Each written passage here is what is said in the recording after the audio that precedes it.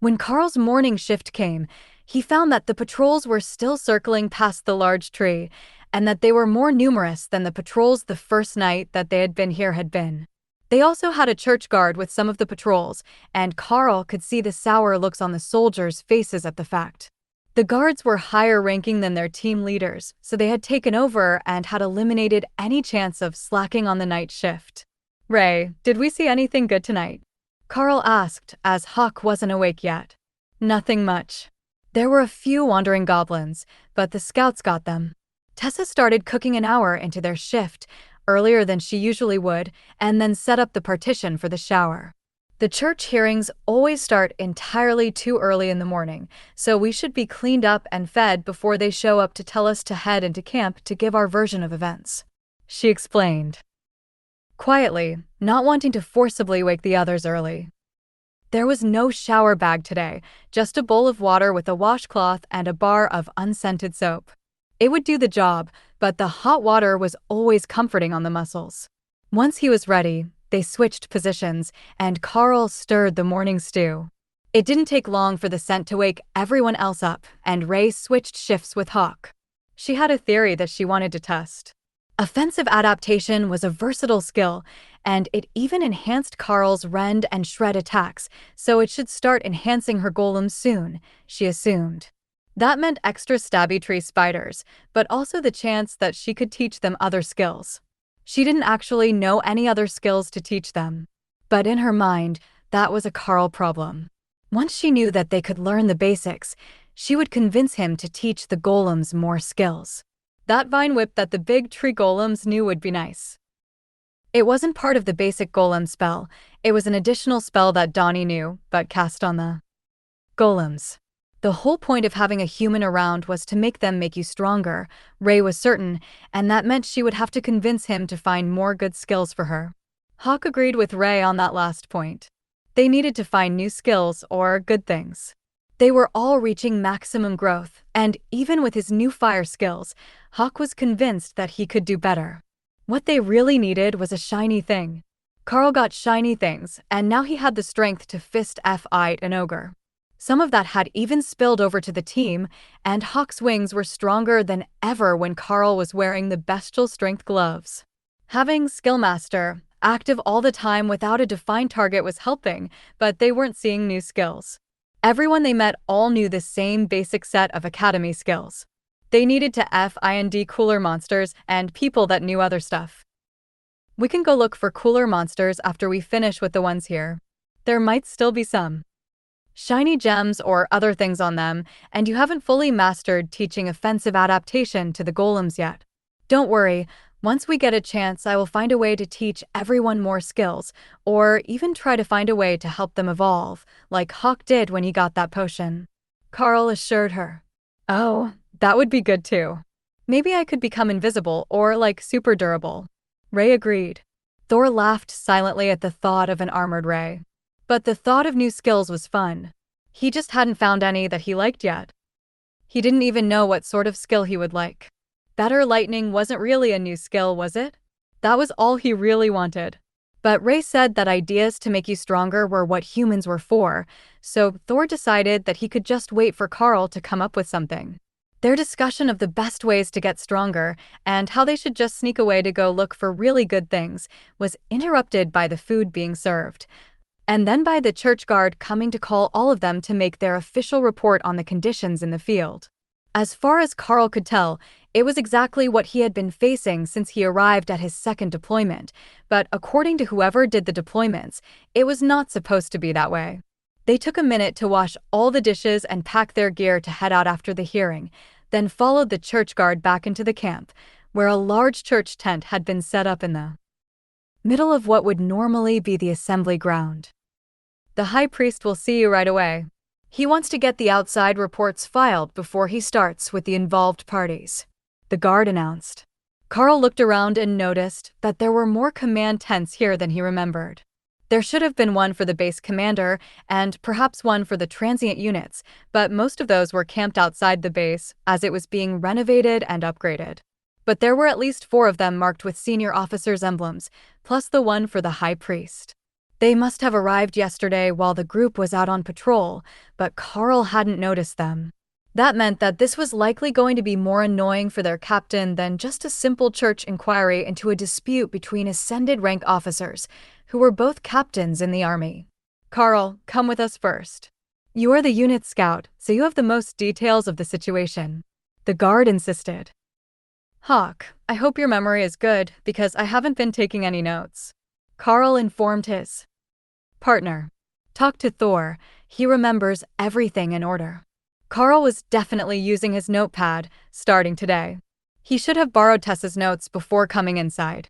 But now he was in the tent, facing a group of 4 colonels and a high priest, who were sat behind a table with an emblem that said JAG, the acronym for the Judge Advocate General's Department, the military's legal authority.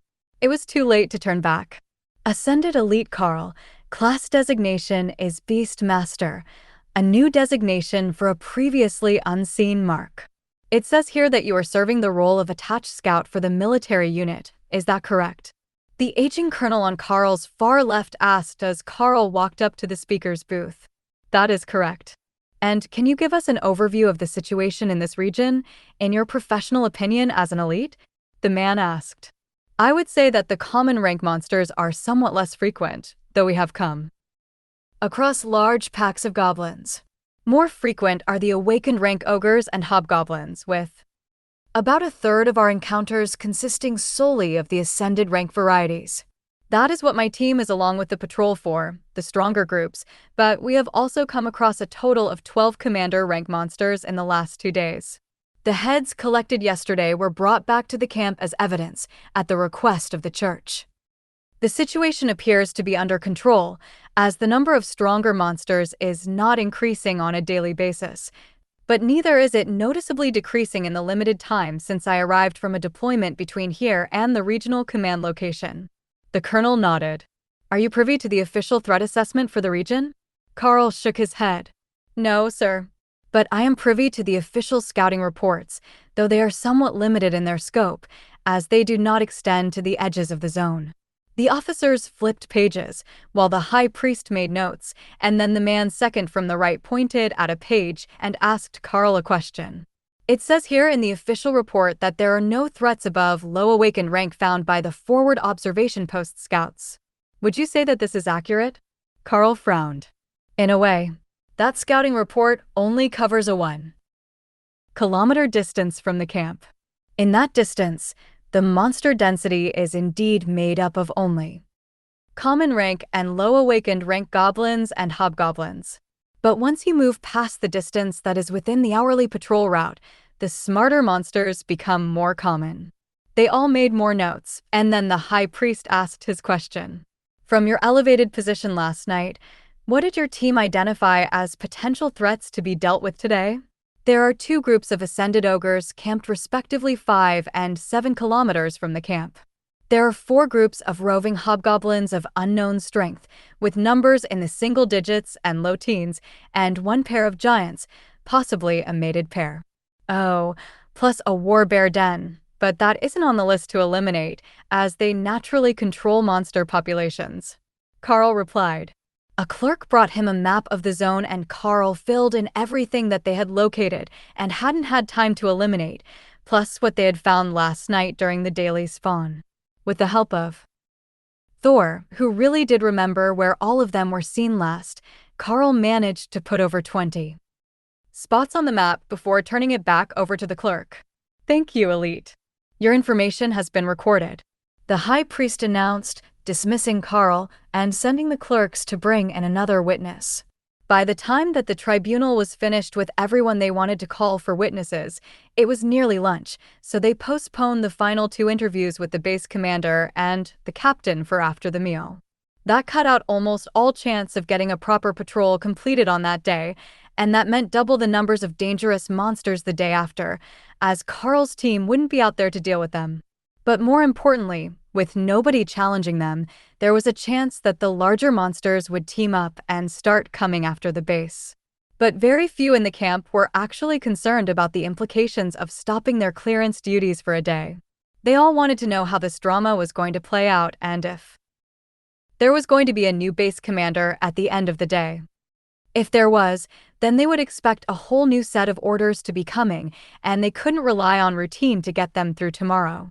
Even if the base commander was just censured by the high priest, the tribunal officers would be breathing down his neck for the foreseeable future, and that meant even more chaos than a new commander.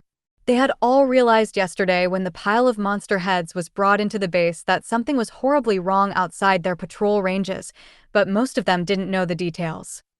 They did, however, know about the altercation between the captain and the base commander. Lunch at the military chow hall was a dismal meal, with everything from cans and no clerics assigned to kitchen duties to bring fresh food to the mix. Karl wasn't certain, but the ever-present rice and beans might actually be better than what they were serving here. Lotus must have felt the same way because Karl saw her sneaking spices into everything that she ate, including the tea. For such a tiny creature, the cleric ate a surprising amount, but she was still finished before the meal was over and waiting for the circus to begin. The final decisions would be made within the next hour, and they would find out if they were going to have to patrol in the afternoon or reorganize their team after it lost its captain. There was a very slim chance that they would be sent out without their officer, but Karl's group might well be reassigned to another unit while the one they were with was put on base duty until they could receive a new officer. The Golden Dragon Nation's army was quite flexible with officer ranks, as they were mostly based on accomplishments, so you could end up with situations like this, where a captain led a platoon of men, instead of a lieutenant, but without an officer. Nobody would be going anywhere. Someone had soundproofed the tent, so everyone waiting outside could only guess at what happened after the base commander and the captain were called inside, but it was an entire hour before they came back out. The captain, whose uniform insignia had already been changed to red to signify his punishment status, was now wearing the silver bar of a second lieutenant, along with the red stripes of an officer under punishment, while the base commander was no longer wearing any military rank at all. His coat and hat had been removed, and he was accompanying the JAG officers to the helicopter they had arrived in the day before. The former captain, now lieutenant, waited beside the high priest while he prepared to make an official announcement, waiting for the crowd to quiet before he spoke. Attention! Our decision has been made. The base will receive a new commander within the next 7 days. Until that time, I will remain here, and the church guard will take over administration of this forward post. For the crime of instigating violence against a fellow officer, a demotion from captain to second lieutenant has been issued, and this matter is now considered to be resolved. May the dragons favor all your lives. That was a much shorter speech than had been expected, but they still only had about 5 hours before it would be dark again, and there would be a spawn sometime tonight that would increase the monster numbers once more. The lieutenant motioned for his team to gather, then for Karl's group to join him. They were going to escape the base before the flood of questions began, and get some work done before they could be accused of slacking by those who were friends with the base commander. There was no official word on what had happened to him, but leaving without his uniform, there was a good chance that he had either been stripped of his commission or he was going to jail. Neither one would make the freshly demoted lieutenant particularly popular with those who had supported the base commander's actions. They were out of the base before anyone else had really grasped their intentions, and Karl sent Hawk up to verify the location of the biggest threats. I don't see any commanders today, but we have a number of ascended threats, as well as some nasty groups of hobgoblins. We will have to work fast to get things done, but we should be able to clear at least the west side toward the lake before nightfall. Karl relayed once Hawk was far enough up to give a proper report. A nice dip in the lake tomorrow morning wouldn't upset anyone. Lead the way, Scout Karl. The lieutenant laughed. That would be perfect for them. Gone overnight, still doing their jobs, and a nice warm swim before coming back to the base. Hawk led them through a gauntlet of small but intense fights for the remainder of the afternoon, working his way toward the lake, while the group pointedly ignored the constant chatter on the radio as the patrol team struggled to adapt to the orders that the high priest was giving. They should have known that he would have no mercy on them. He was an old man, and he had been leading battles against the monsters for decades before the serum injections created the Elites. Back when all they had was a cleric like Tessa to enchant their weapons and armor, during battles when they would send otherwise perfectly human soldiers up against the supernatural, he was already a high priest, doing the will of the gods and ensuring that the Golden Dragon Nation prospered. Their complaints that they couldn't defeat these monsters fell on deaf ears. They could and they would. They just needed someone to show them how, and the church guard was happy to be the ones to show them. They were all from military deities, mostly the main branch of the church, and they knew the skills to enhance weapons the same as the clerics always had. Tessa could do the same, but other than the basic blessings of increased strength and movement speed, she mostly just enhanced Thor, as he was the only one who would be fighting up close and personal. She could do Rey as well, but the effects were limited and the duration was short, so she had to return to the group to get it refreshed, and that was just too annoying for the spider, who preferred to hide until it was time to fight. The lake is right ahead, no big groups of monsters and no monster fish in the waters. Tell them the best spot to set up camp is 30 meters from the shore and 100 meters north of the path that leads you to the lake. There is a good spot there that isn't wet. Hawk updated just before the sun went down. Good news! We found our camping spot. Hawk says it's dry, flat, and free of monsters. Karl informed the group, who all smiled wearily. They had pushed hard today to get the kills in, and tomorrow they knew they were in for a lot of walking. Karl tested the waters of the lake when he first arrived, and found that the water was fresh and cool, though not uncomfortably cold, as well as reasonably clear, which would be great for swimming in the morning. The clearing was a bit cramped, but he wanted to set up along the tree line anyhow so that he could have Rey construct hammocks instead of sleeping on the ground again. Their one big tent wasn't terrible, but given the option, not being on the ground would be better. The next morning, Tessa and Lotus, along with the military team's healer, made a big breakfast for everyone, while the rest of the unit took a swim in the lake. Undershirts and military-issued boxer briefs were the fashion of the day, getting the essentials clean while they frolicked in the water. The mages had promised to use air magic to dry everyone when they got out, so for now, it was just time to relax. Once the cooking was done, the healers traded spots with them and ate while floating in the water. At first, the unit thought that they'd gotten the better end of that deal, until they realized that it took longer to break camp than it did to cook breakfast. Karl ended up having to use his sword to disassemble their portion of the camp, as Rey had made triple bunk hammocks for them to sleep in, but the web was too strong for a normal knife to cut through. If he pushed that hard, he would cut through the tree instead. You look lost in thought. Sergeant Rita noted as Karl rolled the hammocks around sticks and strapped them to his pack. Lots to think about today. Everyone is about full grown, and it's time to find a new skill or a way for them to break through. The mental spaces for them are close to complete, and that will push Rey well into the ascended rank without too much trouble, but after that, I might flatline unless I pick up another pet, or help these three stooges skip the slow part of their growth. Karl explained. Rita nodded. Yeah, I foresaw that same issue before we came out here, but I didn't expect them to make it quite this far before becoming stuck. What you really need are the accolades right now. All these assists on commander rank kills really add up, and with the accumulated points, we can go to the government university's genetic research lab. They're always working on something, and they might have a clue as to how to help the beasts grow. Other than that, it's pure luck or in-depth research on your own to try to find something that will work for them. We found a way for Hawk, and that brought him up a full rank, so there is a chance that we can find something for the others as well. Perhaps a lightning-based resource for Thor would help his power grow? As for Rey, I'm not certain now that she's showing signs of becoming a mage-type support fighter. I would have thought that warrior resources to increase her attack power and durability would be best, but the first additional skill she learned was tree golems. That doesn't match with anything that I know about the species, so there is a chance that we don't really understand them at all. Rey rolled her eyes in her resting spot. Of course, she was misunderstood. Who could comprehend the ways of darkness, or the pure beauty that was a bloodbath spider? The humans simply lacked a sufficient sense of majesty to truly appreciate her nature. Karl let her rant about her own majesty for a while as he packed up the camp gear, and then the unit prepared to head out to the first targets that Hawk had spotted that morning. "We should go see the other unit first. They will want to fight the ogres with us," Hawk suggested. Karl relayed the information to the lieutenant, and he got the unit moving. The other group had camped in a hollow between two hills, not realizing that there were ogres living in caves in both hills.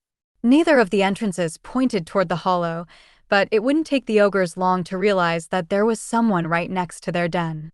"I don't think that they're going to fight the ogres with us unless we hurry," Hawk updated just after the group started moving. "And why is that?" Karl asked. "The ogres are awake now. That patrol is totally going to get eaten if we're not there in like 5 minutes. We've got about 5 minutes before the ogres find and eat the patrol," Karl updated.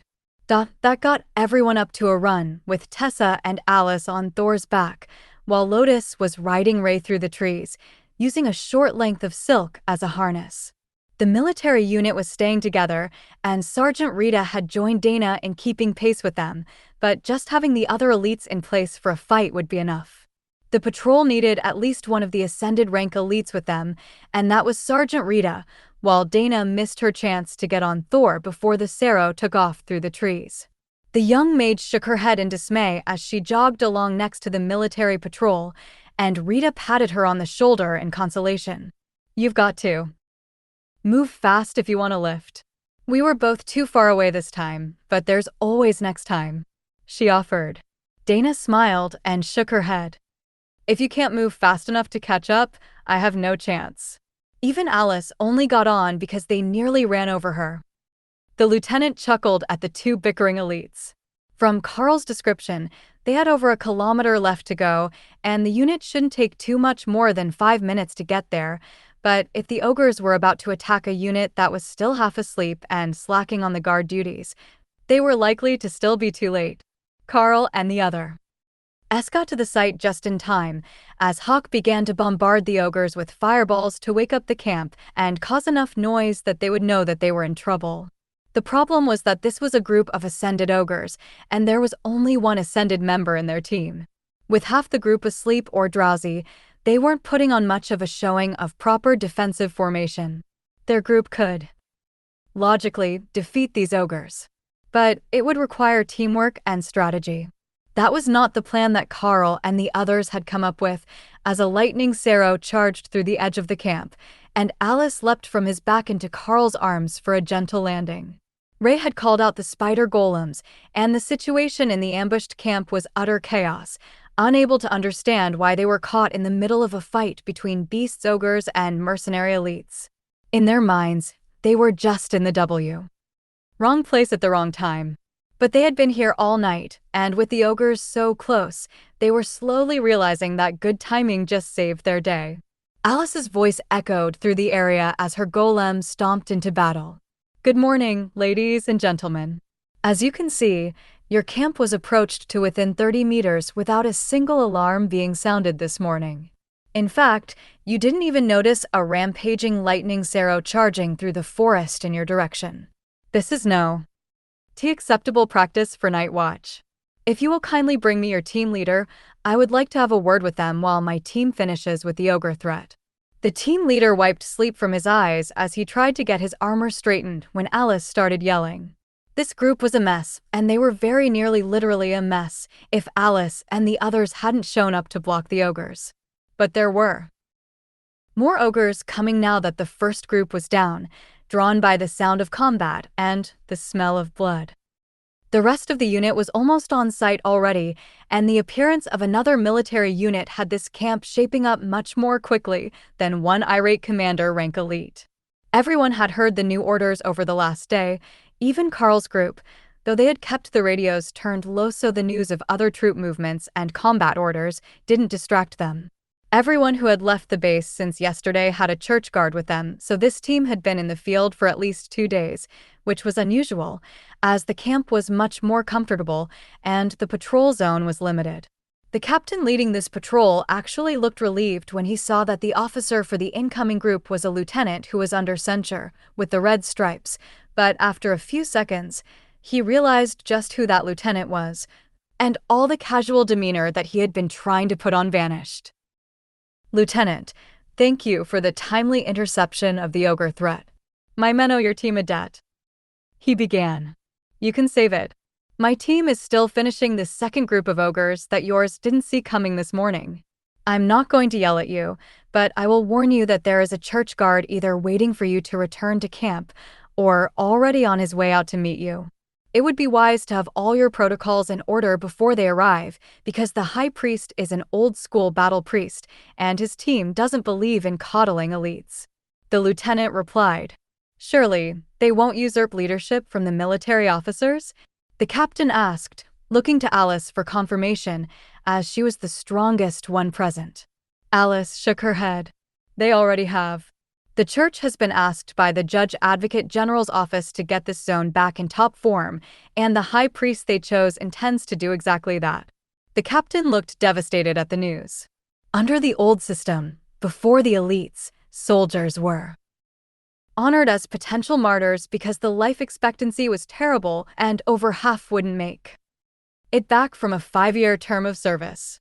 But now, elites like him had gotten comfortable doing the bare minimum and reaping glory and promotions along the way. Karl finished the second group of ogres, and Tessa pulled a glowing magical gem out from under one of the bodies. "I found something interesting. Give me a moment to translate. It's in that ogre or orc gobbledygook nonsense," she explained.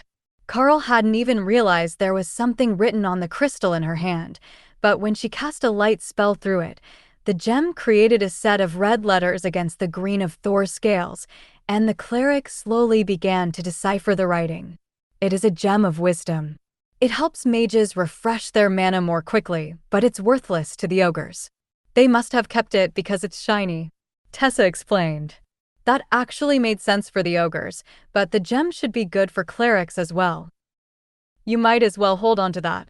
At some point, we're going to need all the buffs and healing that you can give us." But speaking of buffs and healing, where are Ray and Lotus? "I know I saw them both fighting earlier, but they're gone again," Karl remarked casually, in case she was just standing in his blind spot. "Who knows? They likely wandered off to find something fun in the forest." "I swear that girl is half feral," Tessa sighed. Karl checked on Ray in his mind, and found that she was about 50 meters from the group in a tree, where she and Lotus had found a particularly interesting flower that the cleric didn't find in any of her training materials. As a nature cleric, she knew a lot about botany, more than most doctorate students in the subject. It was a gift from her goddess. But she still couldn't identify this flower, and it was bothering her. So she had brought Ray to go examine it and make notes while the others did people things, as Ray described them. While the group leaders had a tense discussion, and Lotus spent her time engrossed in the details of a flower that Ray had every intention of snatching to put in her space later, the slacker team's worst fears came true. The church guard assigned to them arrived with another group of soldiers on patrol. Not only that, but they had brought along a church guard supervisor for the soldiers accompanying Karl's group as well, which proved to be an amusing sight, as he already knew them all from the walk-in. "Elite Karl, where did you put the nature cleric? The others said that she ran away with your spider," the guardsman asked curiously as he approached. His smile said it wasn't an accusation, and he was an ascended rank cleric as well, so there was a good chance that he knew her personally. "Lotus is checking out flowers they found in the woods. There's something rare about it. They will come back eventually, or I will call them if there is a fight." "They're always up for a fight," Karl replied with a smile. "As long as you know where they are, and that there is someone covering for them, in case a monster tries to sneak up on them. It's policy not to let the nature clerics roam unattended," he replied. Tessa snickered at the way he phrased it. The guidelines recommended that you did not have any group member alone and out of sight of the group, but the nature clerics had a bad habit of wandering away. "Ray, the church guard says to keep the spider golems with you and Lotus, in case anything tries to sneak up on you," Karl informed the wayward spider. "Got it." The two golems vanished as Ray summoned another pair, and the other groups of soldiers looked to see who had dismissed them. The number of unique golems was still equal to the number of mages who might be using the spell, so none of them could understand where the last pair had come from. Hawk, what is our situation? Where are the nearest groups and what is their strength? We've got plenty of patrols in this area, so we should get them organized. Karl requested. Hawk gave them a quick rundown, which Karl relayed to the unit leaders, and then Hawk added one more that he wanted for himself. There was a group of mole men that Hawk thought might taste like giant mice. They weren't strong, but they were a priority target in Hawk's mind, and they were along the route that led to one of the commander-rank giants. Once Ray and Lotus returned from their flower hunting trip, with the flowers safely stowed in Ray's space along with the branch it was growing on, Alice got the group moving in the direction that Hawk had recommended for them to follow past the mole monsters. Hawk had already succumbed to temptation and caught one for a taste test, which he found pleasantly mousy, with a hint of feral monster. That meant bringing Karl to him so he could stow the bodies in his space before he continued his scouting flights. Alice didn't say anything when she saw the rapidly vanishing bodies of the moles, but the church guard with them did give Karl a strange look, wondering what he was doing, and if this was some sort of food stocking ritual that he did for his beasts every day. They didn't actually eat that much, and other than Thor, who was pleading for a fresh update of ascended rank feed every day, even though he had so much it was actually growing in his space now, they were in no need of refreshed supplies. Their spaces were nearly reaching their power and size limits, and soon Karl would be able to begin working on a fourth space, in preparation for adding a new friend. Thor's space looked like an idyllic pasture, filled with the best feeds, a few trees and smashing posts, while Hawk's was neatly organized piles of meat, cut and stripped to unrecognizable chunks based on flavor and energy content. Ray's, on the other hand, had a very horror graveyard vibe going for it, as she had strung all of her reserves up in her webs, and in the dim light, it almost looked like they were still alive. If you're going to add something, I want a cool friend, Ray commented when she sensed Karl checking on the state of the spaces. Oh? What sort of cool friend? Karl asked. Maybe like a shadow demon or a leaper, she suggested, referring to two species of ethereal humanoid monsters who preferred to hunt in the dark and had incredible magical power. In the wild, they were natural allies of the bloodbath spiders, whose webs would catch and detain prey for all of them. The other two would herd hapless monsters and humans into the webs, which the targets would be unable to break free from, and then take the choice bits and leave the rest for the bloodbath spiders as a form of payment for their assistance. As Karl recalled, they were both born at the royal rank and would grow up to become overlord-level threats that kept the majority of humanity out of the tunnels in the mountains. I will have to see what we can manage. I don't think that anything above our rank is going to end well, though. Karl laughed. Hawk led them to the pair of commander-rank giants that he had found, with the church guard following closely beside Karl as he moved through the trees. How can you be so certain that we're going the right way? The guard asked as Karl made a turn to follow a riverbank. Because Hawk is still overhead, and he will tell me if we're going the wrong way, or if something is blocking us. The giants should be just around this bend in the river, Karl explained, as he slowed to make certain everyone was ready for the fight. Don't you think something is off about this forest? The woods here shouldn't be so lush, they should be more barren with the poor soil, and then there was that magical flower that Lotus found earlier. I think that we're coming into an area with higher than usual mana density. That means a chance at some unique rewards, but also stronger monsters, the guard whispered as the others joined them. Dana's eyes lit up in recognition. Like the woods around the holy relic. They were loaded with good stuff, but this time we haven't been looking for it. We were just looking for monsters. Alice smiled. All right, if there are commander-rank monsters, there is a chance of commander-rank resources. We can't turn that down, and it's permitted in our group charter to search for them. I don't know about the army unit, but for certain the 6 of us are allowed to search. The lieutenant sighed. Anything that we gather is to be turned over to military supplies for processing, and a reward will be issued as a portion of its value.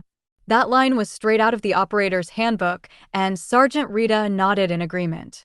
I will look for magical plants for Ray and the tiny human to collect. Hawk agreed. The last time they went for magical plants worked out very well for him. If they could find another good thing, he might really become a commander rank hawk. He was so excited about searching for magical resources that he almost forgot to join the fight when everyone moved to surround the giants. Everyone move up to surround them, but leave a way out. We don't need them smashing through the ranks if they try to run. The lieutenant quietly ordered his troops. They were going to try to help, but they all knew that at 2 ranks higher, the giants could easily kill them with a single hit. If they got into the line of fire, it was over for them, and their attacks would do little more than distract the enormous humanoids. When Karl reached the spot where the giants were waiting, he saw that there was a good reason they hadn't moved, even though they had to have heard the soldiers approaching. There was an intensely magical cluster of grass between them, and the giants had taken defensive positions around it. Do we know what that is? Karl whispered to Lotus as she moved forward in preparation for the charge. No idea. I haven't seen it before, either. That's really strange, 2 unknown plants in one day, she replied quietly. Alice nodded in agreement. Then make certain that we do not destroy it during the battle. It must not be ready yet, or they would have picked it. The giants held their position as Karl and Thor stepped out into the open, with Alice, Rita, and the church guard behind them. The lieutenant had gone to the left, while Ray went to the right so they could attack from the sides, while the rest of the unit got in position. The giants made a motion to shoo Karl and the others away, which Karl returned by pointing at the plant, as if they would let the giants leave if they gave up the treasure. The one closest to him roared in anger at Karl's arrogance, daring to demand the precious resource from literally between his feet. The giant charged at the arrogant young human, and Karl produced the large vampiric sword from its ready state. If he was going to get gains for his team, this was the perfect opportunity for it. There were plant resources right there, and the blade would suck some of the life force from the giants when they died, giving them all an extra bump of growth. Karl stepped forward, using Rend to reduce the power of the giant's attack so he could block, while Alice's golem charged at the other giant before it could get in position to assist. The giant facing Karl lifted its blade to hack down at Karl just as Thor charged into the battle, crashing into the side of its knee, while Karl attacked its forearms with Rend, toppling the creature over backward. That was Ray's cue to get in on the action, and the spider golems were on the giant instantly, attacking the arms so it couldn't pick up its weapon, while Hawk dropped fireballs into the middle of its exposed stomach. Ray herself was hanging back from the battle and waiting for an opening to attack the other giant. The rest of the force were all focusing on it now as Thor and the golems blocked their line of sight to the fallen monster. But then Ray had a brilliant idea. They didn't have to wait for the end of the battle to get the loot. She just had to dart over to the plant and use her forelegs to scoop it out of the ground and into her space for later. Nobody even noticed when the plants disappeared. The closest to knowing what happened was the standing giant, who only noticed Ray's approach after the plants were gone, when she went for the vulnerable spot between the shoulders, where the giants weren't flexible enough to reach her. That only lasted a few seconds, until the giant managed to take a swing with its sword, sweeping over its back, and the bloodbath spider was forced to retreat while the golem and the 2 ascended warriors attacked from the front. Once the resources were safely stowed away, there was no more need to hold back on the combat, and Karl pushed as much energy as he could into the oversized blade, allowing it to slice deeply into the wounded giant. It wasn't going to be that easy to take it out, and despite the heavy bleeding and awkward angle from a prone position, the giant still managed to punch Thor so hard that both barriers on the Cerro shattered, and he was sent staggering back. The giant began to get up as its wounds healed at an incredibly accelerated rate, already knitting back together. It reached for the plants, but found them gone, and began frantically searching for them or whoever might have them. The magical signature of the plants would normally give away their hiding spot and make it obvious who was trying to loot the battlefield in advance, but with them safely in Ray's space, it was as if they had never existed. She had even taken the roots with them, just in case that was the valuable part. The distraction turned out to be its downfall, as Karl's blade slid through a partially healed wound and deep into the creature's torso, aimed upward for the vital organs. With a gurgling gasp, the giant turned and swung a backhanded strike at Karl, who dropped to the ground and rolled out of the path of the enormous blade.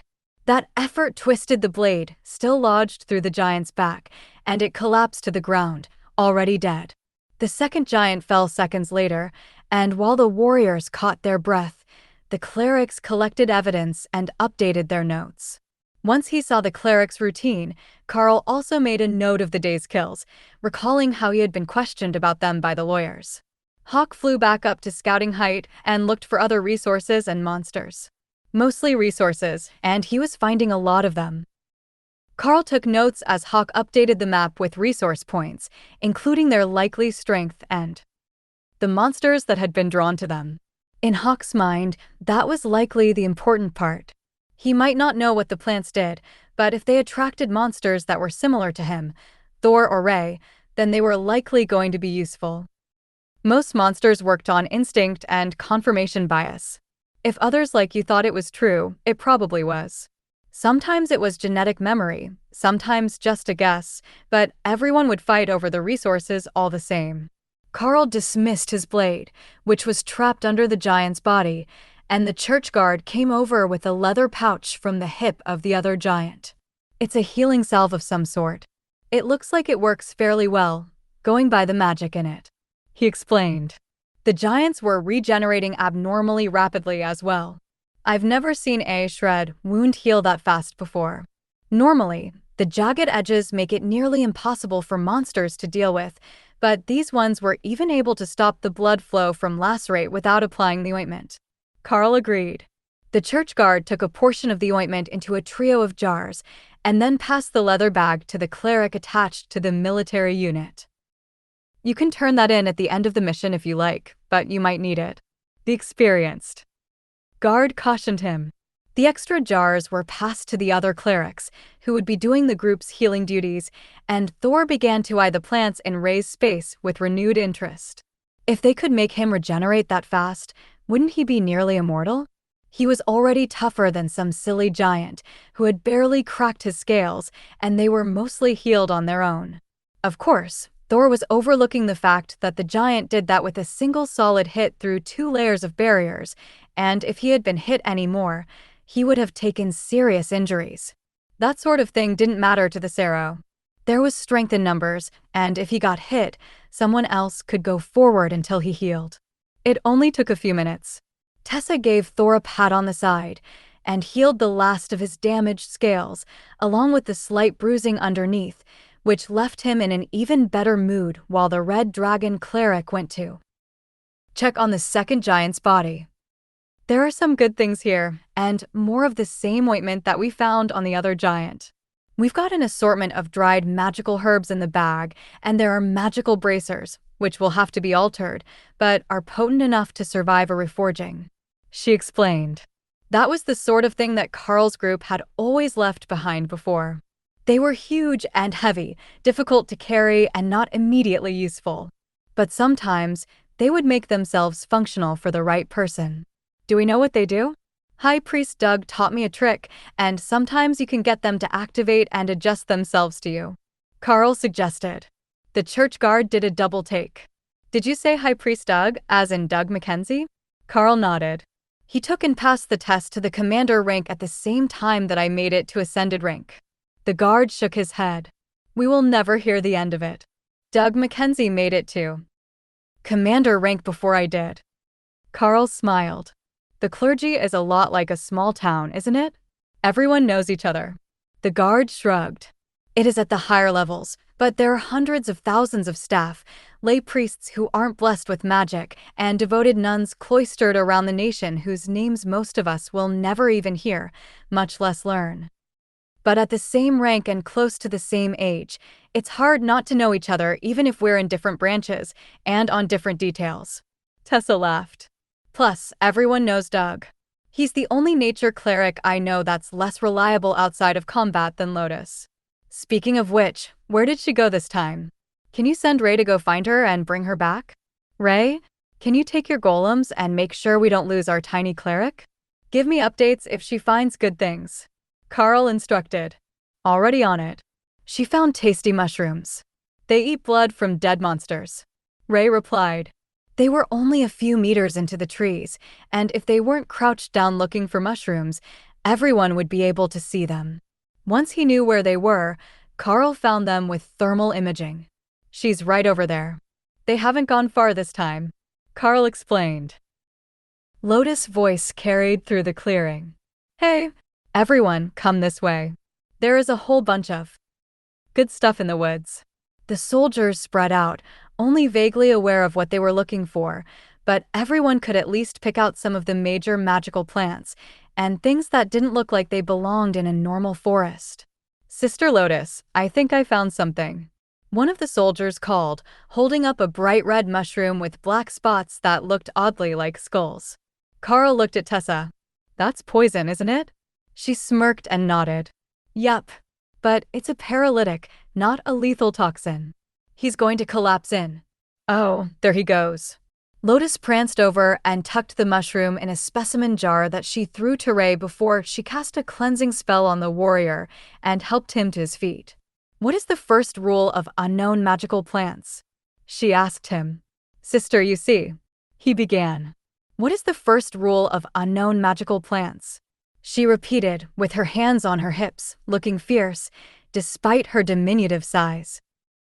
Look with your eyes, not your hands. The young man replied sheepishly. Exactly. Look with your eyes, not your hands.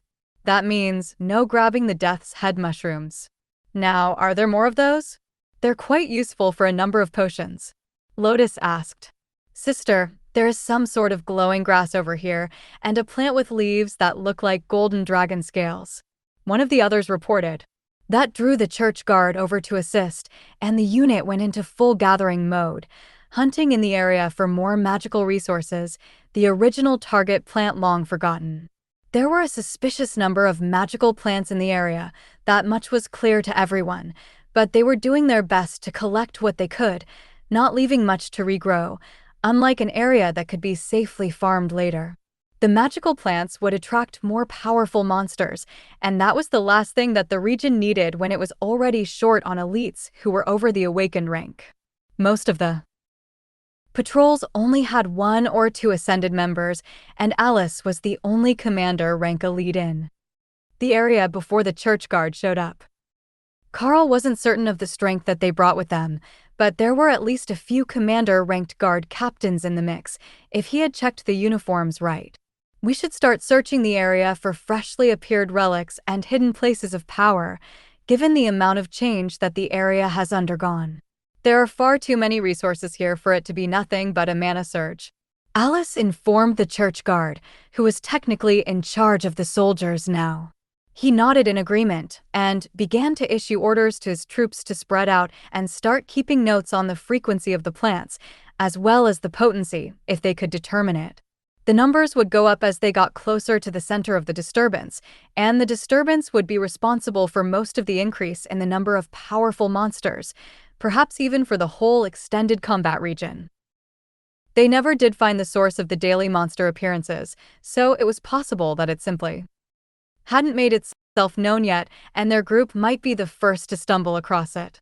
Fortunately, it wasn't spawning anything above commander rank anywhere yet, since there were so few royal and monarch rank elites to send out, and the handful of available overlords had better things to do than stomp out a monster infestation 2 or more ranks beneath them. The unit spread out in a wide line, while Hawk scouted overhead, leading them in a wide arc that would cover everywhere that he was finding magical plants, with the hope of finding whatever hidden good thing might help him advance again. But he made certain that Ray and Lotus, who were scouting ahead, found the very best things before the army line got there, extracting them to be split between the mercenary elites later.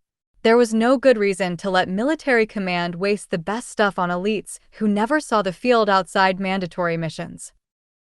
Lotus was in heaven, surrounded by high-grade magical plants all afternoon as the group moved in a winding spiral, trying to find the center of the disturbance. She was staying away from the group, but almost all the loot was going into Ray's space for storage, and Karl could see that it was really starting to pile up, and that there was quite the variety in there. They had even found more of the moss that was used to make tea, and harvested another whole log to go with the one that was in Thor's space right now. "You need to come here. There is a thing," Ray insisted. "I'm almost at the other end of the formation. Give me a minute." Karl replied, then turned to Tessa, who was beside him. "I'll be right back. Ray needs me for a thing," he explained, then used all of his superhuman strength to launch himself through the trees at a run, headed for the spot where Ray and Lotus were waiting. "What is the emergency?" Karl asked as he caught a tree not far from where Lotus was crouched on the ground, using the solid trunk to slow his momentum and drop gently to the ground. Lotus looked up with a smile and pointed at a golden disc, formerly buried under the ground, and now exposed thanks to her efforts. "What is it?" Karl whispered, confused, but feeling a familiar feeling of power. "We're standing in the ruins of a city. That right there is a system stone," Lotus whispered. "You have to be shitting me." The system stones were the holy relic whose magic was used to develop the divine serum. They were the source of the entire nation's hopes and power. As far as anyone knew, there weren't any more of them. The original relic should have been unique and lost to history. But this one, other than the fact that it was covered in dirt, looked like it had been made only days before. "Are there more?" Karl added. Lotus shrugged. "There should be. I saw the diagram of the original formation as it was when it was first discovered. If we don't move anything and it is intact, the shape indicates that there should be another one right here." She began to dig again, and another golden stone appeared from the ground, an arch brick, curved on the inner and outer edges, with tapered sides indicating that it was part of a circular formation. So Karl moved to where he thought that the center should be, based on where the other stones had been found. The moment that he reached the point, golden light erupted from the ground in 100 points all around him, and dirt was thrown away from the formation. Words appeared in front of Karl's eyes as the formation activated. "Would you like to select randomly?" "Randomly select what?" If there was an option to randomize, there should be an option to select deliberately. No, he thought, wondering if that would be enough for the magic. Gender, species, and class remain unchanged. Generating class reward. That was too close, far too close. He had to warn Lotus. "Don't select the random option. Whatever you do not select the random option," Karl warned her. Lotus pouted, but she didn't change, and Karl's attention was pulled away by the magic of the system stones. Class skills unlocked. Skill book allows the Beast Master to record skills and teach them to others. Identification allows the Beast Master to discern the effects that magical materials will have on his partners. Mental fortitude, you know you need it. Karl blinked slowly. Were the system stones throwing shade at him? That last ability's description was almost certainly an open insult. But what Karl hated the most was that it wasn't wrong, he did need mental fortitude because he needed to improve the spaces enough to allow the beasts to advance to commander rank. Karl returned to the present as the magic faded, and found Lotus pouting in front of him. "What if I could have been a dragon, or a griffin, or like an angel or something?" she complained. "What if you turned into a fat male half-orc?" Karl countered. Lotus considered that for a second. "With a big dick or a little one?" "I always kind of wanted to know what it was like to have a penis." Karl flicked the little nature priest on the forehead. "It might have even changed your class from nature priest to something entirely different. For all you know, you could have had to start all over from nothing." The lights had drawn the rest of the unit to them, starting with the rest of their team, as the lieutenant and the church guard were keeping the soldiers on task until they reached their destination. Everyone stared at the system stones, now clearly visible on a stone platform in the forest, untouched by time and intact. "Are they functional?" Alice asked. Lotus nodded. "Yes, they activated for both of us. But not for Ray. Karl says, don't pick the random option, but if you're lucky, it might turn you into a dragon." "And if I'm unlucky?" Alice replied. "Who knows? Should we ask someone to try?" Lotus seemed far too eager to see what happened when you randomized, but Alice was with Karl in her thinking. Magic this powerful could cause completely unexpected results if you allowed it to run amok. Lotus dragged Dana, the only one in the party she could physically drag, to the center of the platform, and the stone glowed again, while Dana stared at something only she could see. Then she slowly began to smile. I learned a new class skill. Destruction. It increases the damage of all my spells. Tessa picked the mage up to give her a spinning hug, then conveniently placed her down away from the center of the formation and took her place. The golden light flared, and seconds later the red dragon priestess erupted with fire, which coalesced into battle armor, with a shield and spiked flail. The weapon looked vicious, with 5 small spiked balls on chains, all engulfed in flames, but the armor was gorgeous. It was a skin-tight bodysuit made of red leather and dragon scales, showing off every toned muscle of the dragon priestess as she flexed, even though it covered her entire body, even encasing her head behind a dragon mask. Alice was the next one in, and after she stepped away, she activated a bit of magic and a tornado began to whip through the area for a moment before being dismissed. I think that it is giving us all class skills. Perhaps our classes aren't fully active? Or maybe we were intended to return to the system stones on a regular schedule to learn new skills as we got more powerful. Has anyone stood on the central stone twice? Alice asked. Lotus nodded. I did. I left after I chose, and then walked back to yell at Karl once I realized I could have been a dragon. Possibly, with an unknown but tiny chance, been a dragon. Karl corrected. Sergeant Rita stepped onto the platform with more hesitancy, and Karl saw Lotus crossing her fingers, hoping that she might pick the random choice. It didn't look like she did, as only a few seconds later, the light had flared, and she stepped away still looking like herself. It gave me warrior's tenacity, an increase to my constitution. Rita explained as she checked the group to see who hadn't gone yet. She was the last of the 6, so the next ones up would be the lieutenant and the church guard. They all gathered around the platform in reverent silence, awed by the aura of holy magic that the area was giving off. All right, guard. You're up next. Pick random. Lotus encouraged. It will randomize your species, gender, and class. Karl warned him. You're no fun, you know that? He's already ugly, how could it be worse? The nature priestess complained. The guard laughed and ruffled her hair as he made his way to the top of the platform. He glowed with golden light for a moment, and then smiled as he stepped off the platform. It gave me the Sacred Zone spell. It slows hostile targets that enter the area and weakens them. It's an excellent large battle defensive spell, suitable for buffing an entire battle, he explained. Then he seemed distracted and nodded his head. Golden light enveloped all the soldiers at once, presumably as a result of the magic recognizing them as his subordinates who he could activate the system stones for.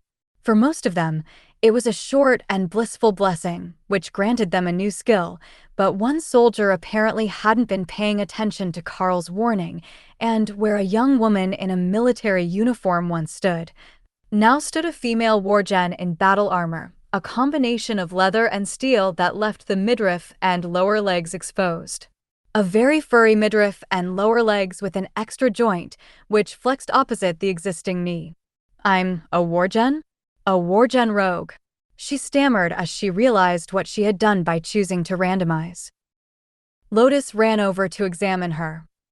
Interesting. She didn't have to start over, she's still awakened rank. What skills did you get? The tiny cleric demanded. I gained backstab, lacerate, impale, claw, pounce, dash, and silent steps.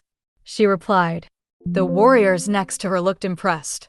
That was a more powerful suite of skills than she had before, a much more powerful one if she had the physical strength and speed of a wargen. They weren't technically monsters, as they were considered a civilized sentient species, but they weren't native to the Golden Dragon Nation, so if you saw one, they were normally only passing through between the Beastmen nations, and wanted nothing to do with social interactions. Occasionally, they might stop somewhere that seemed friendly for a meal, but mostly they just skirted along the edge of the nation and kept moving. With a fully furred body and a wolf's head, they couldn't pretend to be human like many beastkin could, even if they somehow managed to hide the extra leg joint. So, persecution among humans was a real concern, even though they weren't at war or from officially hostile nations. But now she had accidentally changed her species, and that was going to cause at least a few questions and concerns among the military leadership. Ray approved. The new version of the warrior was much more stabby than the old one. She even had proper claws, and not just one but two swords. Her words were slightly garbled by her new muzzle, and she almost bit her tongue once, but she was rapidly adapting to her new form and looking around at the other soldiers, then at her outfit, which was a harsh contrast to the unit. The uniform she had been wearing had vanished, but she had others in her bag, and she was still roughly the same size, though she was a bit longer in the leg now, and her boots wouldn't fit even if she still had them. The church guard cleared his throat. Did anyone else undergo a large change in status? Change of rank, class, or appearance? One more hand went up, and the unit realized that there was a child in their midst, even shorter. Then Lotus. Crap. Did it revert you to childhood? He asked. I think so, sir. I also randomized, and now I'm tiny. I'm still a warrior class, but my sword changed appearance, and my skills changed a little. I gained bow mastery, target lock, enhanced vision, night vision, and forest sense. The child replied. Tessa looked at them for a few seconds and then went to pat him on the head. I have good news and bad news. It didn't change your age. You're still roughly 20. But you're an elf. A 20-year-old elf is still literally a child, and they won't hit puberty for like 5 more years, after which they will be full-grown in 2 to 3 years. Your new skills are all elven racial skills, so you're now an elven warrior, not a ranger or any specialty class, unless the system stones told you otherwise. He shook his head. No, it specifically said that my class was warrior. Tessa nodded. Then on to the good news. Elves live for about 500 years, so you have a really long time to get used to being short.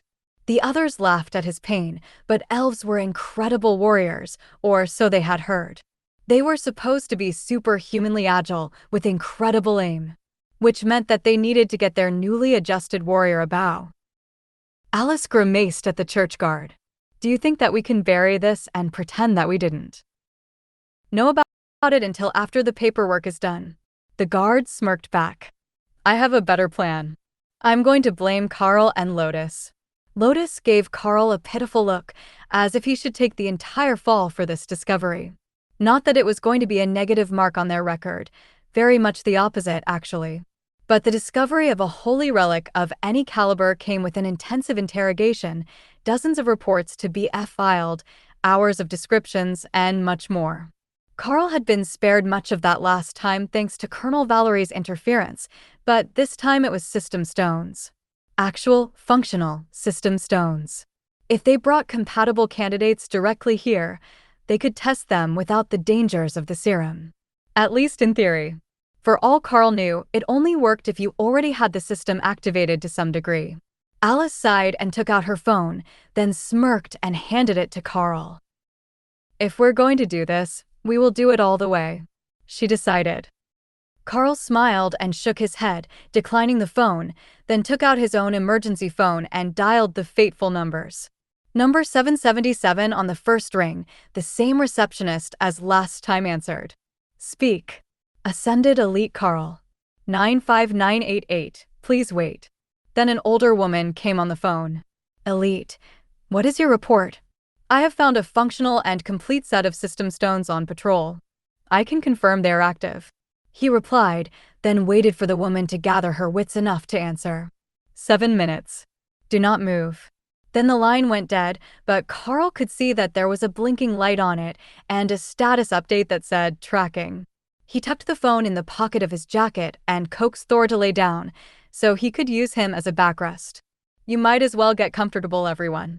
We have 7 minutes until reinforcements arrive, Karl explained. Are we not on guard against monsters?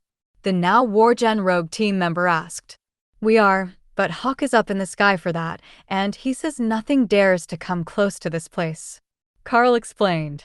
While he waited, Karl began to focus on the items that were stored in the spaces. There should be a new ability to identify what was useful, and Lotus had dumped a huge number of resources into Ray's space. The Death's Head mushroom was listed as a common grade resource, toxic, useful for enhancing paralysis skills used by the Warlock class. It didn't say how, but that was still more information than Karl had to start with. After a few herbs and flowers that all had basic enhancing abilities, Karl came to the strange mushroom that Ray said drank monster blood. Usable by partner, Ray, combine with Blood Lotus, Shadow Grass, and Commander rank or higher vital fluids to create a sympathetic reaction.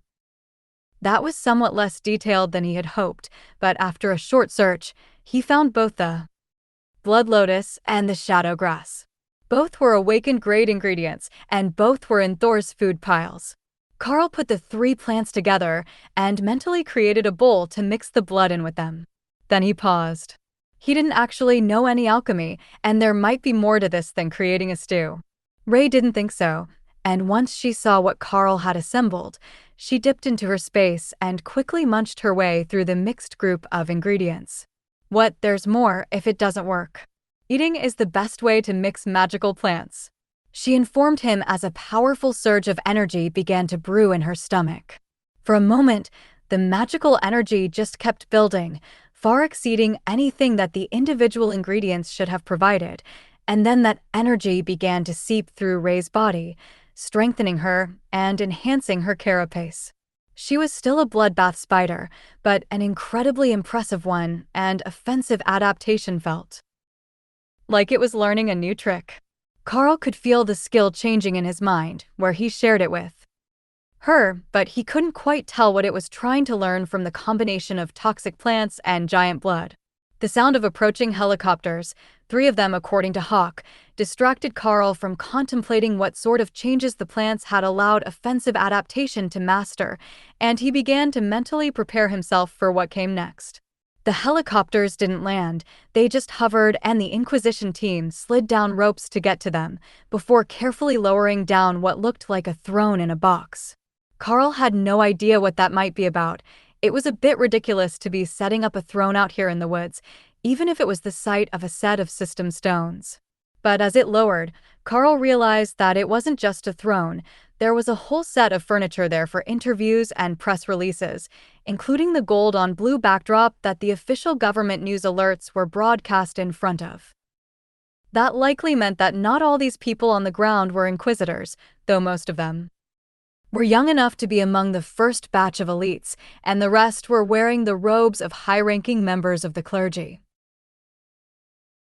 Tessa was looking grim as she noticed who all was here, and Karl finally stood up from his resting spot against Thor, before instructing the 3 beasts to return to their spaces to rest until the boring part was over.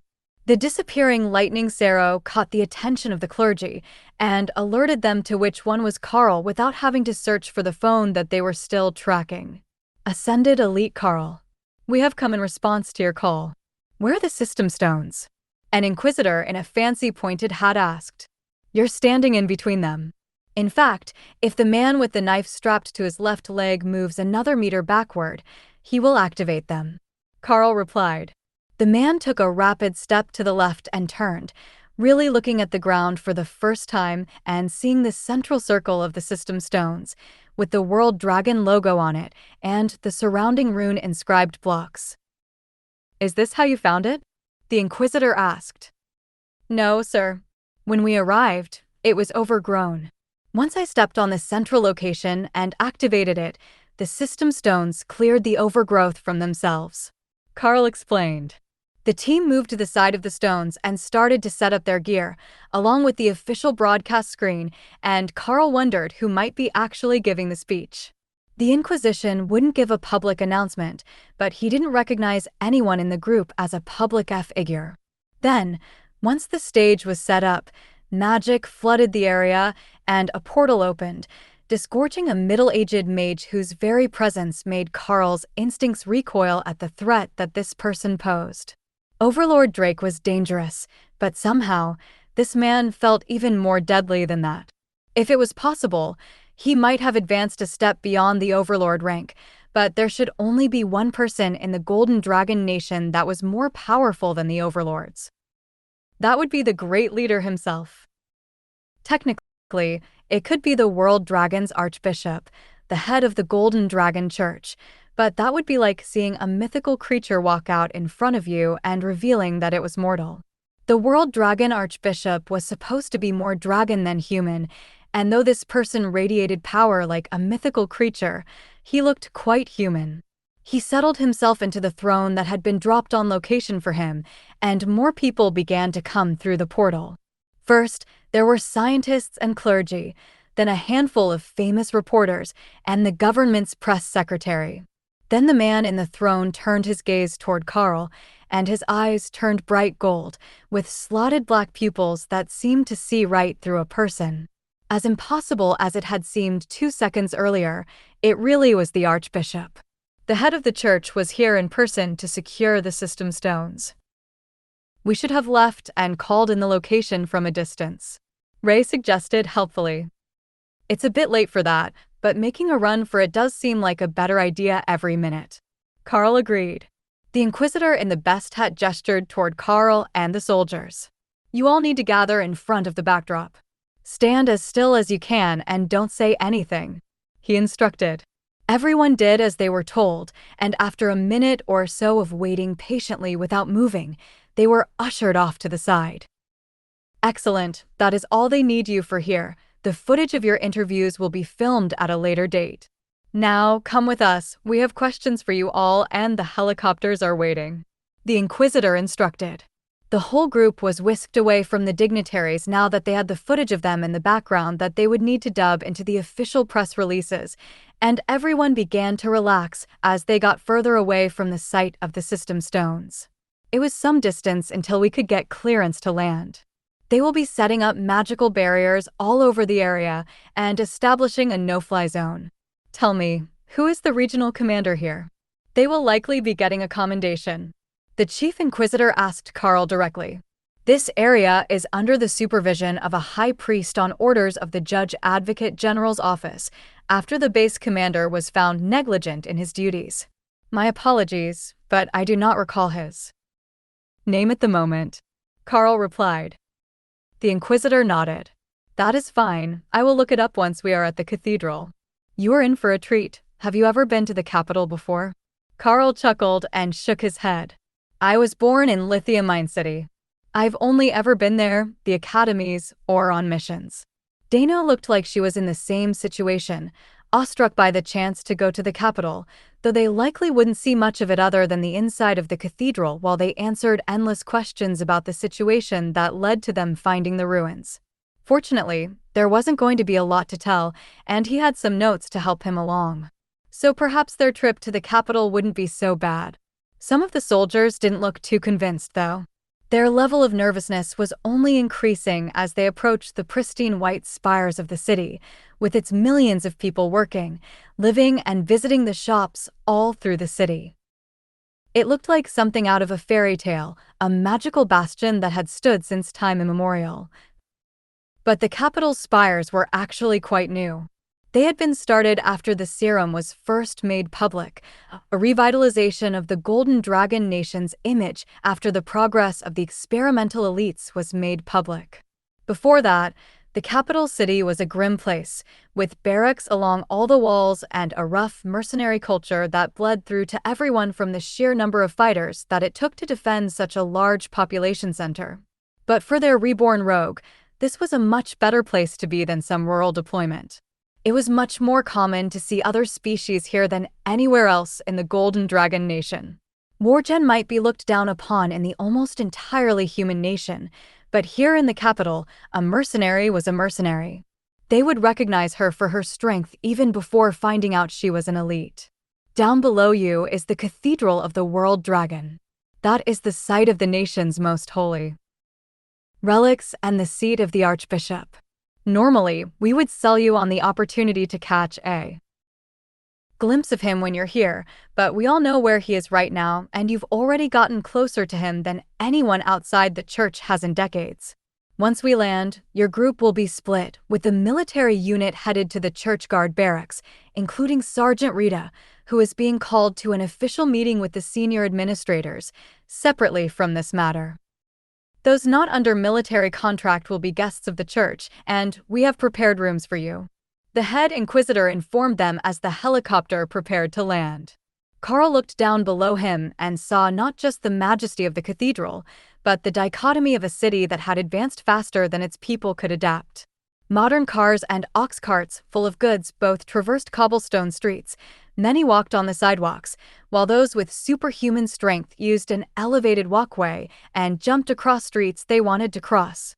The central areas of the city had traffic lights, but the areas further out had no such niceties, and traffic navigated intersections at its own whimsy. Karl didn't see many people who were visibly non-human, but there was an elf in the window of a tower full of what looked like mages training, and a group of beast-kin walking into one of the taverns near the gates. Then, in the most run-down section of town, he spotted many more people who didn't quite pass as human. Their features were just a bit off, not quite right, or sometimes just openly other, like the beast-kin. One of the inquisitors patted Karl on the shoulder when he noticed the direction of his gaze. Many species of monsters can breed with humanity to varying degrees of success. If they're civilized, we welcome the offspring of such unions into the city, but the lineage comes with a stigma that's far worse than being a foreigner like an elf or a beastkin. Karl nodded. I've never seen anything like it before. Do you know what the schedule is when we get to the cathedral? Nothing too serious today. First up, you all get to do written reports, then an interview after you unwind. You're still a young one, so you might not have noticed yet that after a bit in the field, elites get a hard edge to them, and it scares the average citizen. We can't have you all wandering around the cathedral ready to fight at a moment's notice. You would terrify the nuns and the visitors. The inquisitor chuckled. Karl looked around a little and noticed that he had a point. There wasn't anything different about their actual appearance. They had been eating well, so they didn't have that slightly emaciated image of war survivors from the films about the integration wars, but everyone had a twitch to them and a sharp gaze, on alert for threats at all times. It was essential in the wilderness, and Karl thought that it probably was in the city as well, but you had to hide it better when you were around so many people. Nobody owned anything worth taking in the mines, but here in the capital, Karl had heard horror stories of all sorts of crimes that would be unthinkable at home. The helicopter landed on a large concrete circle in the courtyard of the cathedral, and the inquisitors led everyone out. They passed by the doors where the visitors to the cathedral came to pay their respects or pray, and Karl couldn't help but notice the way that people were looking at him. Not so much the mages, but any of the higher-rank warriors as well. Their superhuman strength gave them a particularly effortless walking stride that he had first noticed with Overlord Drake.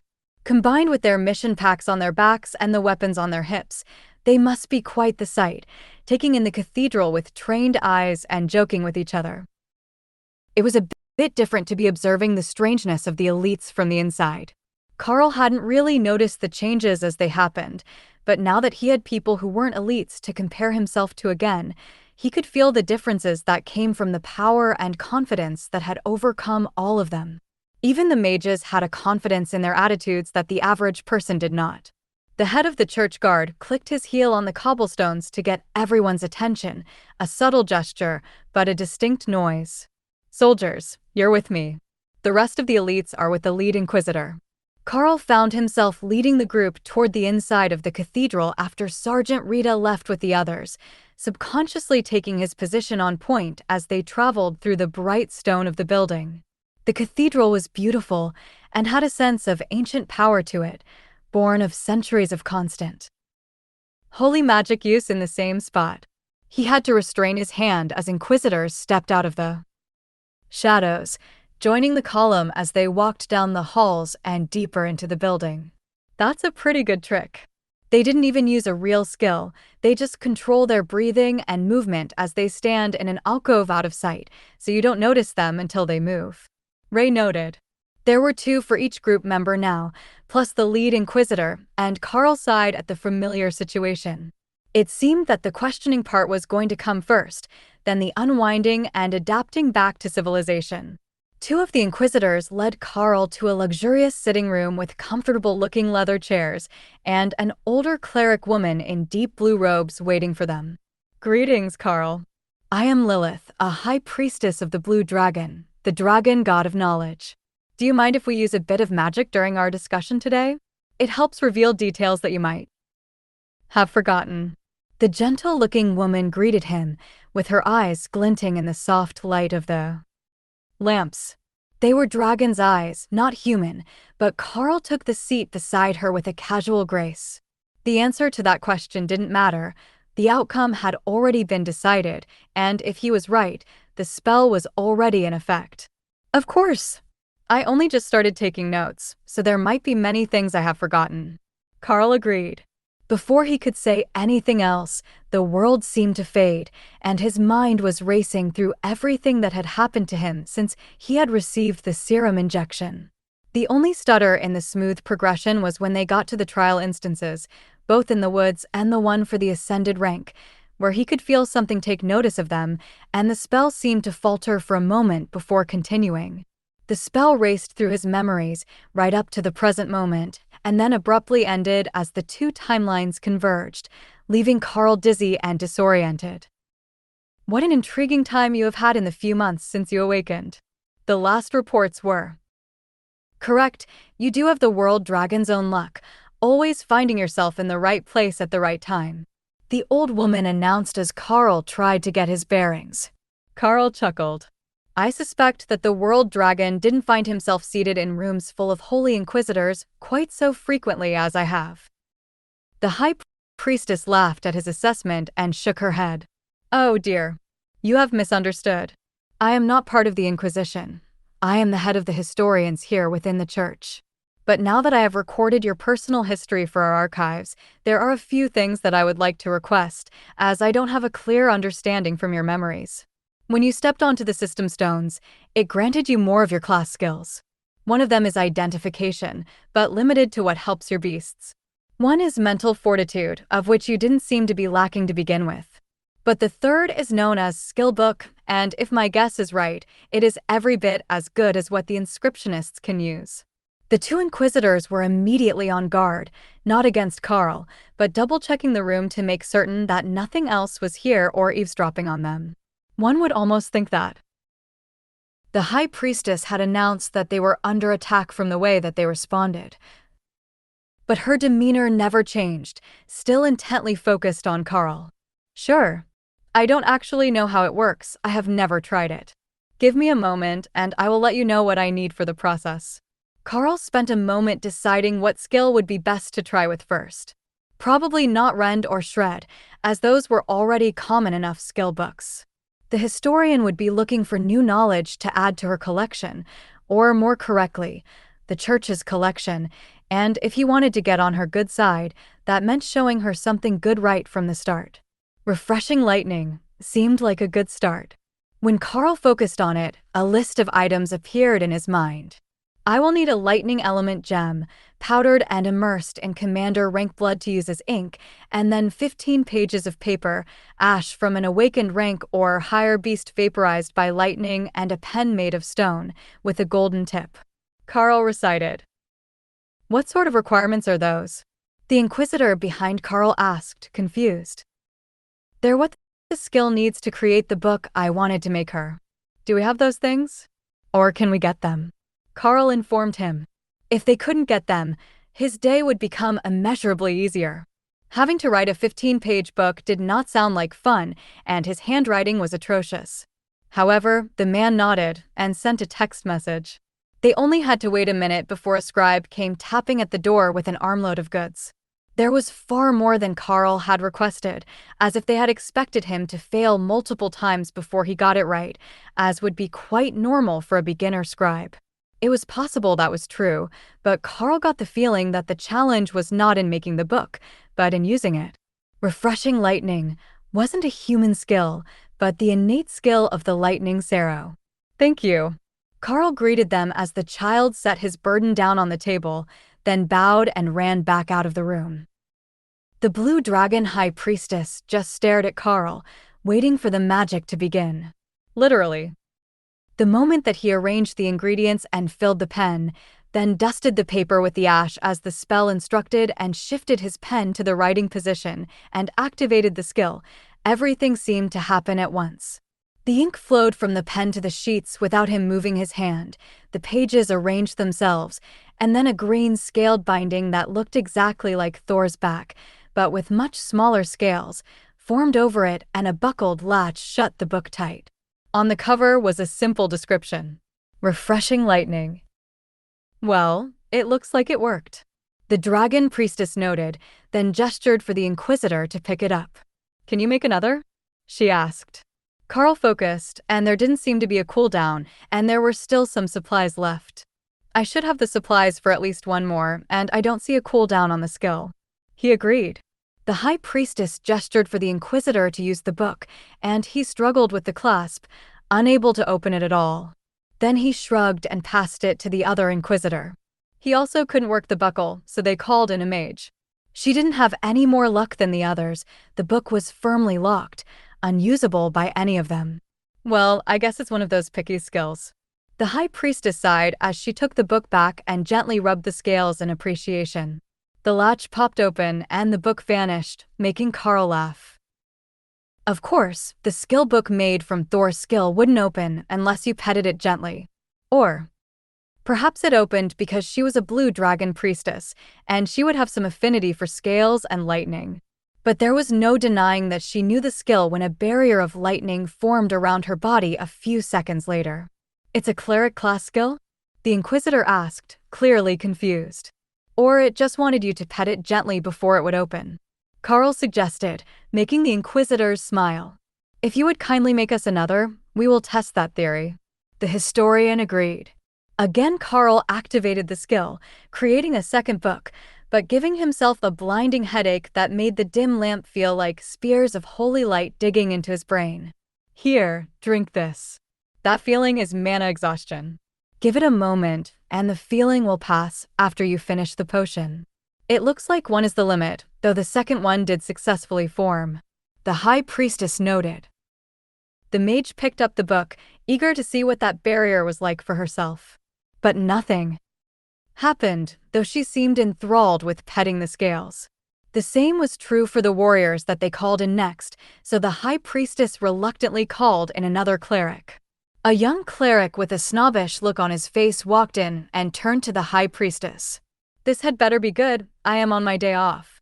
The cleric complained. Don't take that tone with me, young man. Try to use this book. Just do what feels right. She instructed.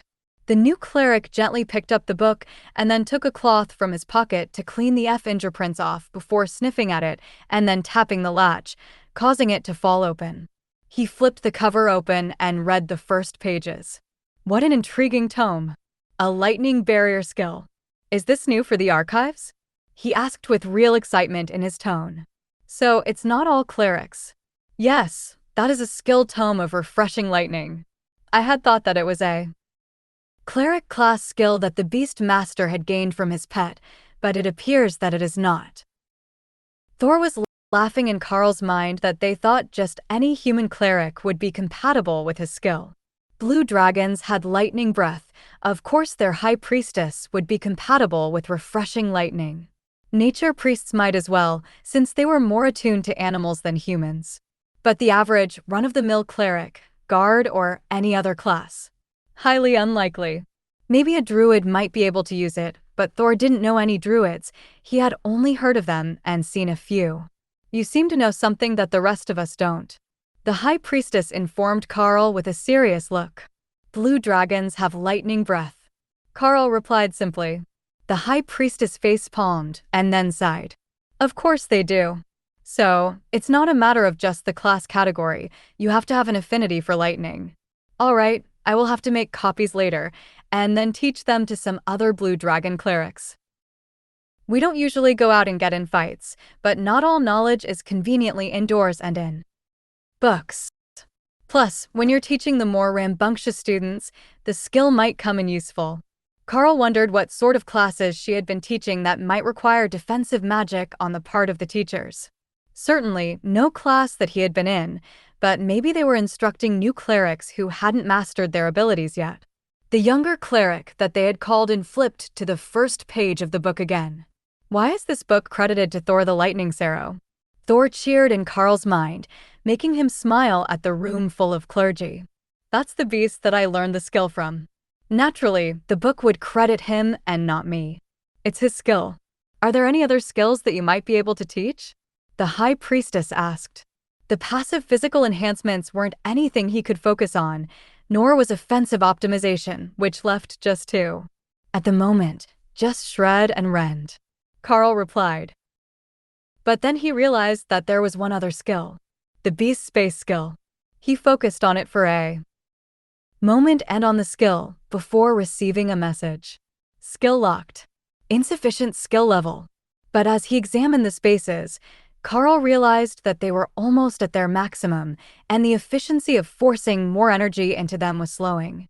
They were ready for a qualitative change, but he wasn't quite certain what needed to happen. First, it was to create an environment, then to make it more realistic. Something needed to change to allow more growth, but Karl wasn't certain what he had missed. If that was the ability he had gotten from the system stones, he would have been overjoyed. Skill books just seemed like a recipe for having other people make him work. Even if only a few people could use them, it would still be a good chunk of his time at one a day. At least the ones who could use them were blue dragon priests, who seemed to have inscription among their repertoire of skills. What do you think of the church? The High Priestess asked, sending Karl's thoughts for a hard left. He hesitated to come up with an answer as thoughts flashed through his mind. The church was helpful, sure. But what came to mind first was the assortment of cute cleric girls. Even Tessa was sweet in her own way as she encouraged and buffed Thor as they rode into battle. The High Priestess gave a very undignified giggle. Well, I wasn't expecting that answer. Cute cleric girls with a fondness for monsters and the knowledge of how to scratch a Sarrow's head just right is definitely not at the top of most people's minds when they are asked about the church. She laughed, reminding Karl that she could read his thoughts. Even the Inquisitors were smiling in Karl's peripheral vision, while the young cleric that had been called in to see if he could work the skill book looked scandalized. The blue dragon priestess turned her attention to her subordinate with a gentle smile. Don't get so offended, Nathan. It's not like you had a chance with those two anyhow. Tessa would hurt you, and Lotus would really hurt you. Nathan made a gesture of protection at the mention of Lotus' name, and the pair of Inquisitors straightened their faces, so he didn't see the mockery in their smiles. What the boy had done to earn himself Lotus enmity must have been bad if everyone knew about it. She wasn't even from the capital. You may leave now. Send in Brother Choi as well. He should be outside by now. The High Priestess instructed, sparing him from any further embarrassment. Then she turned to Karl with a smile that said that she was definitely breaking some sort of rule he didn't understand. You see, everyone wants to get their hands on the best talents, and you, young elite, are the best talents. So, we have arranged a little extra help for you, in hopes that you will become more amenable to working with our forces in the future. The Inquisitors pretended that they didn't hear the High Priestess saying the inside part out loud as Nathan darted out the door like he was late to the toilet, and a second later, a muscular church guard in polished steel armor stepped inside. What did you do to the boy this time? He's never going to heal from the trauma if everyone keeps making fun of him, he announced. Brother Karl came in with sisters Tessa and Lotus. The Inquisitor whispered, too low for most to hear, but clear to Karl's ears. Choi laughed and shook his head. Poor bugger. Just when he thought that he escaped. Karl gave him an intrigued look, and the guard known as Brother Choi smiled. Nathan grew up with Tessa, and he had an extreme crush on Lotus at the seminary academy. He even went as far as proposing marriage and begging her to join him in renouncing their vows so they could get married and run away with each other. Of course, nobody told Lotus that he was in love with her, and she beat him nearly to death for playing pranks on her. He's suffered from gynophobia ever since. Karl could see that. Lotus was tiny, and in his experience, anyone who was too far from average in any aspect tended to be sensitive to mockery after a lifetime of overexposure. Plus, she was far too close to being on Ray's wavelength for anyone's safety. Then Brother Choi turned to the High Priestess, who nodded at Karl. This one needs mental ability training. Something about the nature of mental spaces or the void or something. You're a monk, you should know some things about that, she explained. Brother Choi looked over Karl's toned physique, still lithe and muscular without being too bulky for martial arts, with approval and nodded. I suppose I could teach him a thing or two about a monk's mental discipline. How might it help him, though? Impulse control issues or pure curiosity? Karl shook his head. I have 3 beasts bonded to me for my primary class skill.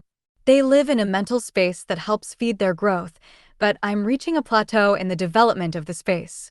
I don't know how to change and improve it next, and if I can't, it will limit their growth. Brother Choi smiled. So it is a matter similar to the void of the monk classes. All right, we can work on that. Just let me set up the training dates after you finish with whatever you're doing, and we will be all good.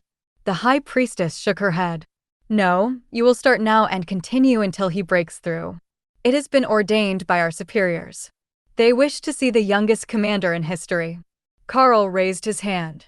I would like to point out that I just made it to ascended rank. The priestess shrugged. Not my concern. They want what they want, and Brother Choi is going to help you with your mental state. Oh, that gives me an idea. He can accompany your group when you leave. The Inquisitor cleared his throat. High Priestess, there are already 2 clerics in that group. A third would be against regulation unless we added more members of other specializations. The old woman tapped her fingers on the arm of her chair, and Karl realized that she had just embarked on a self-appointed mission. She wanted to know the answer to how long it would take him to make commander, and she just needed to find a way to make it happen. Most likely, her goddess demanded it. It was new knowledge that nobody else had recorded before. I will have the group enhanced before they are sent out again. What else did we need them here for? She asked. They discovered the new set of system stones. They are here for publicity and for safekeeping until we are certain that these system stones really do belong to the World Dragon. The Inquisitor reminded her. Who else would they belong to?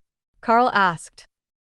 There was another system recorded in the Dragon God's holy books from a time before the world. Dragon was born, run by a chaos god who cared for nothing as much as his personal amusement. Because these system stones suddenly appeared in the monster zone, there is a suspicion that they might have come from the same place as the monsters, so they might not belong to this world. The Inquisitor informed him. Karl honestly hadn't expected to get an answer to that question, and now that he had, he was beginning to wish that he hadn't asked. Brother Choi led Karl out of the questioning room and out toward the central courtyard of the cathedral complex. The rooms for guests face the central courtyard, where all the tourists visit. It's become our way of keeping everyone in easy sight and keeping them from getting lost. As an ascended elite, you will be on the 4th floor, with a courtyard view, instead of an interior room with no windows on the lower floors that we use for the general population. The rest of your team will be here with you, and as you notice, there are no others in this section. Except for the church guards. If you want to go somewhere, it will be with an escort. Your movement within the church isn't limited, at least not beyond what the other secular elites are limited to, but they don't want anyone running off or getting lost if they should need them for an interview or want questions answered. Karl chuckled at the cleric's honesty and sighed as he saw the simple stone room that he had been assigned. It was just like the ones at the seminary school, and though the bedding was high quality, it was the same simple one bed and a desk set up with the showers and toilets down the hall. But at least his group would all be together, so it shouldn't be too bad, and they could get some quality rest while they were here. Karl dropped his bag at the foot of the bed, as he didn't want to put a dirty backpack onto the furniture, then realized he didn't have anything proper to change into. I really need to start keeping one uniform for formal occasions. He sighed as Brother Choi waited for him by the door. I'm sure you look fine in the visitor's hassock. Everyone wears them here anyhow. We don't let the tourists into anything but the public areas without changing. This is the Capital Grand Cathedral, after all.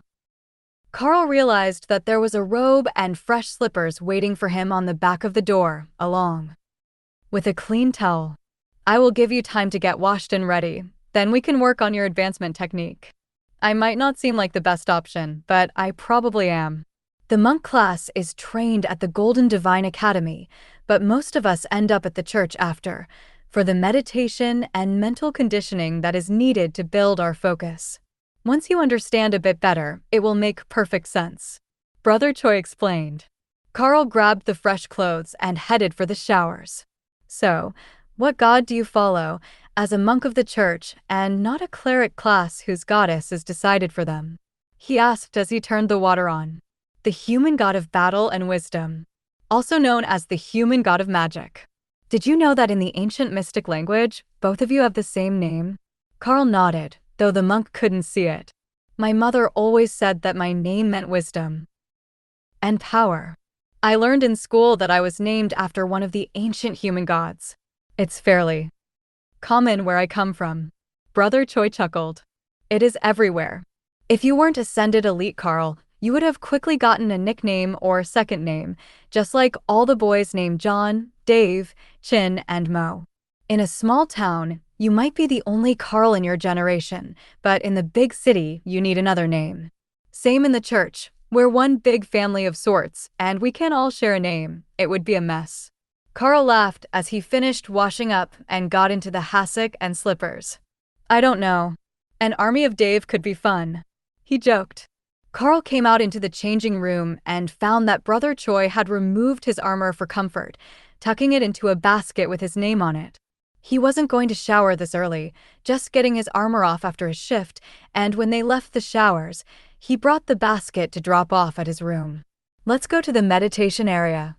That should be the best spot, as they have enchantments to help you focus and build mental strength. What was the most difficult challenge you've been having? The monk asked. I don't know where to progress toward. Do you have a separate mental space? Karl asked. Of course, it's essential for a monk. But ours is probably a bit different from yours, as I don't have anything living there. What we start with is a simple candle, then we build a starry sky, followed by a lake of power. Eventually, that becomes complete, and we have to move on. Karl nodded eagerly at that part. That was where he was stuck. The next step is both a tricky one and the most delicate of processes for a monk. Once your sea of soul, as we call it, is complete, it needs guidance. You need to imbue the essence of a true path into the space to guide your future growth. Without that guidance, any more power you put into a completed space will be lost. It is the true essence of what and who you are. Now, for your spaces, they are individual to the beasts, right? It might be that you need to fully understand your partners and what they are trying to become in order to grow their space. Brother Choi's description made perfect sense to Karl, but both Hawk and Ray were laughing at him. He's more vague and dramatic than Ray. Hawk laughed. Understand the true essence of the spider. To become the spider, you must think like the spider. Ray mocked in a fake sage voice. Karl tried not to let the amusement show on his face. Still, I think that he has a point. What is the difference between an ascended and a commander rank beast? That might be what we need to change, some intangible bit of the energy flow or makeup of the space. Karl replied seriously. All three beasts began to think of what it might be that they needed to improve their space. They instinctively knew the difference between ascended and commander, but they didn't know how to make that part of their space, or even how to explain it properly to Karl. Which was, of course, why they were all stuck. One of them had to understand how to change the space from an ascended space to a commander rank or higher space, and then explain to the others. You know what this spot needs? Nice warm sunshine. Thor noted as he soaked in his pond full of holy stones. That gave Karl an idea. If it worked, it would be brilliant. If it didn't, then Thor would get his worm. Sunlight anyhow. What they needed was a change in the essence of the power. The same way that the monks started with a candle to create a core of higher grade power that would seep into their space. But instead of a candle, Karl thought that a sun, or in Ray's case, a moon, would be perfect for that focus. Alright, we can start here. Find a comfortable spot and clear your mind. I'm sure you know at least the basics already. Brother Choi announced as they reached a small soundproof room. Karl settled onto a cushion and began to focus as he imagined the sun in Thor's space, with everything that came with it. The energy, the warmth, the light. Brother Choi's voice floated into his consciousness as Karl focused. Yes, that's the way. Now condense the energy. Don't let it leak and spread. Keep it contained to one brilliant point of light. That is the secret to growing the flame. Karl wasn't making a flame but a sun. The idea should be the same in practice, though. He just had to keep the energy stored in the ball of light until the quality made a breakthrough and exceeded the natural state of the space. Then he should be able to use that to spread energy to the rest of the space and the beasts in it. Only time would tell if it was the right way, but it felt like it was working, and Thor could feel the warm sun on his scales, which was all that he was after to begin with. Karl lost track of time as he meditated, but it didn't seem like anyone was going to bother them until the dinner meal, and the room was perfectly silent, other than the sound of their breathing, with a relaxing scent in the air from an incense cone burning somewhere. After a few seconds, Karl found that it was easier to have the new feature form in all three spaces evenly, as an imbalance in them was going to cause him to have to alternate. That proved to Karl that this was definitely something different than he had done before, as the other additions to the spaces he had been able to add freely to each of them independently. They were just decorations. It was only after the basics of new power cores in the spaces were in balance and properly formed that the energy increases started to spread between them, keeping the three focal points in balance naturally. Hopefully, doing things this way would and preclude him from forming another space, as Karl got the feeling that he should be able to add another one when he reached commander rank. The natural progression seemed to be one per rank, but he had rushed things when he bonded both Thor and Ray at the same time, so he was going to have to advance through Ascended just trying to recover from the damage he did to his progression. If there was another beast master in the future, he would be certain to warn them not to try that and to take things in the proper order, but until then, he was going to have to use himself and his partners as guinea pigs to see what worked and what didn't. Hawk was quite certain that wasn't a good thing. Guinea pigs were a species of mouse, as far as he was concerned, and you never wanted to be the mouse. But if it was going to make him a commander, then he would submit to some experiments. Thor thought that trying new things was pretty good. The sun was warm on his scales, and it was very comfortable to lay in his pond full of shiny rocks. Those shiny rocks were having a rather profound effect on his pond now that Karl was adding the new sun to the area as well. They glowed in the light, making the pond shimmer, and Karl could feel the energy emanating from them to be soaked up by the lounging Sarrow. At this rate, they weren't even wrong to call him Brother Karl, because he was going to end up with a holy beast in his menagerie. Now, exactly which god or go Des would find the Sarrow to be sacred was a question, but going by the responses he had gotten so far, it could be any of them. Even the war priestesses thought that he made a mighty steed. Thor preened in pride at the idea of being as valuable as a mount, while Ray giggled at the memory of Lotus riding her through the trees. While Karl might not be much of a mounted combatant and preferred to use his own two legs, that didn't deter the priestesses from finding faster methods of transport than simply running places. The only one in the group who was faster than Karl was Hawk, or possibly Ray on open ground, which she preferred to avoid if at all possible. As he Karl took an inventory of all the random items that the beasts had been collecting. Mostly it was just body parts in two of the spaces and plants in Thor's, but as Karl searched, he found a number of gems and trinkets in both Hawk and Ray's spaces, left on bodies or carelessly tossed on the ground. That was odd, as he couldn't forcefully put such things in the space, and Karl had assumed that they couldn't enter at all. But once he looked at them more closely, it was easy to tell that they all had something in common. Flame Ruby, usable by Hawk, combines with Zombie Ash and Phoenix down to trigger a constitution improvement. Well, they definitely didn't have any down feathers from a Phoenix, so that one would have to wait. Damaged, Ring of Giant Strength, usable by Thor, should be crushed to powder and combined with red veined alum, fern, and ground drake scales for an improvement in physical power. That one might actually be plausible. The inspection of the damaged ring, which was cracked open by an attack, highlighted the other two ingredients in Karl's vision, and he mentally pulled them over as he worked on the energy focus in the three spaces. Grinding the items in the mental space only took a little effort and left him with a pile of powder.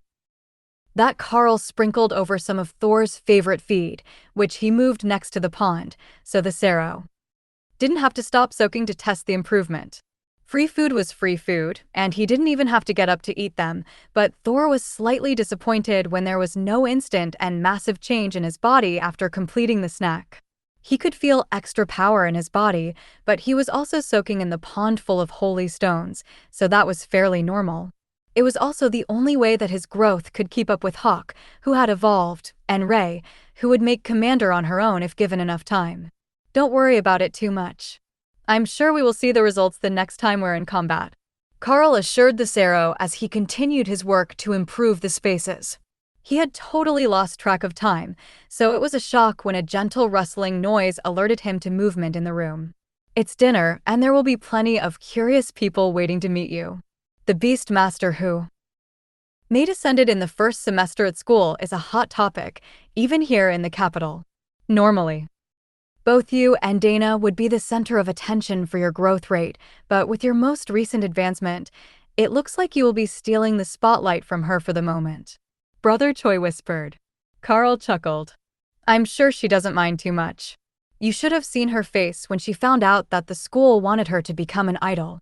The next archmage, singing and dancing by night, elite mage by day. They even had a career path planned for her by the end of the day after she made awakened. The monk smiled back. You say that like it's in the past tense, but you should know that those dramatic old crones won't give up that easily. What is the phrase? Living life vicariously through others? They can't become pop idols themselves, so they will stop at nothing to be known as the force behind the next great idol. That description seemed to fit the middle-aged ladies of the dance and vocal training classes exceptionally well. They weren't elites, nor were they famous actresses, singers, or songwriters. They were the behind-the-scenes staff who had tried but never really made it to a professional level before being forced to support those who surpassed them, and it had made them bitter and jaded. At least in the magic and combat specialties, the people training you had real skills, not just a talent for teaching others to use their skills. Though even that was questionable. The classes who had an aptitude for singing, like the bards, would get magical enhancements to their voices, rhythm, and even their looks, so the value of the teachers in that department really was suspect. Karl's mind was still on Dana's unfortunate life plan when he saw her coming out of the showers in the same hassock he was wearing, with her deep chocolate curls still wet and bouncing all around her face. He couldn't blame the teachers for wanting to make her an idol. Not when she was standing right in front of him, looking like a wingless angel. Sister Lotus, Sister Tessa, it's good to see you again. I met with an old friend of yours not long ago. Choi greeted the two clerics as they came out behind Dana. So I heard. Nathan ran past us like someone had lit him on fire, and apparently made quite the spectacle of himself. Someone really should convince him to go to the therapist more frequently. He's never going to get better if just the memory of being turned down by Lotus is enough to make him like that, even after all this time. Tessa agreed. While she had a point, everyone else was more interested in what Tessa had done to him over the years that her name also elicited a trauma response. The whole group, minus Sergeant Rita, was seated at the same table, with Brother Choi and two church guards, who Karl hadn't seen before. I take it that you two are the evening shift? My apologies for the trouble. Karl greeted them. The guards smiled and nodded, but didn't say anything as they waited for the meal to begin. The process here was a bit different from the seminary academy, as everyone here was already graduated and working, so they only waited for the staff to bring the meal, and then someone rang a bell and everyone began to eat. Karl realized quickly that the guards on duty were not supposed to speak, as they simply gestured to be passed items from the table, instead of asking. If they had been able to speak to anyone, it would have made sense to just ask Brother Choi for what was closest to him, but it all worked smoothly enough, as the other clerics knew the routine already. There was no ritual packing of the rice balls at the end of the meal. Instead, the few leftovers that came from the tables would be kept for snacks, and whatever wasn't served to the tables would be distributed to the needy citizens of the capital.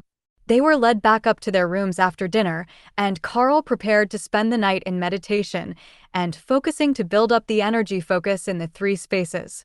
It was a bit embarrassing to admit that he had entirely skipped the first step that the monks would have taken, and that it had caused him to hit a dead end in his growth, but he would have it sorted out soon enough, and from there, hopefully the beasts would be able to reach their full potential. There wasn't much to do in the cathedral in the evening. Only the major areas had lights, and the rest of the building kept their schedule from sunup to sundown. The cathedral was primarily a working church, so the daily visitors were the vast majority of the workload, and it was only on a full or new moon that anyone would come to worship at night. That made the sleeping quarters nearly as silent as the meditation room when Karl settled in for the evening, and allowed him to focus on building the energy cores right until the first rays of sunlight hit his face in the morning. He couldn't say that he was well rested, but the act of meditation did refresh the mind to some degree. Fortunately, he had refreshing lightning to soothe everything else away and leave him ready to face the day after a long shower. Dana stepped up on one side of him, and Karl tucked an arm around her shoulders. Lotus did the same thing on the other side, and giggled as Karl did the same, while she was silently mouthing the word spider over and over until Karl relented and called out Ray to play with her friend. The two of them took off out a window, leaving the guards staring at them in shock, but they didn't go far. They were just in the trees outside, still clearly visible from the hallway, playing in the branches. Brother Choi walked over to see what the commotion was about. Nature priests, you never really get used to them. Where did she find a bloodbath spider? He wondered. Ray is one of mine. They became good friends while we were hunting, Karl explained. The monk nodded. That makes sense. Beastmaster and nature priest are even more of a natural choice than druid and nature priest. Those two are too similar, their little differences always seem to cause friction. Karl shifted to hold Dana's hand as they made their way to breakfast, and Ray returned to her space after returning Lotus to the hallway a few seconds later. He suspected that they had been yelled at by the guards, but Lotus didn't seem like the sort that took it too personally if she got in a little trouble for reinterpreting rules. They were met at the table by two high priests today, an older man and a younger, who took the seats of the relieved-looking church guards, who went to eat with their comrades. Good morning, elites. After the meal, myself and Brother John have a few questions for you all together, and I do hope that you can answer some of them. We will explain everything once we are in a less public venue, but there have been some questions about the recent discovery that you made. It appears to be authentic, but that has only increased the number of questions that the high clergy have about the situation. The old man explained. The foo. Dee was served and the high priests remained silent while everyone ate, then led the group out of the dining hall and into a larger meeting room, with a round table in the center, and a number of clerks already waiting along the wall to take notes on what was said. The brown-haired high priest known as Brother John spoke as they were seated. Now, if everyone is ready, our questions are probably not what you might be expecting. We have read your reports, and they are quite comprehensive, so we're not going to go over the basics again. Instead, what we would like to know is how such a strangely effective group keeps forming around each of you. Now that you have been put together, your combat effectiveness is far beyond your rankings, but even through your histories, there is a trend of such events. We believe that this might have to do with the favor of the world dragon, which could in turn relate to the reason that it was your group that found the system S. Tones intact. We have verified from previous scouting missions that they S. who'd not have been there in the past, or if they were inactive. But when your group arrived, they activated in response to your mere presence, with no ritual prayers or spells required. Everyone in the group looked at each other, unsure what to say. Dana looked a bit skeptical after her misadventures on this last trip, and the misfits that she had been put with before she began to freelance trips with the military. Lotus shrugged. She just assumed that was how things were supposed to be. Her patron was the goddess of nature, and when you had her favor, the world was right all around you. Karl had assumed it was political interference by Colonel Valerie for the most part, and possibly by the Academy. But these high priests had access to the official files, so they should have known if it were someone in politics pulling all the strings. The older high priest was looking at Karl, who had been central to multiple recent incidences, including an overwhelming number of above-rank monster kills that were padding his accounts and his combat records at an astonishing rate. Karl took a second to form his thoughts before speaking. Well, I suppose that I can start at the beginning, since you already have all the classified details. The first mission was entirely luck. It was just a standard first-year outing, in an area that had been scouted to have mediocre but newly appeared resources. We went on the trip and found a trial instance in a cave that was scouted to have magical stones that the mages in the group all wanted. The next major series of incidents would have started on the flight to the combat region we were last in. I met with the Mackenzie brothers on the helicopter, we cracked a few jokes, and they invited me to join them without even knowing my class or specialty. Their sisters picked them because they saw the names on the incoming members chart when the threat was upgraded due to the presence of the Eden Mage. Then it was Central Command that had us move to the higher threat area, despite being underleveled, and after that, most of the decisions were made by the Bureau of Elite Development, helping me out to find group members and sending me back to the battle lines to gain experience, as that's how my beasts grow the most efficiently. They listened intently to Karl's description of events, which seemed like perfectly reasonable situations, given his circumstances. But the results didn't match the situations he was in. All right, Sister Lotus, how is it that every time you go out, something strange happens? Last time you found a rare earth mineral vein that has turned into a large-scale mining project, and this time, you were spotted riding a bloodbath spider into combat, when their species is supposed to be extinct. The high priest asked. I blame Karl for the last part. The spider's name is Ray, and she's his partner, Lotus announced with a cheeky smirk. The high priest stared evenly at the tiny nature cleric. So, are you denying that you were riding a bloodbath spider through the woods, or that you were operating as a team in combat? Lotus shook her head. I do not. I just wanted to clarify that the situation did not involve a wild bloodbath spider. She belongs to Karl, and she's bonded to him with his class skills. Also, I should probably mention, before one of the guards mentions it later, we did take a little outing to play in the trees earlier. The high priest John sighed and rolled his eyes. Priestesses like Lotus were the reason that half the clergy had gray hair and was balding from pulling it out in frustration. He was absolutely certain of it. However, that was just the way of the nature god, and even if they tried to stop her, they would be going against the will of the gods, and it probably wouldn't work. At least not in the long term. Yes, I already heard. It caused quite the commotion among the civilians to see a monster in the cathedral forest. He replied, then let the other high priest continue the meeting. While we can dismiss the experiences of Sister Lotus as a case of curiosity meeting the nature goddess favor, that doesn't actually explain much about your group's most recent outing. For example, the total commander rank kills for the combat zone that your group just left, do you know what percentage of them were yours? He asked. Everyone shook their heads. 100%. There were 4 other sightings, but in all cases, the groups were forced to flee. Every commander rank kill in the area is credited to yourselves and your attached military unit. Alice nodded in understanding. There was no way that wouldn't look suspicious on the official records. The logs of the disciplinary matter would be filed separately, so they might not have put together the fact that there was only one group in the area that was capable of efficiently dealing with commander rank monsters, with the numbers that they were seeing in front of them.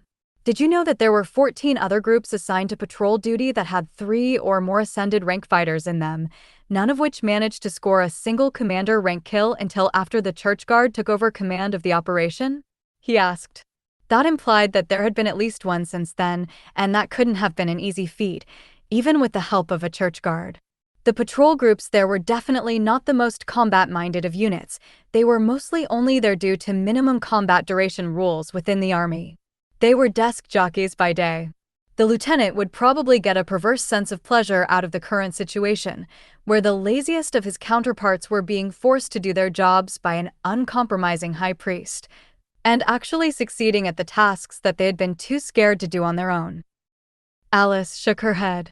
I wasn't aware that any of the groups had multiple ascended rank fighters in them. We were informed that we were the only group capable of taking on commander rank challenges, though there weren't supposed to be any there, according to the scout reports. High Priest John waved that off, and a flash of golden light from his eyes showed that his internal emotions weren't as settled as his facial features.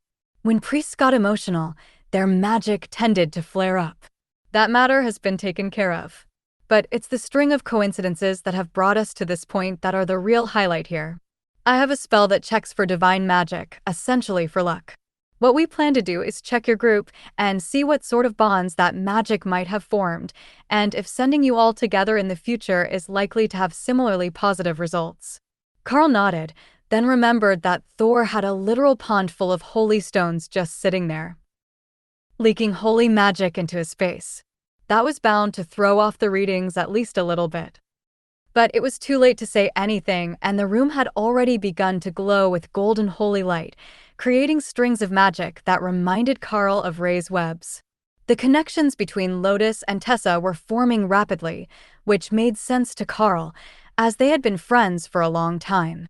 But the number that were coming from him to the others dwarfed anything except the friendship between the two clerics, and they were still growing in number and intensity as the spell progressed. Dana smiled as the links continued to grow between the two of them, with some encircling their bodies without actually touching them, and some starting and ending at their bodies in a straight line. There was certainly some meaning to how each of the links formed, especially since there were multiple designs, but everyone had some. Even Alice, who wasn't as often with Karl in the past, had quite a few of the links. Karl checked his spaces and noticed that some of the stronger links went straight from Alice to Thor and Ray, while only a few weaker ones went from Alice to Hawk. The links between Tessa and Thor and Ray and Lotus were also both numerous and strong, indicating their friendship and frequent interaction. Hawks with Karl were the most plentiful of any of his partners, as they had been together the longest, but hawks to everyone else except Ray and Thor were limited, as he preferred to observe from a distance, and certainly wasn't going to let people manhandle him like Thor enjoyed. That is astonishing. Look at the density. One of the clerks along the wall gasped, breaking everyone from their observation of the links. The elderly high priest nodded and spoke in a raspy, even tone. I would only expect a number of fate links this high among an old married couple, not among a group of young adventurers who have just met. Other than Lotus and Tessa, who we already knew were fated to be lifelong friends, the rest of you can't have met more than a year ago, and yet already the bonds are so strong. But more importantly, we have a central focus for these events. Almost all the fated bond links involve Karl in some way. There are a number which involve the whole group, others that involve only part of the group, but almost always Karl and someone else. Perhaps we should bring in someone skilled in divination. The other high priest shook his head. I doubt that is necessary. They won't be able to see past the interference of the divine to see what is going to happen, at least not the important parts, and these youngsters won't want their futures spoiled for them with foreknowledge. It took a moment to realize the true horror of having your future told to you by an oracle. Once you had been told, how could you trust that any choice you made was your own? Would you deliberately sabotage the good things that might happen to you while attempting to change the choices that might lead to the undesirable options that you had been informed of? Worse, would you lose all sense of direction once you felt that your fate had been settled, just going through the motions of life? All right, I think that we have seen what we need to. There are more people involved in this tangle of fate. I could feel the tendrils reaching outside the range of the spell. I suspect that the sergeant who arrived with you is one of them, though she will be occupied for some time, and there will surely be other elites entangled in a fateful event this large, but we have enough now to know that it is best to keep you all together, the closer, the better. The high priest paused and then continued.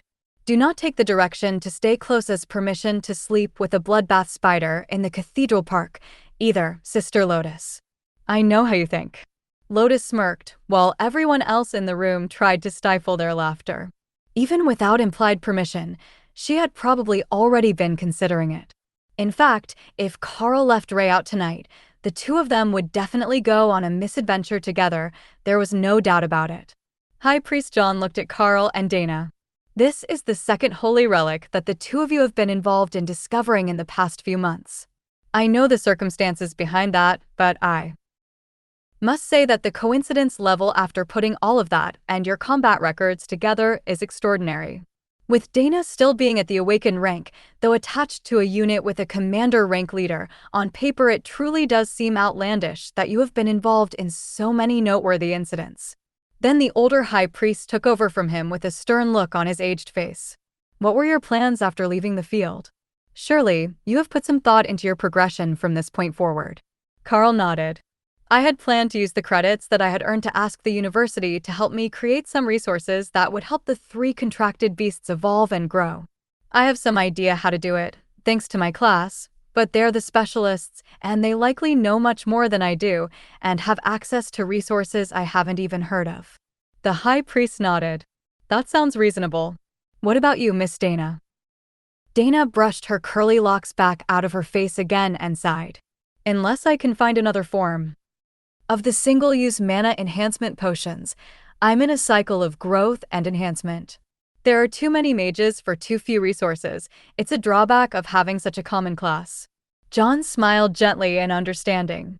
Well, you do have noted access to Ascended and Commander rank resources thanks to your kill record, so you can bypass the most common and highly sought-after resources to go straight for the rare and potent options. Talented mages can grow rather rapidly when given the right combination of resources. It's a wonderful thing to see them shoot right up once they're positioned for success. He wasn't even trying to hide the fact that they had resources that would make mages jump up a rank or more, that were reserved for the truly promising elites who would be thrust into the spotlight or onto the front lines of the battle against the monsters. They likely also came with a cost. Nothing that powerful was ever without side effects, in Karl's opinion, but it had to be worth it if they were still saving it for the very best. The older high priest looked thoughtful for a moment. You know, a field trip to the university might do us all some good. They have the resources that every member of this group needs, and I haven't been outside the cathedral in some time. Are there side effects to the potent resources for mages? You implied that it's not a big deal to get them to skip ranks or advance rapidly to high power, so there has to be a drawback, or they would be passing it out like candy with a government subsidy. Karl asked the high priests, too curious not to speak. John shrugged. According to the Mage Council, less than 1 in 100 who get the mage class will ever make it past commander on their own. The concoctions they've prepared will rapidly move a mage past that natural bottleneck, but it sacrifices any natural talent that they had left. So, they will move from commander to royal, monarch, or even, in one case, overlord rank, and then that's it. That's where they stay, with their potential exhausted, no matter how hard they work. Karl nodded as he thought about the idol known as the Archmage. She had been extremely promising in school, and graduated as a commander, then gained a mysterious opportunity and moved to royal within a few months. There was a chance she was still growing, and it was natural, but it did sound like there was a chance she had hit her limits and tried this method to limit break and see how far she could get. Dana was intrigued by the notion. So, there is a bottleneck at the peak of commander rank? She asked. The high priest nodded. It exists for all magic users, even priests. We overcome it with faith. The mages have to do something different. The warriors don't suffer from it as much, but they eventually hit the extent of their ability to advance at different points, depending on their skills and training. Eventually, their bodies just decide that they are in peak form and stop upgrading. Karl turned to Alice. So, you will have to find a way to break the bottleneck as well. Alice laughed and shook her head. I am from the early years of the elite program, and I was inducted late. I'm already 28 and still on the low side of commander. If I make it to the peak, I will already be a middle-aged woman, and at that point, I'm unlikely to be able to advance anyhow, even if I wanted to keep trying and staying in a combat role. As the high priest said, 1 in 100 at best can do it on their own. Dana nodded. So, it's a trade-off. If you can't make it past the advancement on your own, it might be worth it, but if you can't get close enough to peak commander, You won't be able to acquire the resources to jump past it anyhow. The elder high priest nodded. And it's potential-based, or you could say life force-based, so the younger you are when you take it, the better it works. That was a real conundrum, Karl thought. How young was too young to give up on the dream of ever making it past commander rank naturally, and how old was too old to take the opportunity if you had it? It would never be easy, especially for an elite, to admit that they had peaked, and they would never do any better, but if they held out too long, then it wouldn't matter even if they changed their minds. The old priest continued, gently smoothing his robes out of unconscious habit. A lot of it has to do with foundation. Too long establishing your foundation and you miss your peak growth ages. But if you use too many resources to increase your growth rate, then you will end up with an unstable foundation for your magic, and it won't be able to support you at higher ranks. That's especially true for warriors. A lot of them will go for things like dragon's blood and stone skin elixirs, which will help their growth, but it damages their body at the same time, and they can't fully recover. That's what happened to Overlord Drake. He found a powerful resource that brought him from royal rank straight past monarch to overlord, but the internal damage it caused has greatly slowed his growth. Now, he's still one of the stronger overlords, and he might not have ever become one without it, but at the same time, it's a shame. That's why the university is working so hard on new products so that they can reduce the side effects of the resources which we can grow ourselves or artificially reproduce. You hear that?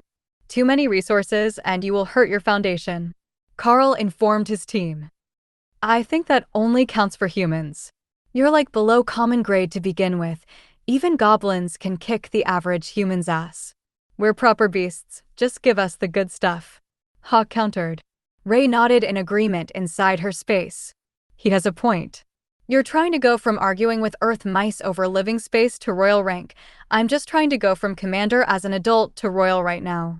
That's one step, like a human going to the awakened rank. I've got some leeway. What do the beasts say?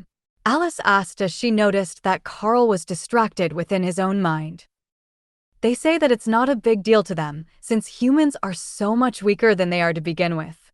They would all make ascended or commander on their own, though Hawk had to evolve to make that true, so they're looking forward to whatever the university can make for them. The high priest smiled. That's the spirit. We can call this meeting close enough to done, now that we have the answers that we came here for. You should all be kept together as much as possible, and being together will increase your chances of coming across rare opportunities, thanks to fate. Now, if we can just get you all a bit more advanced, those opportunities can be ones that will make a difference on a much larger scale. The high priests didn't waste time once they had made up their mind, and they quickly escorted everyone out of the cathedral and across the street into what turned out to be one of the university's research labs. Karl hadn't realized that the two were located adjacent to each other, as they both had vast green spaces around their main buildings, which made it look like the cathedral was located in a city park.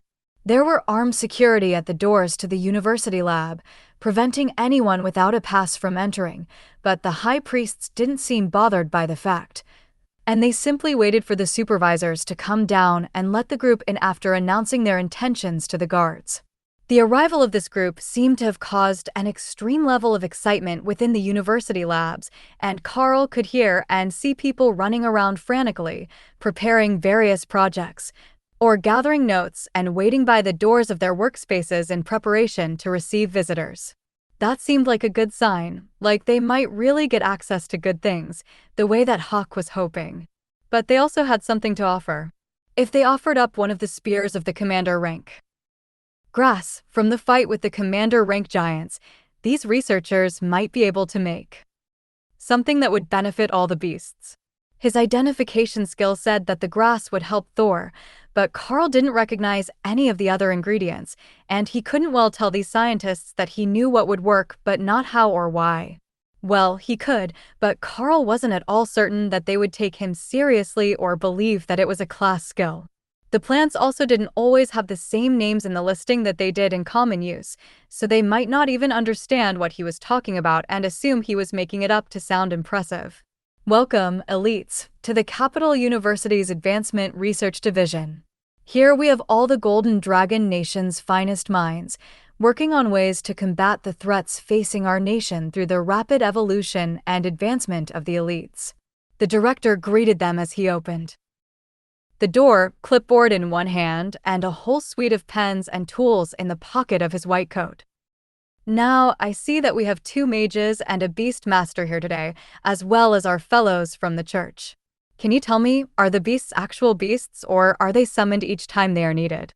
The director asked, unclear about the nature of Karl's abilities. They're actual beasts, currently living in a separate space. Karl explained. So, they require resources to help them grow? We have a division for that. They have been working on ways to tame more tigers as guard animals.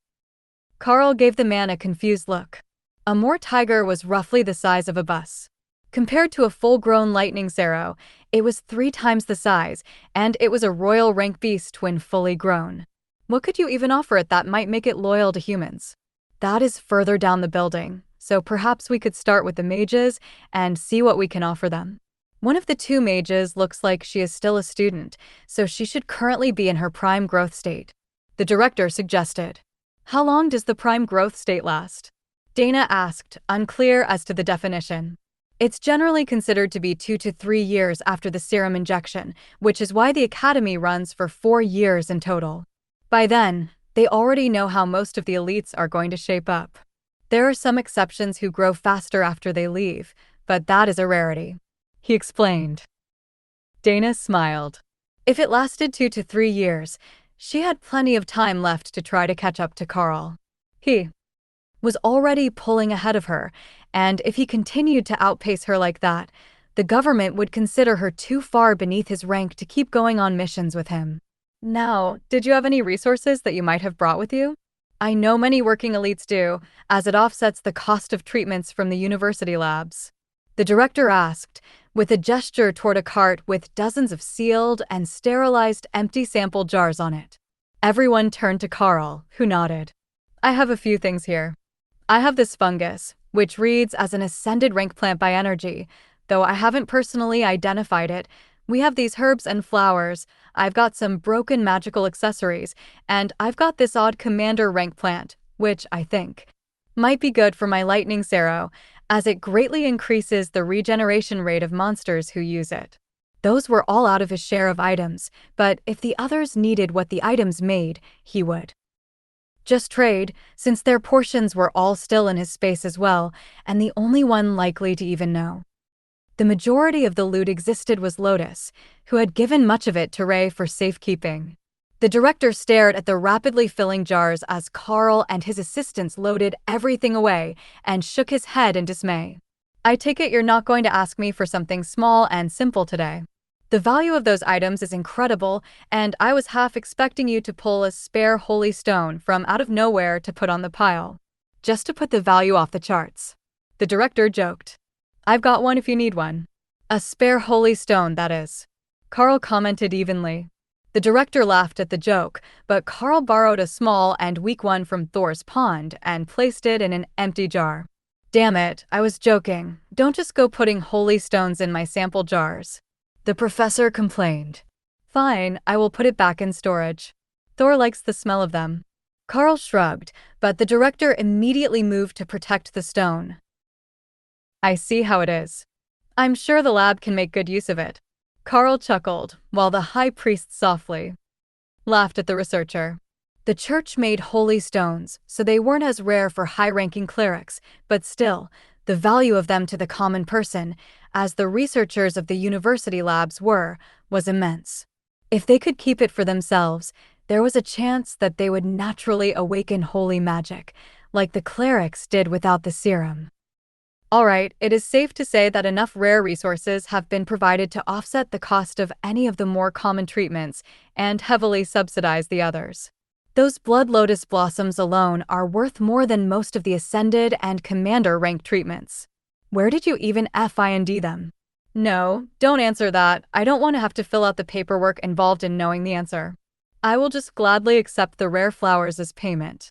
Though they were called a blood lotus, they didn't show as being of particular benefit to Ray, according to Karl's identification skill. It just said that they were useful for life drain type abilities. Which, technically, lacerate was not. It didn't steal the life, just let it bleed on the ground.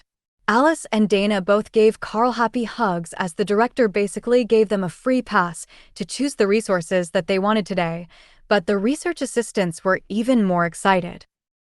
Mr. Karl, is it true that you will be looking for resources to help your pets advance? You see, we are from the Defensive Beasts Division, and the research from your advancement has already been quite valuable to us. One of them asked. Oh, you got the notes from the treatments that the Bureau oversaw? Karl asked, and the researchers nodded happily. We got notes from the Bureau about your time in the field as well. The possibilities are incredible. If only we could bond them the way that you do. The researcher sighed. Karl shrugged. Give it time and I might learn the method to teach that to others as well. It would be quite the trick, having regular citizens become beast masters if they couldn't become elites. The research assistants looked dreamy at the notion of being able to bond a monster to call upon in their time of need, like a guardian spirit that would make them the equivalent to an elite, blessed by the gods through the divine injection. But it was time for them to focus, as the newest items for the mages were on display in the first area, and there were 2 mages interested in testing their work. The researchers got recognition within the department when the elites chose their new products over an existing and proven formula or device, so this was showtime for the research lab. Alright, as we have you recorded as a wind and a golem mage, respectively, we will bring forward the projects that are most likely to be of interest to you. We have a number of formulations that should be of great benefit to you both, so let's get started. First up, we have the Summoning Stone, as it has been dubbed by its developer, the Grand Mage Sandra. An old woman in a lab coat waved happily as her invention was sent forward by her assistants, who would be the ones to introduce it to the elites. We have completed initial testing on the stone with extremely promising results. When ingested, the magic successfully bonds with the user with a 100% success rate, increasing their mana strength and has a 34% chance of causing the activation of a secondary skill informally known as indestructible constructs. There have been no noted side effects. We have not yet tested on a live subject, but the data from the research mimic should be accurate, and the resources used are all awakened grade or lower, with an ascended rank outcome. One assistant announced, while the other held up pages with graphs and data charts on them that should show the results of their tests. What is a test mimic? Dana asked. Oh, it's a wonderful thing. The Grand Mage learned a spell that creates a clone body, accurate to the real one in every way except that it lacks a consciousness. Many of the research teams use them for testing, as the mimic will respond to potions and show signs of gaining skills, as well as the duration of potions.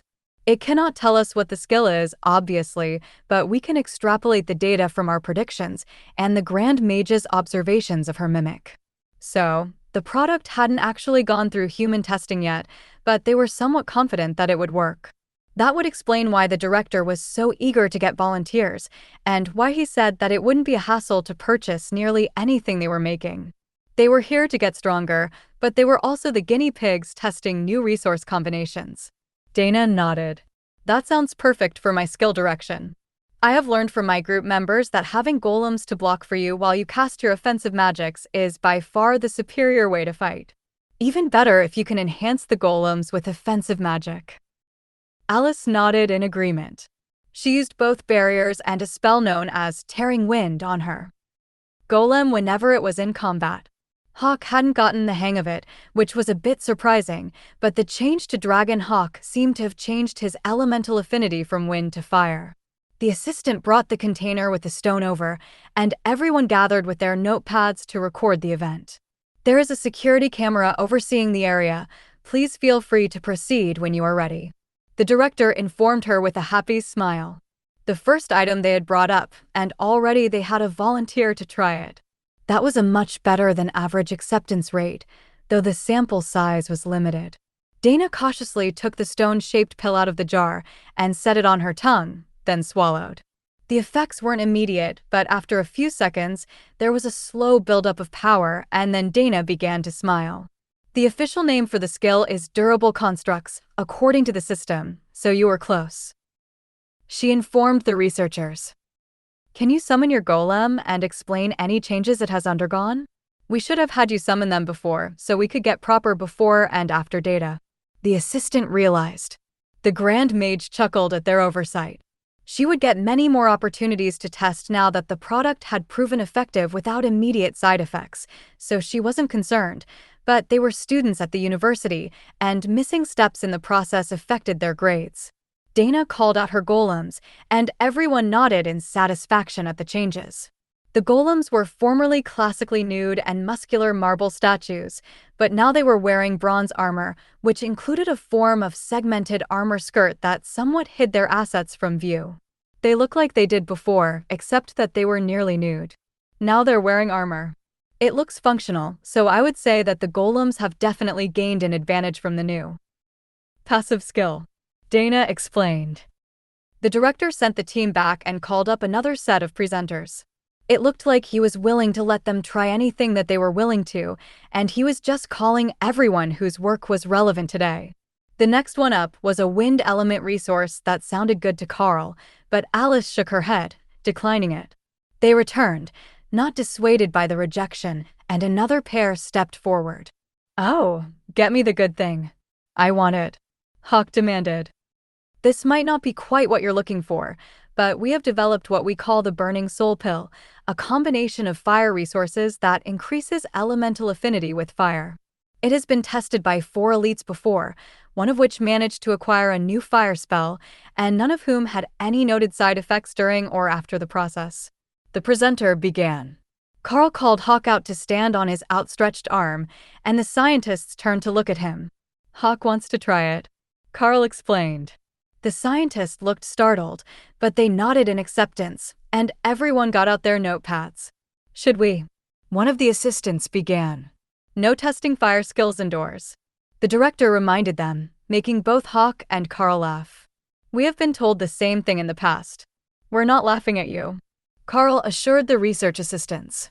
The assistant noticed the look in the bird's eyes and quickly opened the jar before Hawk could smash it, allowing him access to the pill. As it had last time he advanced, flames rose from his body as he absorbed the fire resources, and his feathers turned a bit more bright red before settling down. Shared skill gained, flaming body, surrounds the body in damaging flames. Hawk gained a new fire skill. Flaming body, he can now surround himself in flames. It seems to have helped the damage done by his fire spells as well, but I can't verify that yet, Karl explained. Hawk surrounded himself in flames, and then shot a short burst of fire from his wings, an extended attack that created something akin to a fire blade, but he didn't let it detach and go flying around a room full of humans and precious shiny objects. Hawk had great respect for the good things that the humans made. Lotus moved up to stare at Hawk, who had returned to his normal form, and then gently stroked his feathers, making sure not to ruffle them. The feathers retain their softness and flexibility, but their temperature is elevated. The size of Hawk seems unchanged, but the color is more vibrant. The lack of additional scale development suggests that he isn't evolving toward a dragon template, but the lack of intense heat suggests that it isn't toward an elemental or phoenix direction either. She narrated as she gently massaged Hawk. Thank you, priestess. I was unsure how we were going to gather data on a bestial subject, but it appears that you are a natural. The director noted. She really is. I want to thank whoever taught her to massage and preen a wing. Hawk agreed. All right, let us see what else we might manage to find here. Are there other elements that might be useful to your group? The director asked. Well, there is a lightning Sero, with the obvious abilities, and a bloodbath spider who has learned to summon a form of tree golems. Karl offered. Tree golems? That's the nature magic department next door. We could try the regular golem pill. For her, but we don't have any more ready. One of the assistants from the first group replied. That's all right. We can try the new things from the nature magic sorts. Who knows, it might actually be useful for beasts in a way that it isn't for most human magic users. Karl suggested. The other groups conferred for a moment to see if they had something that might be relevant to a lightning magic user, but there wasn't anything in the works at the moment. There were some already made, but they were the research division. They were already finished with those ones and didn't keep them around. But while they were waiting around for a decision to be made on what was happening next, Karl noticed that something was happening with Ray. She had taken a concoction yesterday, and it had started a process that looked like it was completing. She wasn't completely changed, but the power level in her body was rapidly increasing, and the red of her legs was moving toward a crimson at the tips of her legs, while it darkened toward black again on her upper legs and body. The fur on her torso seemed to multiply until her actual carapace was barely visible, and a shadowy miasma seemed to hang over her body. "Looking good, girlie." Karl congratulated her. "This is good, we should make more of that later. I think I'm almost at my final adult form now, and I'm just waiting on something. Maybe for you to finish that power moon in my space." She agreed, placing the blame for her not reaching commander rank today firmly on Karl. "I will make you another batch later, don't forget to remind me." Karl informed her as another group of researchers came into the room with a bunch of carts. There were more products on them. Some were pills, some were liquids, some were baskets full of meat or feed. That had to make them the nature department, and they were all going insane about something. Their leader, an elderly man with a walker, raced forward, or at least attempted to, given his condition, and then protectively cradled the regenerative grass plant that Karl had donated. "When was this picked? How long has it been out of soil? Is it still viable?" he asked in a deep baritone that didn't match his frail body. "It was picked earlier this week. But it has been in stasis, so you can consider the elapsed time to be roughly 15 minutes. The roots are intact, so it should be absolutely viable. We even left native soil around them to ensure that it didn't suffer from an extreme transplant shock." Alice explained carefully before Karl could think of where to start. An assistant went running out of the room and returned seconds later with a large pot half full of some sort of blue gel, into which the plant was carefully lowered before the old man breathed a sigh of relief. "Do you have any idea how valuable that plant is to be just leaving it out like that with its roots exposed? Idiots, all of you. It's good that I managed to save it. The regenerating properties are most potent while the plant is still alive," he ranted. Alice chuckled and took a small empty vial from one of the carts. She filled it with the regenerative paste that they had gotten from the giants and handed it to the old man. "That is how the commander rank giants were using it. Now, are you ready to calm down, or should I get you somewhere to sit and catch your breath?" she asked. The man flipped a panel on his walker, which latched in place to form a platform, and then he took a seat on it, alternating between glaring at Alice and lovingly staring at the paste. "Go ahead and use some. You've got a whole plant to replace it from," she encouraged him. The old man mixed some of the salve into a cup of tea that his students presented him, and then rubbed a bit of the salve on his throat. Karl was curious about what the tea would taste like, as the plant smelled somewhat like aloe, but it seemed to help whatever was wrong with the old man. The assistants all got increasingly excited as the man's health visibly improved over the next few minutes, and then he got up out of the walker and stood smiling at the elites and the other researchers. "Well, this has been an unexpectedly profitable day. Now, what did you need my help with? Anything that my department can provide is yours for the asking." The other elites smirked at Karl, who called out Thor and Ray to join Hawk. "I am looking for a way to get these three to commander rank. They're bonded to me by my class, and their growth directly affects my growth," Karl explained. The old man stared at them and nodded solemnly. "So, we've got a mutated dragon hawk, a lightning sparrow, who radiates holy power, and an adult bloodbath spider who hasn't reached her advancement yet. We can work with that as long as they're not hostile," he agreed. "They're not, but I don't recommend ruffling Hawk's feathers, or touching Ray. She can be particular. Thor, the lightning sparrow, on the other hand, is very affectionate," Karl explained. "What additional skills have they learned so far?" the professor asked, gaining vitality by the second. As the bomb worked its way through his body, Hawk knows fireballs, wind shield, rend, shred, and flaming body. Thor knows refreshing lightning and earthquake. Ray knows offensive optimization and wood golem, Karl explained. "What is offensive optimization?" one of the assistants asked. It's the bloodbath spider's innate passive skill. It's how they can tear through everything so effectively if you give them a few minutes to practice. The assistant looked clueless, but the old professor looked grim. You might not know, as they are supposed to be extinct, but a full-grown bloodbath spider is a commander-rank beast that can tear through the hull of an armored transport in a matter of seconds. When it comes to combat power, they're among the finest in their rank, and if they were given any defensive abilities or ranged attacks, they would almost certainly be ranked as a royal rank threat. He explained. The students looked shocked as they looked at Ray, who was standing a bit more proudly at the kind reference to the powers of her species. However, in the eyes of the others, that only made her look more intimidating until Lotus came up to rest against her side and whisper something to the spider. Not even Karl's sensitive hearing could pick it out, but Ray's amusement was clear in his mind. The group from the nature department discussed the matter very seriously, then came forward with 2 large vials of glowing liquid and an intricately carved glowing rock. The high priests looked at the glowing rock in shock. "You can't be serious." The high priest scoffed. "I am quite serious. I believe that it will work." The old man replied with great dignity. Karl had no idea what the object was, but one of the assistants brought it forward for Thor. He just needs to eat this, and then it should take effect right away. I mean, assuming that it works." It looked like the high priest wasn't the only one who wasn't sold on the fact that this resource was right for Thor, but nobody tried to stop them as Thor opened his mouth and she placed the carved stone on his tongue. Thor chewed and swallowed with a happy grunt. "Kind of fizzy, pleasantly bubbly. Warm too," he explained. Then a flood of golden light came from him and created a circle on the floor. "Oh, I learned a thing. Circle of protection." Thor says it is a circle of protection.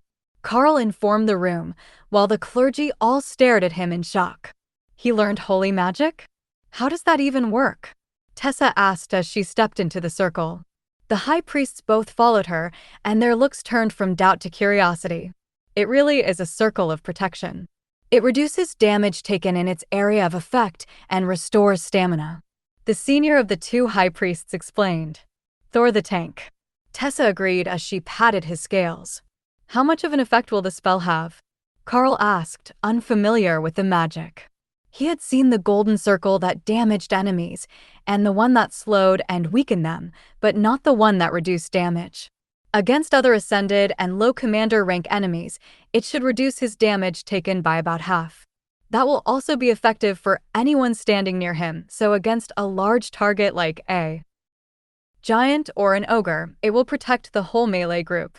The high priest explained. "That's impressive. With this in place, very few enemies will be able to get past the golems at all." Alice noted. "That's a good point. With half as much damage done to the golems and the recent upgrade that Dana got to her golems, we should be able to hold quite well against stronger threats." Karl agreed. Now that Thor had finished his enhancement, that left the 2 large vials on the cart, waiting for someone to remember about them in all the shock and confusion of a lightning Saro using Circle of Protection.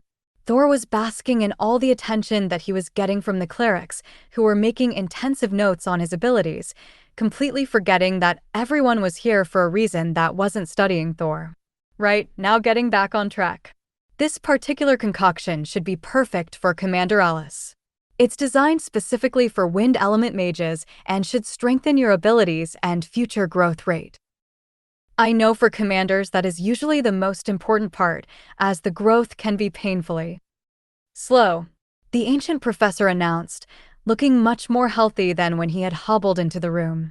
Alice looked more than a little skeptical about drinking a potion that held more than the average coffee mug, especially since they were intended to be ingested in one go and not sipped over an extended period of time. But it was a commander rank potion and designed specifically for wind mages, which she was. There was probably no better resource for her, and if they were going to part with it without arguments, she would be an idiot to turn it down. So, she found herself swallowing the entire vial full of the herbal concoction, while energy built all around her and her power level steadily grew. The beasts could feel it. the strengthening of the magical power that Alice could wield, and through them, Karl had a fairly accurate guess of her current growth state, but for the others in the room, it was just a lot of bleeding energy, and then they would have to test afterwards to know how well it worked.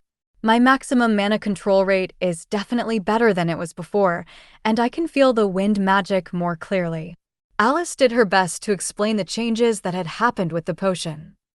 We will run a suite of tests later when we have more time. I need to study the salve that you provided once I return to my labs, and then there are all the other results as well. But there is still one more vial here. What was that one again? The old professor asked his assistants. That is an attunement potion, double dose for humans, so it can be split between the 2 clerics in the group. The assistant reminded him. Oh, that's right. High Priest, we made this one for your people. The ingredients are a bit rare and therefore difficult to obtain, but with the church's resources, it shouldn't be a problem to obtain enough to provide this to all of your promising members. The professor passed over the ingredients list and a packet of details to the high priests, who looked at some of the ingredients in concern. Sure, they had access to vast amounts of resources, but they also had a massive number of clergy. Plus, this was a commander rank potion, and the side effects on a common grade or awakened priest could be catastrophic. At best, they could administer it after reaching Ascended to see if the promising priests could make it to commander rank and become high priests. The potion was split in half and handed to both Tessa and Lotus, who gave it very different looks. Tessa was holding it away from herself to avoid the smell, while Lotus was intrigued and taking careful sniffs, trying to determine what was in it without looking at the ingredients list. Well, bottoms up. Tessa reluctantly agreed. She tilted the smaller vial back and down the potion in one long slug, followed by Lotus. Both priestesses grimaced at the flavor, but their bodies were gathering energy into themselves and giving off a sense of divine power. It was a shame that Sergeant Rita missed out on this opportunity, but everyone else had made out very well today, and their advancements had given the beasts a chance to learn new skills in the future. Ray was eagerly looking forward to deciphering how to make her golems wear clothing color adaptive camo netting to be specific, so they could hide as well as Ray herself did. But even Thor was looking forward to combat, so he could try to learn the cleric tricks now that he knew he could make a circle of protection. The high priests were about to lead everyone back out. Karl could sense it in their demeanor, but the researchers weren't done. There is one more left. Now, the field of warrior enhancements is pretty well studied, but we do have a few things left that might help the beast master himself. This next one could be considered a somewhat exotic potion, and we weren't certain that we would ever find a suitable test subject, but today might be the day. Assistant, could you go fetch item FLA 112C3? The assistant looked confused, but went and gathered the object from a storage room down the hall, still steaming with the intense cold of the ice magic that was used to preserve potions and pills. That might become unstable when left at room temperature. Inside was what appeared to be a gummy bear. It was even gummy bear-shaped.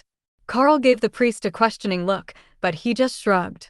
I ran out of other molds, as this was a side project, so I used what I could find in the foods lab. Karl made a mental note to avoid gummy bears from the university.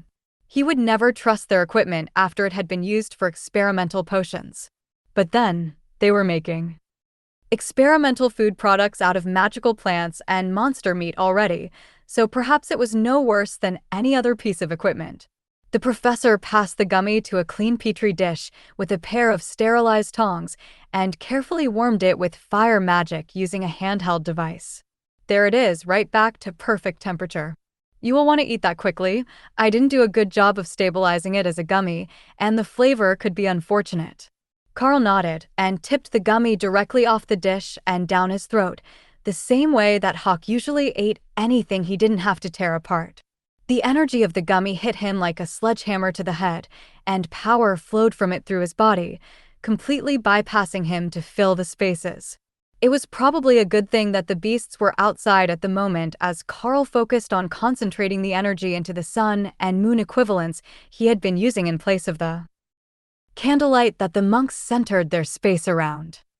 There was a lingering power in the spaces. Karl could feel it, but he couldn't quite grasp what he was supposed to be learning from the pill, or what sort of skill it should be.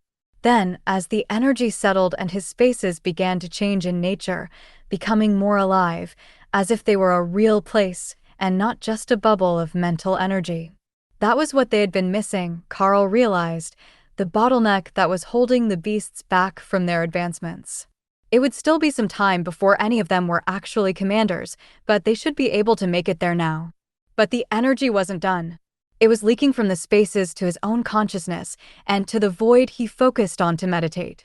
A soft golden light filled the space for a moment, then coalesced into what looked like a holy stone or a golden dragon scale.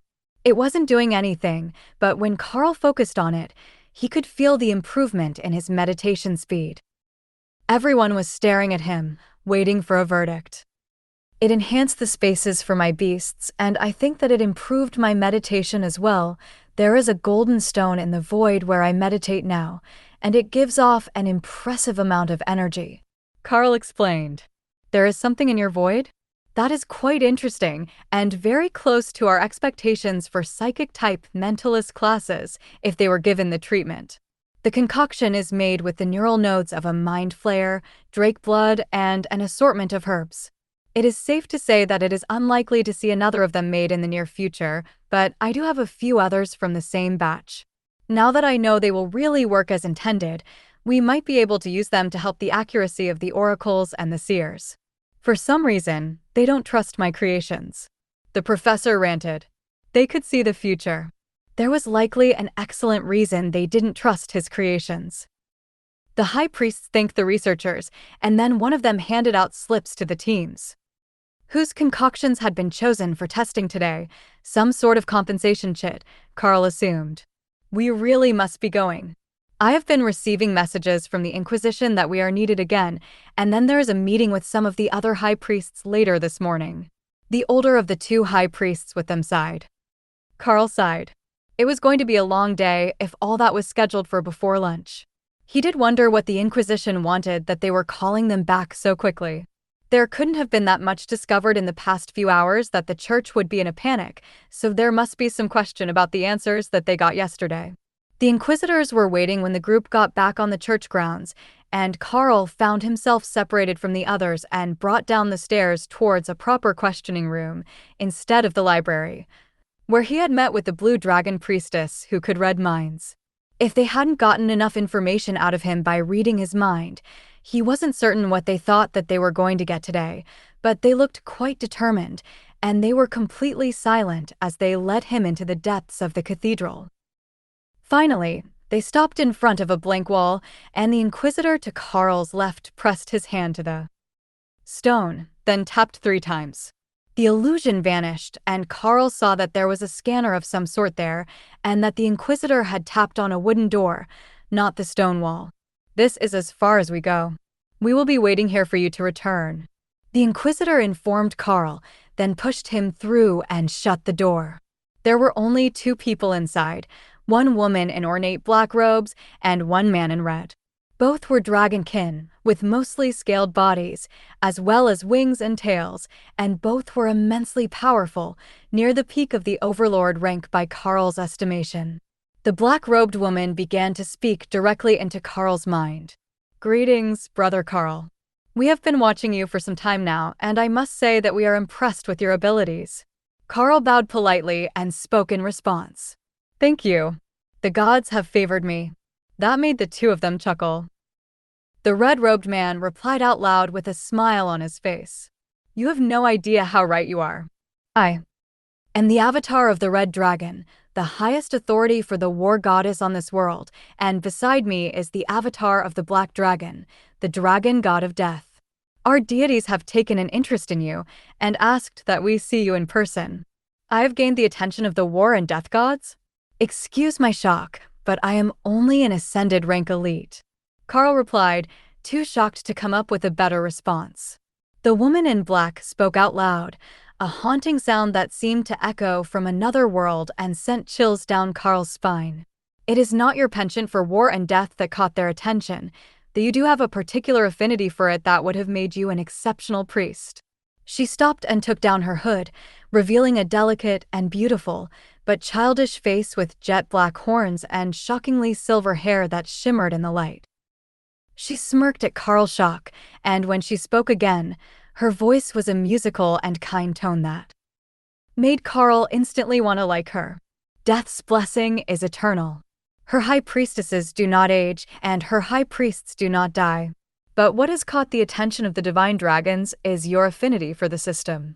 Focus on the power of the system in your mind and speak the word status. Karl wasn't sure what she meant, but the new focus in his mind seemed to be the logical point to start, as it was a focal point for power, and that power came from the divine injection created from the system stones. Status. A long string of text appeared in his vision. System active, name, Karl, class, Beastmaster, partners, Hawk, ascended rank Dragon Hawk Ray, ascended rank Bloodbath Spider Thor, ascended rank Lightning Zero, available skill points, 34. So, what do you see? The avatar of the Black Dragon asked eagerly in her musical voice.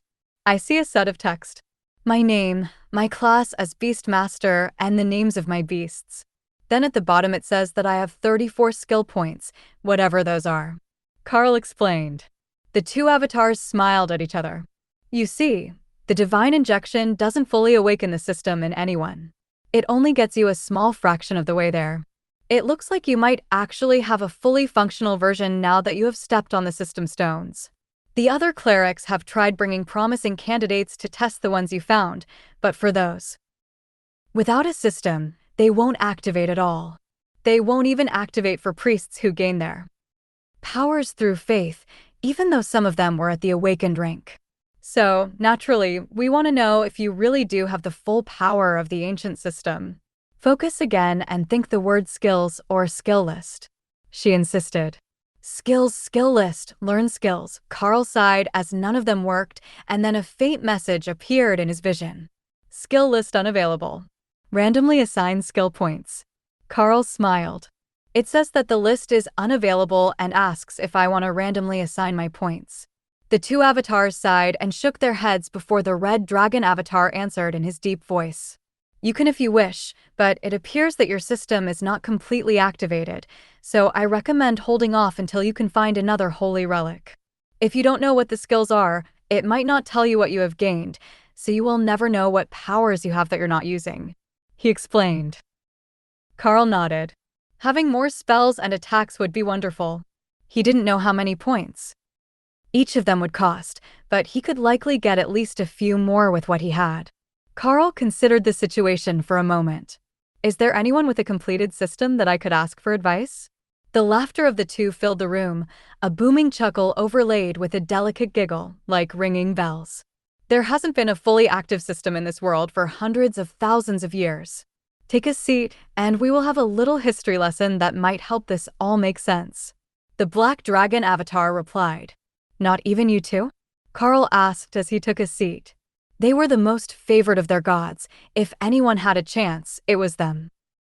We are neither subject to the system, nor are we born in this world.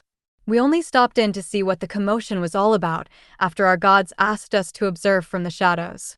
When we are finished our work here, we will leave and watch until our deities ask us to take on another task. But that is only incidental to the situation at hand. Our deities were wondering if your people could really earn the forgiveness of the world dragon and reactivate the system, or if you would have to carve an entirely new path for yourselves. It all started with a rebellion, as most changes do. At the time, the system had been active for longer than the world had kept recorded histories. You know how it is, time wears all away, and after a number of wars, changes of leadership and such, the original documents were lost and only legend remained. That was when a group of demigods thought that they could become the next system administrator. They led a revolution against the world dragon, intending to usurp the world from his control. They shattered the world dragon scale that had been placed in this world to maintain his will, but they had gravely misunderstood the power of the world dragon.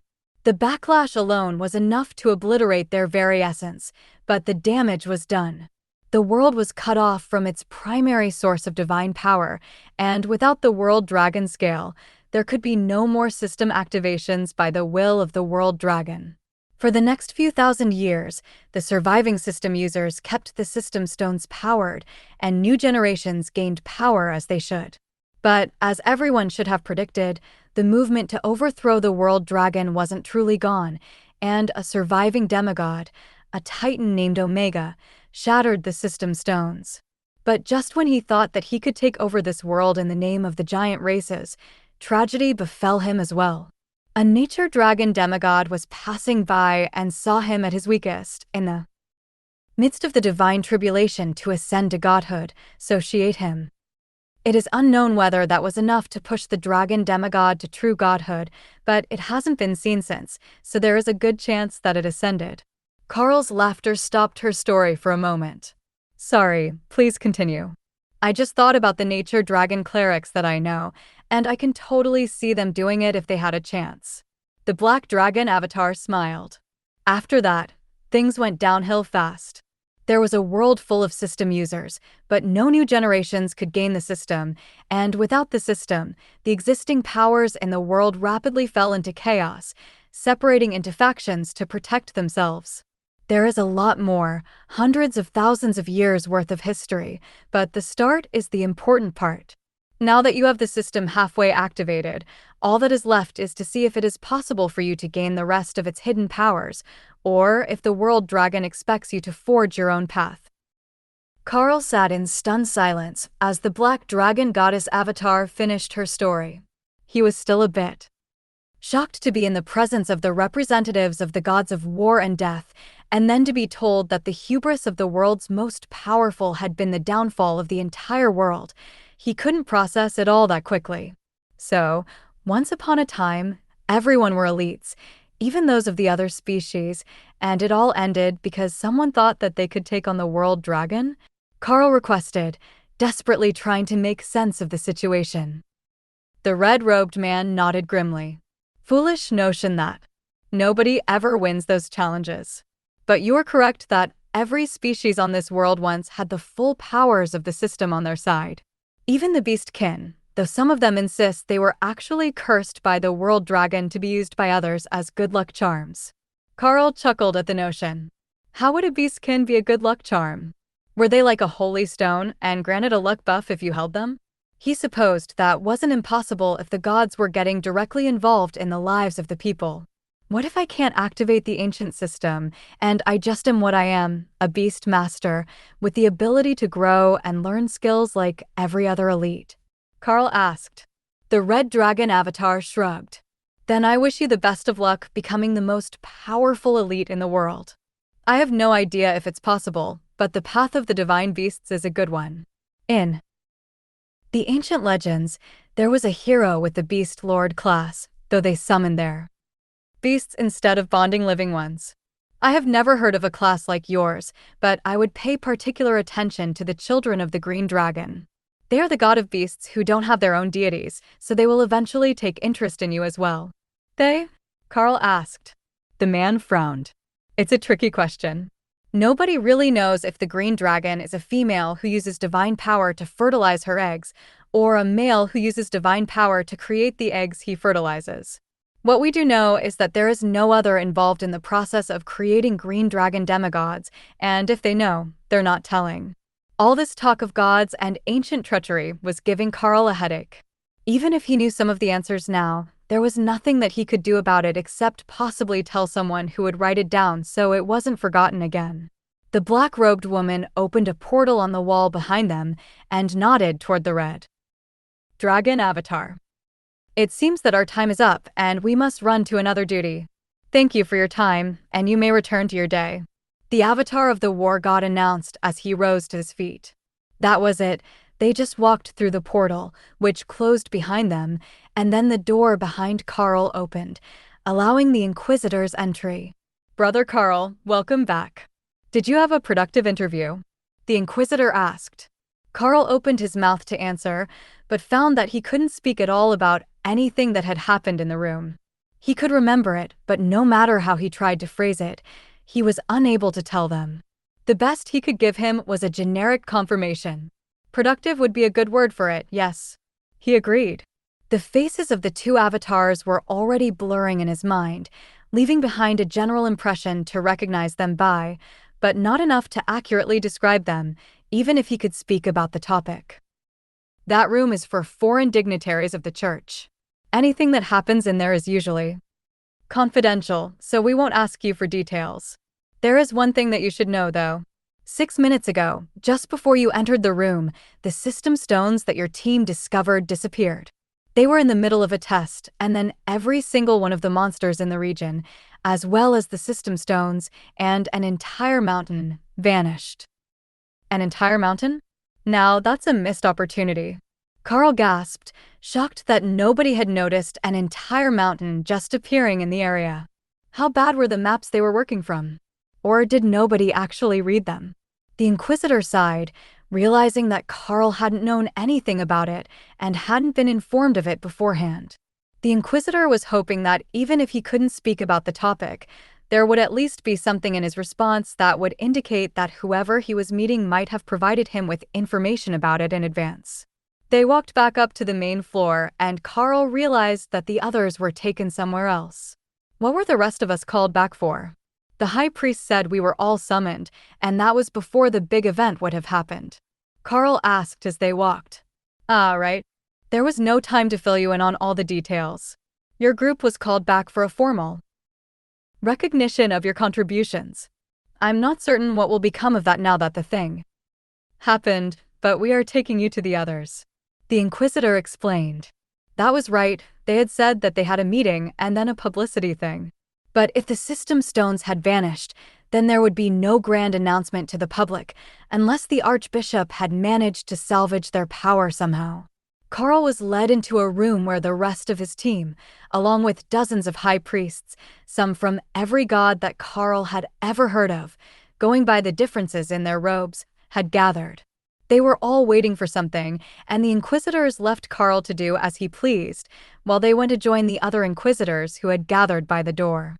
Everyone was waiting for news, and Karl saw Tessa and Lotus's concern as he joined them at their table up front. Have you heard? The tiny nature priestess asked.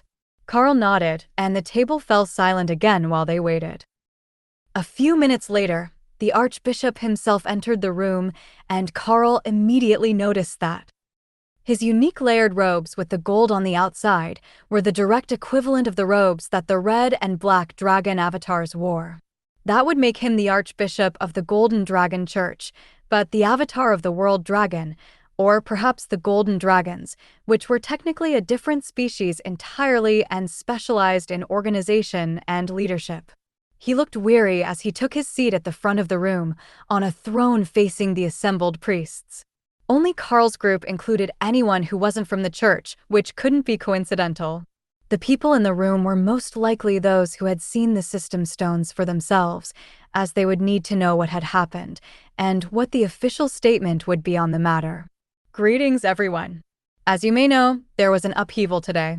The newly discovered set of system stones, along with the underground temple complex of the 7th dynasty, vanished, along with the remains of a monster influx.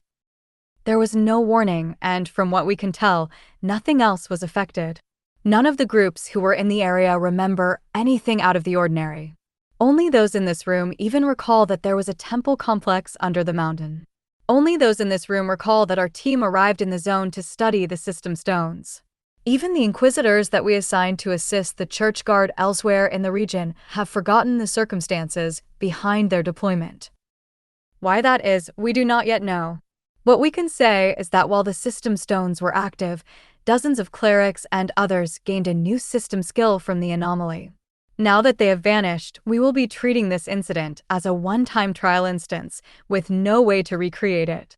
The contents of the trial are to remain confidential, but the gains will be in your official records, along with the achievements that were made during the influx period. That will be all for today's meeting. All other press conferences, meetings, and discussion groups are cancelled for the day while the schedule is reworked. Then the weary-looking Archbishop got up out of his chair and left the room. The rapid change left everyone a bit confused as to what they should be doing for the day, as their whole schedule had just been cancelled. The members who were on the media team were close to panic, though. They were supposed to start broadcasting in under an hour, and they no longer had a story to report. Just nothing. But within seconds, they latched onto the best opportunity that they had left. The events in the field weren't classified, only the ones to do with the system stones. Everyone else would remember the timeline mostly as it was, only where it involved the system stones were the memories of those involved blurred. You can be the story. You elites, who managed to get 100% of the commander rank kills in an entire zone for a week. Yes, that's perfect for tonight's news. Please don't leave. We have to film 30 minutes of footage that needs to go on air in an hour. One of the clergy assigned to news releases pleaded. We already have the footage of you in front of the official background, so we can do informal interviews here and then fill the time with reporter explanations. It will be perfect. We even have stock footage of giants, ogres, and other monsters to work with.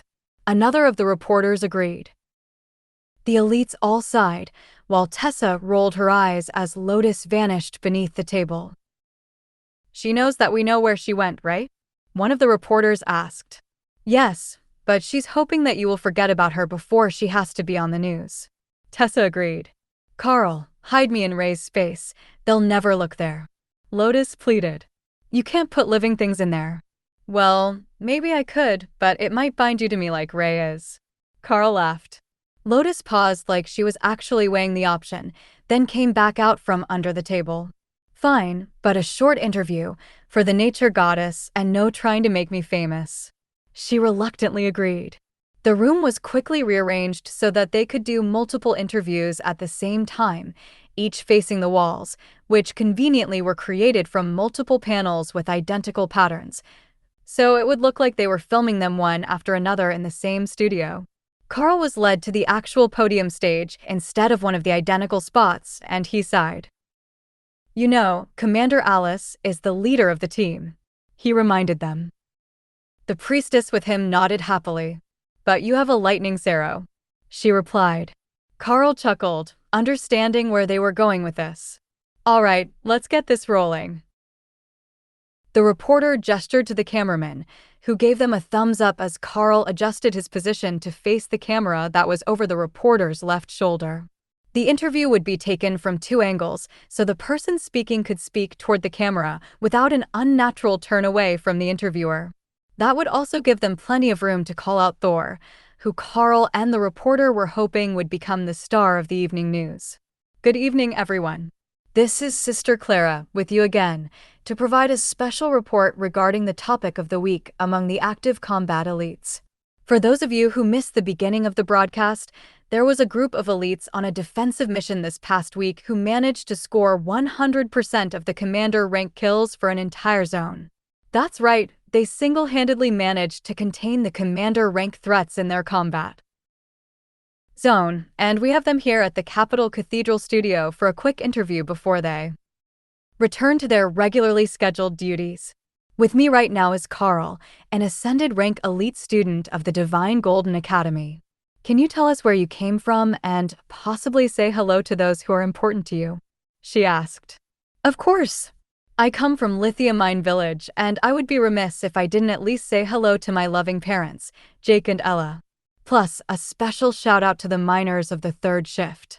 I wish I could say I miss working with you, but I really don't miss the bottom of the mines. Karl replied with a genuine laugh.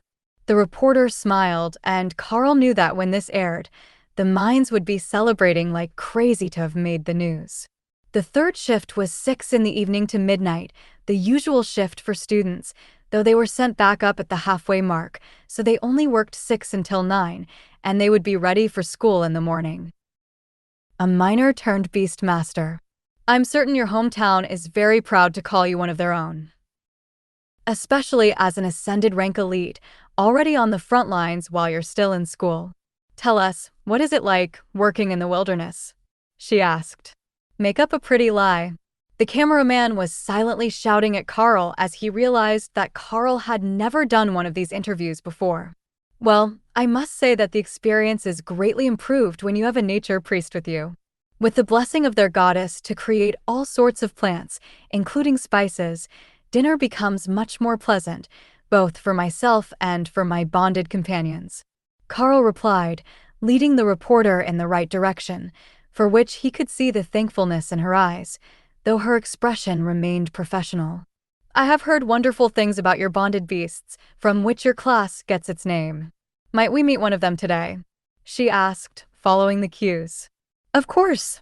Thor, would you come out and lay down next to me? Karl spoke out loud. If he didn't lay down, the lightning Sarah would be mostly out of the camera's frame, and that would just annoy the staff. Thor settled in with his head right next to Clara's chair, but facing the front, where the reporter could lean forward to pet his head, and he would be in the shots of both of them, but not in the way of the upper body of either. He instinctively knew where he needed to be, and the reporter smiled as she stroked his head between his eyes, exactly as Lotus had instructed her to do while everyone was waiting here to see what was going on. While Karl was gone for a secondary interview, that was what they had done. Sat and waited and shared gossip. He is a lovely one, isn't he? For our viewers at home, Thor is an adult male lightning Zero, and we don't recommend that you approach them in the wild, but this one is quite tame and sociable. She explained as Thor made a happy rumble. Karl smiled and nodded in agreement. Not only is he possibly the most social member of the group, he's also an incredible frontline fighter. His lightning barrier can defend him against the strongest of ascended rank attacks, and he works well with others to strategize and control the movement of the monsters we are clearing from the wilderness before they can threaten the nearby towns. Thor nodded happily, and then moved his head to bump up against her legs when the reporter sat back upright and stopped patting him. The gesture made the camera operators and a number of the others in the background laugh. Thor was precisely the spokesperson that they needed on camera today. It was impossible not to love him. Can you tell us a little about a memorable battle? I know the others in the group have been asked the same thing, but I won't mind if it's the same one as one of them has mentioned. The reporter asked with genuine interest in her soft blue eyes. Karl smiled at the camera. Well, I have one in mind, and I'm not sure if it's the same one as the others have mentioned. We were on patrol and had just finished a fight with a group of ogres when Hawk, our scout, informed us of a group of hobgoblins who were giving the military unit we were attached to some trouble. We rushed back to the scene and found that the hobgoblins had a shaman with them, healing the filthy monsters as the elites of the army fought a valiant battle toward the center of the hobgoblin formation, where the cowardly little shaman was hiding. Now, Thor here is a good bit larger than your average hobgoblin, and he just plowed right through them and tossed that goblin shaman 20 meters in the air, where our ranged attacks could take it out. Karl accompanied the explanation with hand gestures, and at the right moment, Thor gave a flip of his head, showing the cameras how to toss a goblin. The camera operators were both giving Karl enthusiastic gestures, while the reporter smiled and nodded along. It sounds like quite the scene. How did the battle end? She asked more seriously. Only minor injuries among the military unit that our clerics healed before the battle was even over. A resounding victory. Within minutes, all the interviews were finished, and the reporters started doing their own bits, recording speeches over stock footage and giving a highly censored version of events that wouldn't scare the general public while still honoring the fallen soldiers and elites of the many battlefields around the nation. That was a fairly standard part of any ongoing events broadcast, as there were always battles to be fought, but it did use a solid portion of the time that they needed to fill, and when combined with the interviews, it wouldn't seem as dull and routine as it did when they were just speaking alone in studio. Karl retreated to the back of the room where he found the blue dragon high priestess he had met earlier, the head of historians, whose name he had quickly forgotten, waiting for him. Fortunately, Lotus was there to save him. Greetings, High Priestess Lilith. Did you have a request for us? I made some great notes on plants I don't remember seeing in the study guides. The nature priestess greeted the historian. Her eyes were lit up with excitement about the list of new plants, and between a nature priestess and a blue dragon high priestess, who was obsessed with new knowledge, there was a very real chance that they were about to become best friends for the day. The high priestess looked just as excited as Lotus, and for a second, Karl thought that the two were going to get lost in a conversation about plants, but the older woman turned her attention to Karl. Actually, I have a request for you all. An official one. We would like to ask that your group, with their exceptional affinity for stumbling across valuable new things, takes on a mission to the Boundary Mountains. There is said to be a strange phenomenon there, and the other groups we have sent in lost days of time, with no memories of them, but a feeling that they failed some sort of trial. With the luck that your group has shown, we have some hope that you will be able to bring back some information. That's official, straight from the Church Council. Of course, if the elites choose to turn it down, we won't be sending you and Tessa alone, but we have some hopes that everyone present will agree. Lilith explained. Karl was about to answer when he sensed a familiar presence over his shoulder and a sense of menace that wasn't directed at him, but past him. Colonel Valerie stepped up beside Karl with a fake smile, wearing a visitor's hassock, as all guests. To the cathedral church would. She waited for the high priestess to notice her and put together her unexpected appearance here with who she was and what it likely implied. Lilith smiled at her. Ah, Colonel. What a surprise to see you here. I had thought that you would still be with your tour group. Valerie's resting angry face didn't even budge at the comment. Naturally, I came to check on my elites. It seems someone is quite intent on borrowing them from the Bureau, and I would hate to lose track of their whereabouts. Her tone said that she was not planning to spare the High Priestess any of her wrath, which could turn into an epic battle of wills between the representatives of the church and the government. So both Karl and Lotus took a half step back from what was shaping up to be an epic catfight, but the two leaders preferred to fight with mental jabs and not fists. That would be a shame, would it not? The Bureau for Elite Development, unable to even track the elites that they're supposed to be developing. A tragedy of bureaucracy, really. Lilith agreed with a solemn nod. Indeed. It seems that holy quests are becoming increasingly common these days when it comes to new students. The will of the gods is a strange thing. Colonel Valerie snapped back. That got a rise out of the High Priestess, that was quickly stamped down. It wasn't directly doubting the will of the gods, but it was coming perilously close to insulting her deity as well as her personal motivations. Fortunately, they weren't the only people in the room, and after a few seconds some of the Inquisitors came over to see what all the glaring was about, just in time to catch the last round of barbs between the two. Colonel Valerie continued. I believe that it is time that the students return to their education. It would be a shame to keep them away from their training for too much of the semester. High Priestess Lilith smiled back, and Karl was certain that her graying hair turned a bit more of a royal blue color as she spoke next. It is the will of the goddess of knowledge that the group takes this trial. It must proceed. She declared in a voice that seemed to echo, as if coming from a massive being, not a rather unremarkable priestess. Then she continued in a more normal tone. But you will be happy to know that one of your own agents has been called upon to join the mission. She must be there, the fates demand it. Two clerics wearing the uniforms of the tour guides burst into the room, looking for their wayward tour group member, and Colonel Valerie sighed. I will have a tracker put on them if this continues to be an issue. Karl, Dana, I will catch up with you when you return. Sister Tessa, Sister Lotus, it was good to see you both again, and I will be waiting for your reports after this holy quest from the church has finished. Then she followed the angry tour operators out of the room, and Karl noticed just how quiet it had gotten as everyone stopped to watch the drama. Lilith turned to the room and made a dismissive gesture. Show's over, everyone. You have your duties. I suggest that you get to them. That made all the news staff scurry back to their work, while the Inquisitors pretended that listening in on juicy gossip was beneath them, and the other clerics in the room scattered, leaving to find something to do elsewhere, where they wouldn't get in trouble with the High Priestess. Karl considered doing the same, but she was here for him and the group, so trying to run would just make her chase him down again. Should we start packing right away then? Karl asked, as he still needed to restock and finish cleaning and repairing all his gear. You have the remainder of the day, as the flight will leave in the morning with another round of clergy transfers. The details will be provided to you privately later, but the Inquisitors have agreed to help you upgrade your gear for the current situation. She agreed, straightening her deep blue robes. That actually sounded pretty good.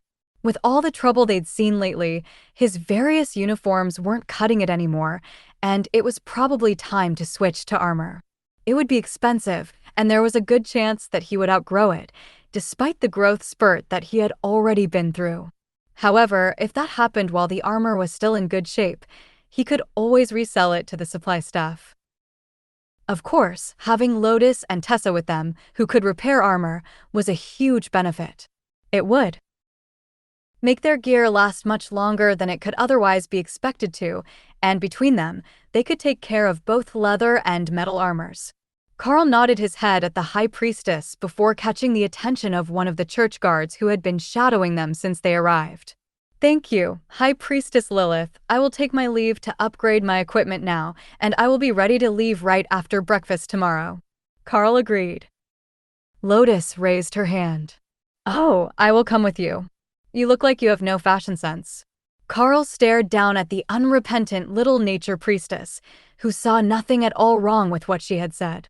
Lotus gave him a single raised eyebrow look of challenge. What? Don't tell me you're suddenly fashionable.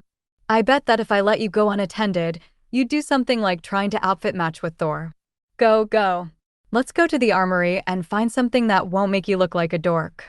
Karl let Lotus drag him to the armory room, following the two church guards who were navigating them through the corridors of the cathedral, avoiding the public areas which were packed with tourists during the middle of the day.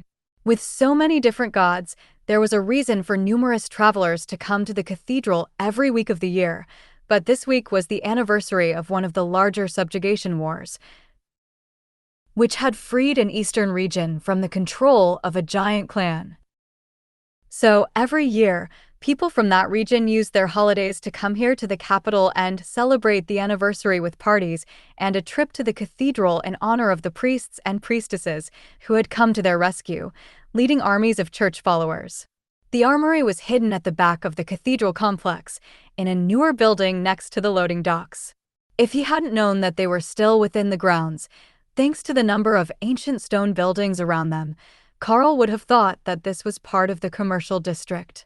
From the outside, this loading area was hidden by trees and a long driveway, but it was modern enough that they could move all the goods they needed in and out efficiently, and without interfering with the experience of the visitors to the holy buildings. What can I do for you? The clerk asked as Lotus waved happily at him. Karl here needs new battle armor. We get to go fun places. Lotus replied, excited about the day's upcoming events. Ascended rank, and as he doesn't have armor yet, I will say that he's not the team leader, so it will be ascended minimum with a heavy dose of commander rank targets. We can do that. As long as he has the merits and access, that is. The clerk agreed. Karl handed over his card, and the clerk scanned it through the reader. That should do it. Do you need weapons as well, or is what you have good enough? He asked. I've got an ascended rank bonded sword, and the ability to code it in ascended rank attack skills. It should be alright as far as my abilities go. Karl replied. The clerk nodded. Can you take it out and show me? It's better if I know what we're working with, just in case you might need a backup. Karl took out the blade, and then used the new shared skill, Flaming Body, that Hawk had shared to coat his lower arms and the blade in flames. Ooh, when did you learn that? Nice trick. Lotus cheered. When Hawk learned it. It should work out fairly well, and I can use it with the refreshing lightning barrier to keep up my defenses. Karl agreed. The clerk made a short note and then tapped a button to update his listings based on what Karl had mentioned for his skills. Well, we don't have much that's compatible with both lightning and fire, but we do have either or. If you're using lightning as a defensive shield, I would recommend this suit. Are there any pieces of gear that you need to keep on? He asked. My gauntlets. I've got a set of bestial strength gauntlets that should be kept on when I'm heading into combat. Then there's a ring I keep on as well, but that shouldn't interfere with the armor. Karl explained. A ring with what properties? So I know what to build around. The clerk asked as he refined the search. Karl did his best not to laugh as he realized how lopsided his buffs were. It's a ring of giant strength. The clerk blinked twice, slowly, and then entered it into his computer. You didn't look like the smash everything to paste type of warrior, but I guess appearances are deceiving. Lotus giggled. Oh, he's not a warrior, he's a beast master. We just happen to have fought plenty of giants recently, and they value strength above all else. I see. It was obvious that he didn't quite get what a non-warrior class would want with all that strength. But he also wasn't well versed in actual combat, just in the theoretical aspects that went into balancing gear to distribute to the other elites. Being strong also meant being fast, in a way. It didn't help your reflexes, but Karl's were already excellent, thanks to his class, so he could react smoothly while moving at much higher speeds than his body was normally capable of. Alright, I have a match. It has strong defense, a natural affinity for lightning attacks, which should strengthen your barrier, and no gloves required, so you can wear your gauntlets. The clerk announced, before turning the screen to face Karl. It was a superhero. The entire outfit was designed to make the wearer look like a children's cartoon superhero, complete with a masked helmet that Karl was certain had to be some sort of copyright violation. Heart Ranger, go! Lotus laughed as she saw the outfit. That was precisely what Karl had been thinking, and the church guard with them nodded in agreement. I take it you would like me to look for something else? The clerk asked sheepishly.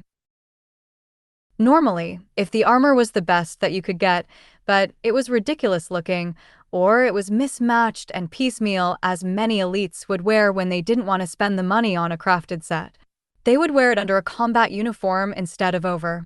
Lotus didn't like the combat uniforms, though, and Karl was trying to get away from destroying them as well. The clerk went through the options that he thought would be suitable, and at least wouldn't interfere with the skills that Karl was using, and came up with 3 options, which he brought up on the screen behind him. Those are your better-looking options. Not cartoonish or superhero. These ones were designed more for the working mercenaries than the up-and-coming stars who are likely to be recorded and put on the news. But if that's what you prefer, we've got them. The clerk explained. That's very much what I prefer. I spend a lot of time scouting and on point in the wilderness. I would rather not look like a super ranger. Karl laughed. One of the men in the back laughed as he heard the conversation. Tell the kid it's not that bad. We all go into the woods with bright white robes on. That made both Karl and Lotus laugh. The church guard did indeed go to battle in bright white robes, and their defensive magic even ensured that they stayed pure white for as long as possible. Who had decided that was a great tactical decision? Karl had no idea, but it had been a tradition for so long that even suggesting changing it now would be unthinkable to most of the church members. Lotus pointed up at the screen. There, that 1 second from the left. What are its properties? I wouldn't be embarrassed to be seen next to that, she asked. It's lightning neutral, fire element friendly, and has an ascended grade durability. The materials are a mix of monster leather and enchanted metals, with no additional enhancements to benefit the user.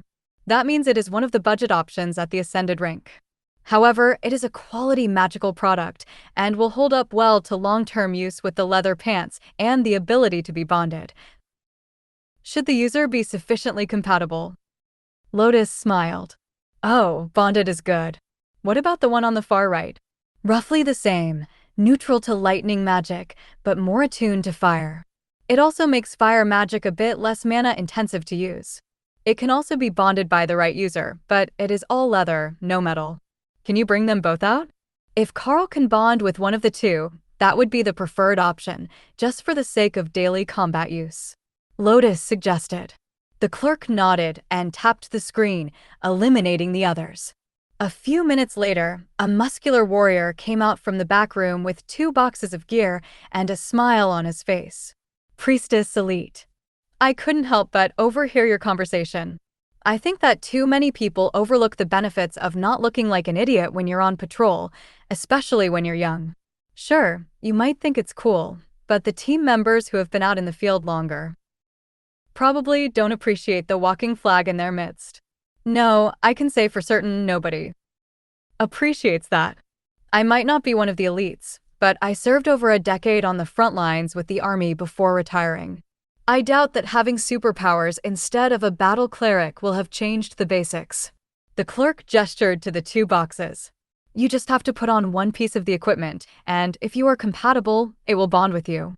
Now, keep in mind that once it does, you've bought it, no returns, exchanges, or refunds. Karl turned to Lotus. I suspect that how I look matters much more to you than it does to me, so you pick which one we try first. If it works, that's the look I will have for the foreseeable future. The tiny cleric sighed, then put on a serious face and turned her hair from black to a mottled brown that reminded Karl of tree bark. Oh, the nature priestess has her game face on. What's it going to be, sister? The clerk asked. All leather first. My instincts say all leather first. Lotus replied, before her hair changed back to blonde. Karl wondered how long he had missed the fact that she had been changing her hair color with her mood, so he almost didn't notice when he picked up the helmet and set it over his head that the rest of the equipment vanished, and his hassock now had a full suit of armor underneath it. Well, take it off, take it off. The hassock. Lotus demanded, upset that she had been denied the sight of her chosen armor option. Karl laughed as he untied the belt and pulled the hassock over his head, revealing the plain flat black armor underneath, with a long-sleeved green tunic shirt underneath that Karl didn't remember being in the pile of gear. It felt a bit strange being restricted by armor after always being in just cloth, especially the way that the leather pants, with their stiff additional plating on the thighs and lower legs, moved against him. Lotus circled Karl 3 times before she made her decision that it was good enough for her. I like it. The green tunic was a nice touch, thanks guys. She congratulated the workers in the supply room. There was no tunic in the pile, we just assumed he was already wearing it. The clerk replied, confused. I was only wearing the hassock. Karl replied with a shrug. The clerk shook his head. You've been around the nature priests too long. Normally, visitors wear a layer underneath and don't just freeball it. Karl laughed. Well, I had no clean clothes, and this was what was in the room, so this is what I'm wearing. The clerk shrugged off his concerns and decided that it was all part of the system's magic that added the shirt to complete the armor set. Not that there were gaps that needed covering, but it looked more natural with the tunic between layers. Well, it looks like I'm good on armor now. I suppose that I should see what they were planning to do to change my supplies. The Academy backpack has been pretty good to me, but it sounds like the High Priestess was planning to make some changes. Karl added as he admired his new armor in the mirror on one wall.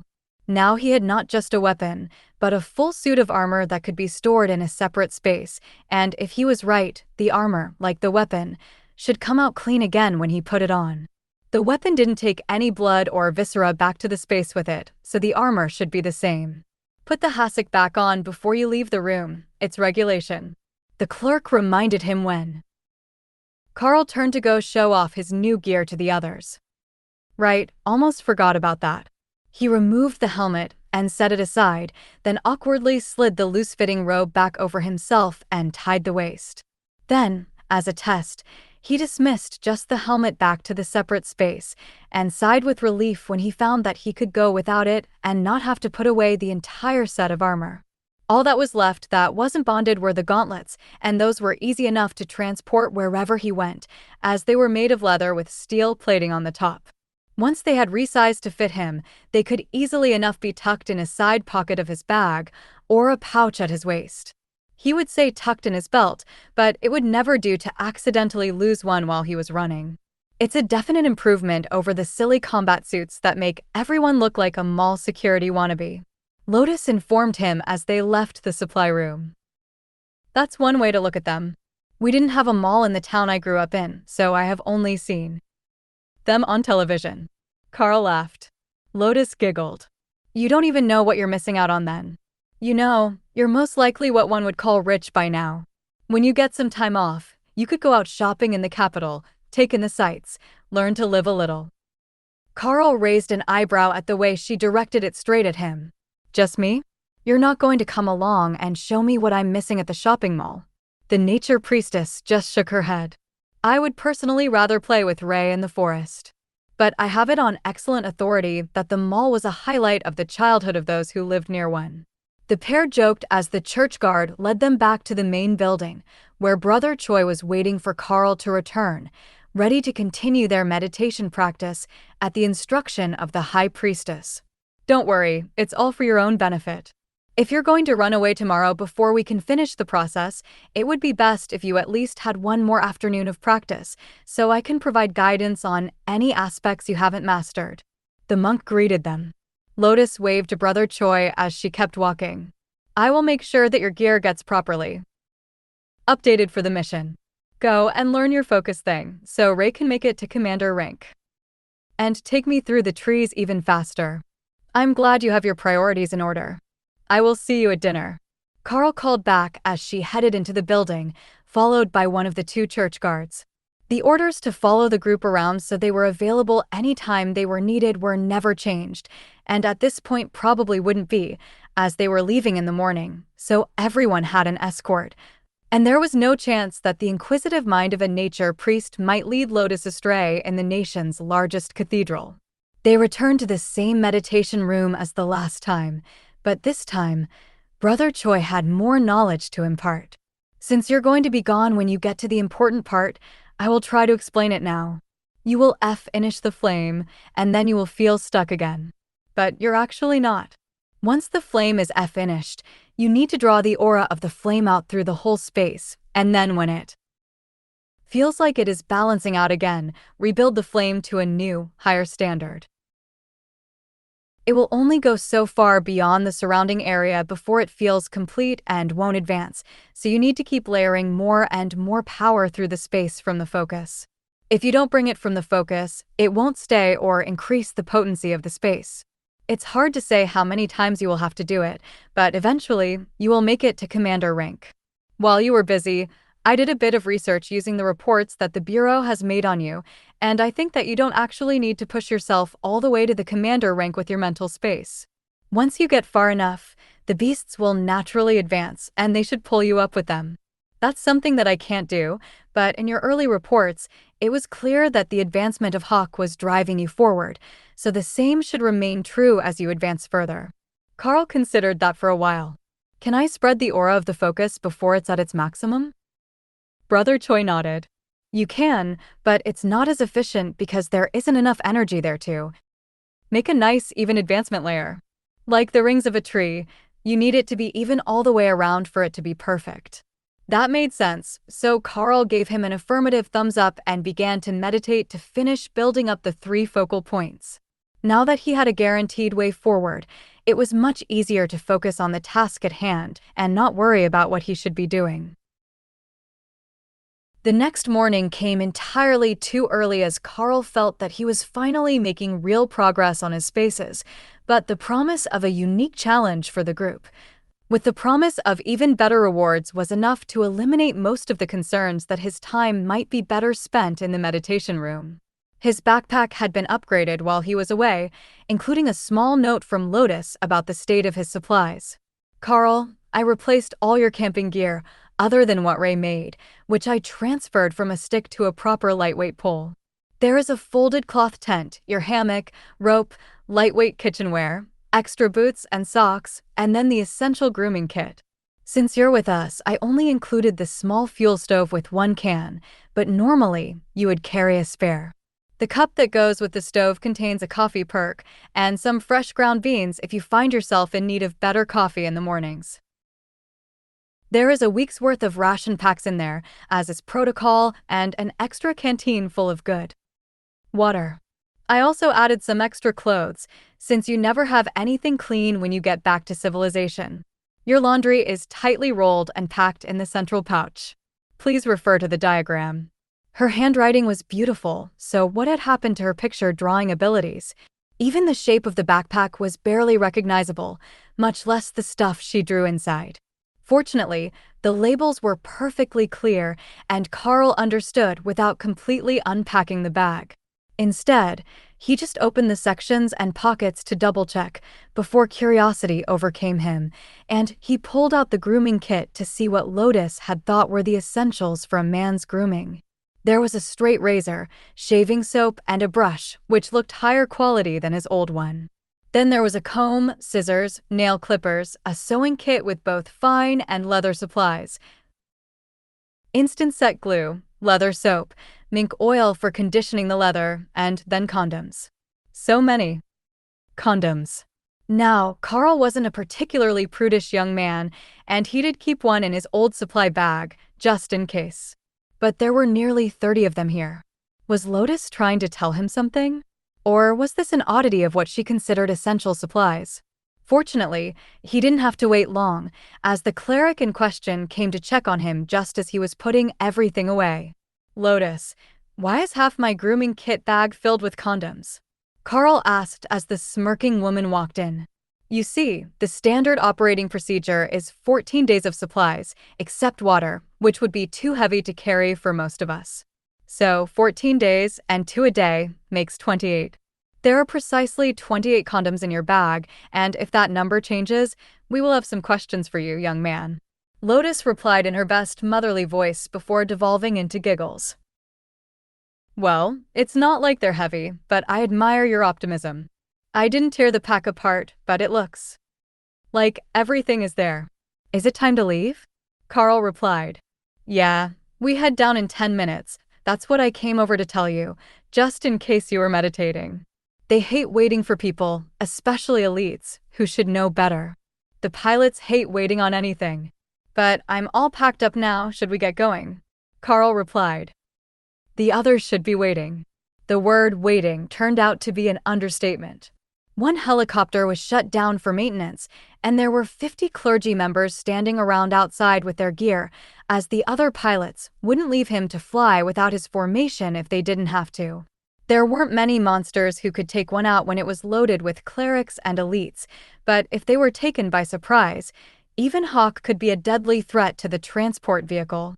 The mechanisms were complex and fairly delicate, so a single fireball to the rotors would take a helicopter out of the sky.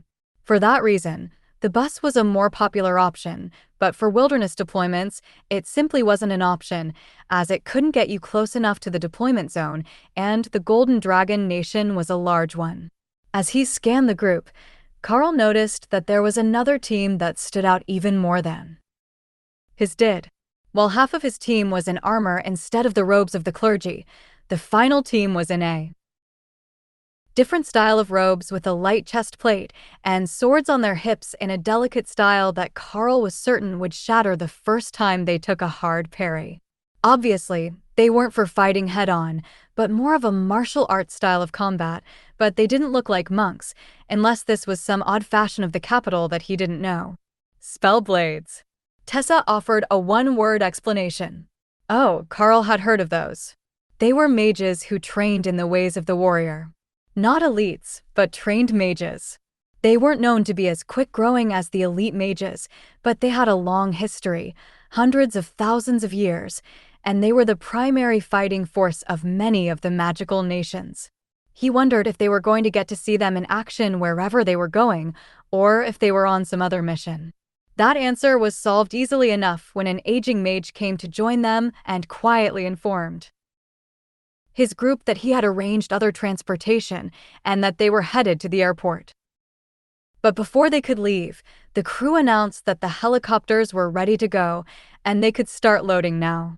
That caused a moment of indecision, but the mage waved the spell swords toward the military helicopters and made a phone call to cancel the arrangements for the other flight.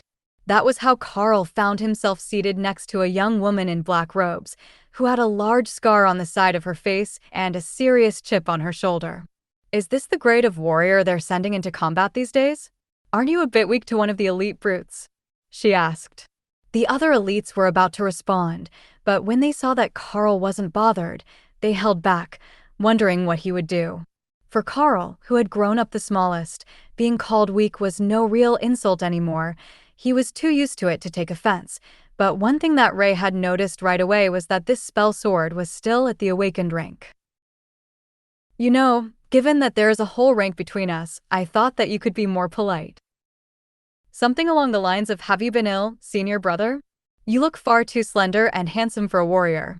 That would be much more suitable, don't you think? From the look on the woman's face, you would think that Karl had slapped her. Why in the 7 realms would I call you senior brother?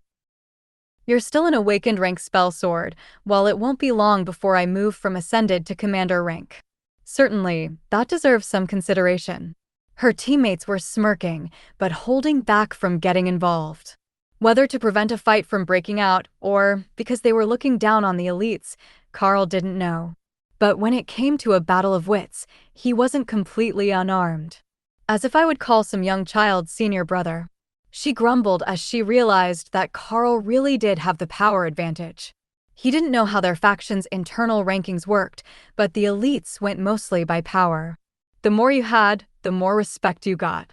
Most warrior groups should be the same, and Ray was quite certain that the oldest two in their group were commanders, while the others were all awakened.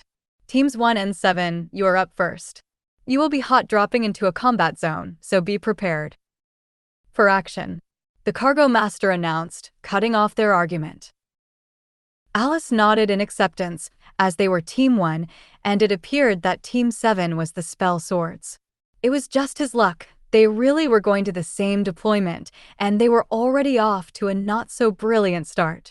Maybe there was a chance they weren't working together, but just near each other. Everyone unloaded as the helicopter touched down, and a bearded blonde royal rank mage came forward to greet them. Good, you all made it, and you've had a chance to meet each other. He paused to laugh at his own joke and the obvious tension between the two groups.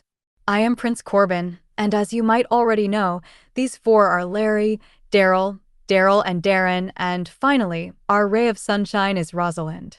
The royal rank mage introduced himself and the spell swords, with a teasing glint in his eye that dared the girl to speak out. The fact she hated the name wasn't a secret, everyone could see it, but it was just as obvious that she had done something to annoy the royal rank mage and make him use her full name. Corbin was dressed as an elite, so Prince would most likely be a power-related title, as Commander and Overlord were. Larry and Daryl were the Commander-ranked leaders, while the other Daryl and Darren were the awakened pair, making for a larger power gap than most groups. But if they had Prince Corbin with them, it was probably some Spellblade clan-related mission, as they were all from the same group. Now, I'm not going to ask you all to work together. That would be pushing my luck too far, but I will request that the two groups not attack each other if you see each other in the wilderness. My people have an assignment to hunt beasts above their rank, and the rest of you are here for whatever mission the church had, so your goals shouldn't overlap by too much. Corbin finished, before nodding in satisfaction in a way that reminded Karl of his father when something went right.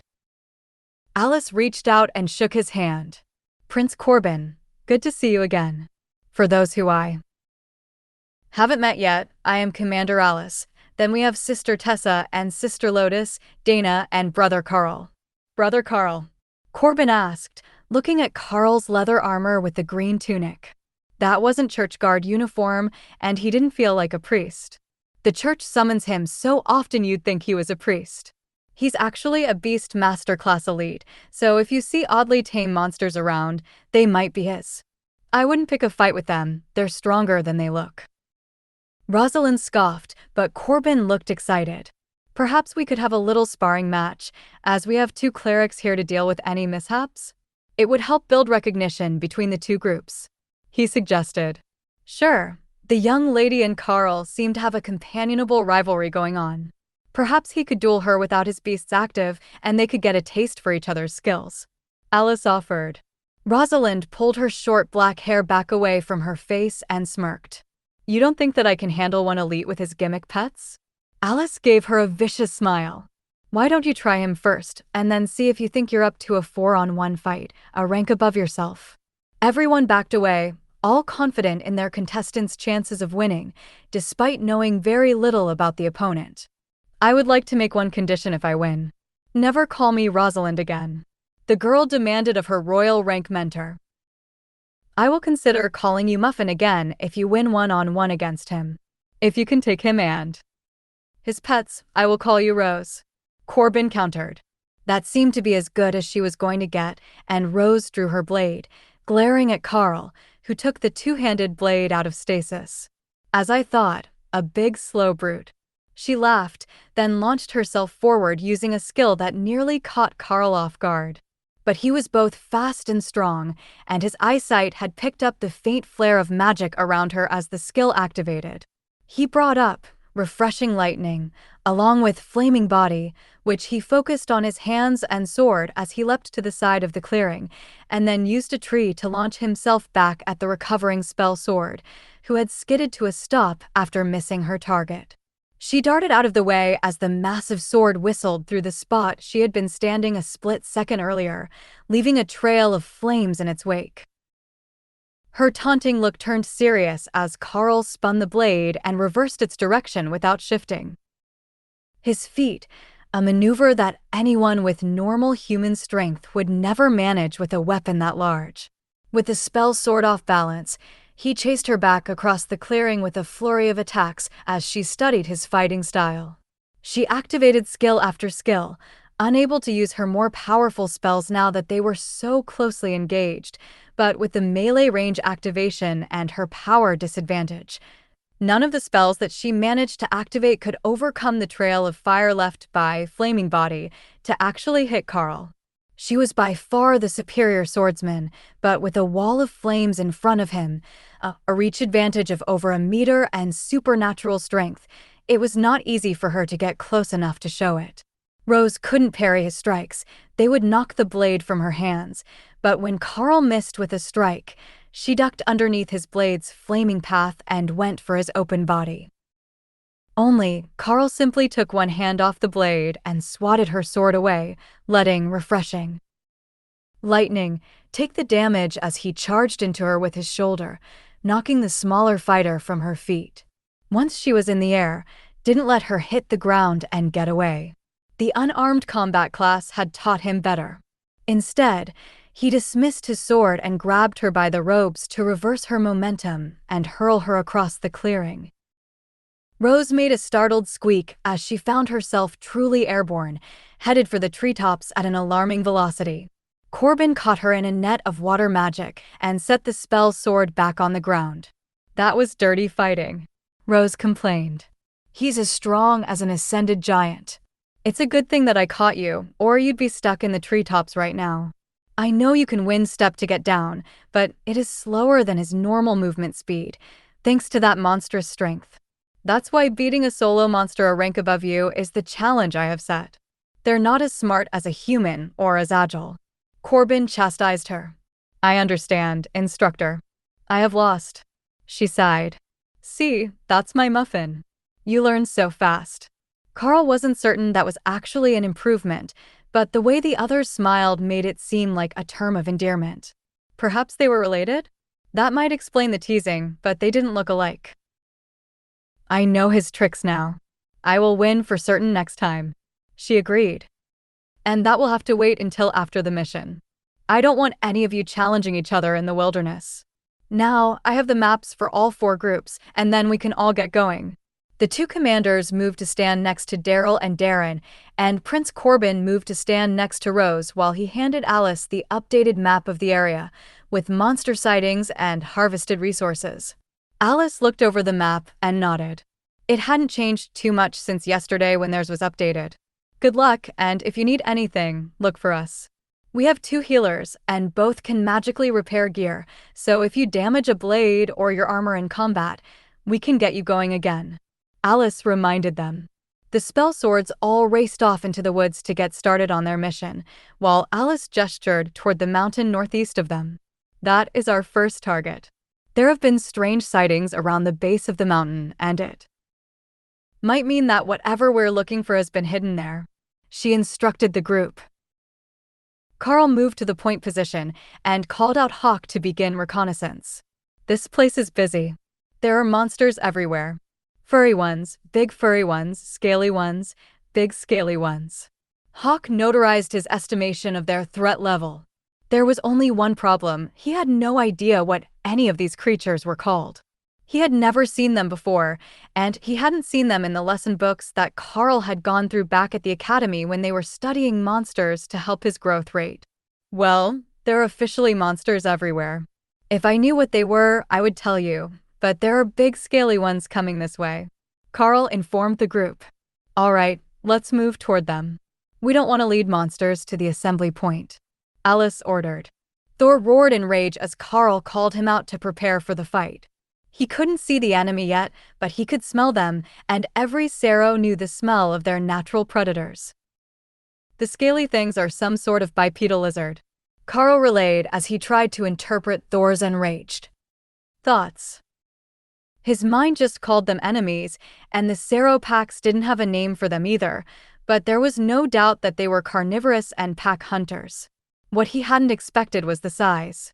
The first of them came crashing through the trees, standing 3 meters tall, but nearly 7 meters long as it stood on two powerful legs with its tail extending behind it, and Karl could hear more of them coming. Thor bugled a challenge at them, and the reptilian beasts turned to charge at their natural prey, forgetting about the small humans in favor of a real meal. This lightning Sero was no pushover like his average pack kin, and Thor whipped his armor-plated tail ball at the first one to charge, sending it careening into a tree, where Karl was able to get a good swing at it. His body surged with power as the two clerics both buffed him, and his blade shone with holy light.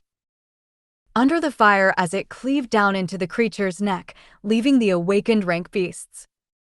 Muscles severed, and the head tilted at an odd angle as it crashed to the ground and bled out on the mossy ground. That curbed the enthusiasm of the other two monsters that had been incoming, but they had bigger problems than Karl and his sword. The clerics had also buffed Ray and her spider golems, which had just jumped out of the trees and onto the back of one, while Alice's golem cut off the escape route for another. Dana's golems were already surrounding the beast, and with the additional damage that they had gained when she learned destruction, which added damage to all her spells, the two stone golems, who were now armed and armored, were having no problems hacking through the thick hide. It was a huge improvement from before they had found the system stones, and even if the two mages hadn't been casting anything else, the two awakened rank golems would have easily defeated the beast. The new weapons and armor were a real upgrade for the golem, and the stacked improvements were quickly putting Dana near the top of the awakened rank for combat power. The smaller furry things are coming your way.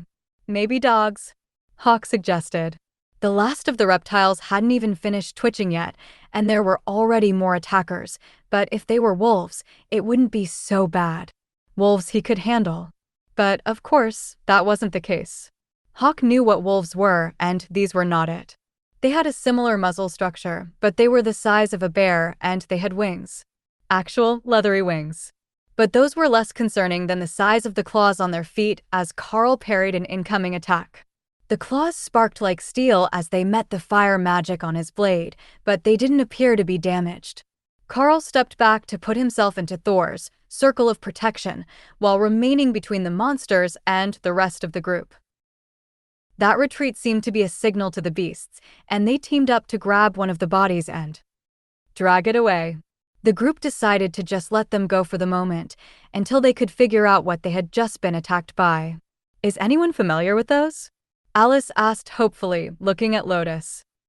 I know countless monsters, but not that. I almost thought it was an overgrown hellhound, but there was no fire or brimstone smell. Lotus replied. Their claws didn't shatter against an ascended rank skill, so they're at least that tough. Karl added. Ask Hawk what else is in the area, and for a more detailed description. Something is really wrong here, and I hope that the other groups will be alright, since they went out in pairs, and the beasts here seem to operate in packs. Alice replied. That was a good point.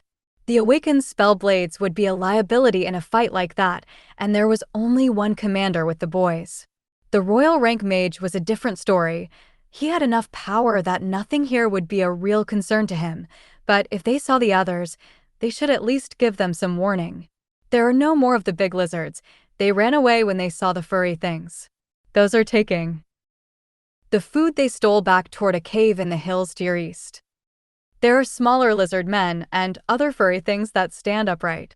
Hawk finished with a detailed list of where they all were, which Karl relayed to Alice, who plotted their course for the day. We don't want to be fighting all day and night, but we do need to clear many of the monsters in this area if we are going to do any searching for hidden resources. So, I have set a course that will lead us to the first suspected anomaly point, which we will set up camp near and explore in the morning.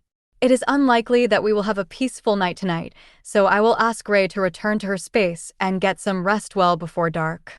She will be needed to keep every watch with us after it is too dark for Hawk to see well, but she will also need to help set up a safe fort for us tonight.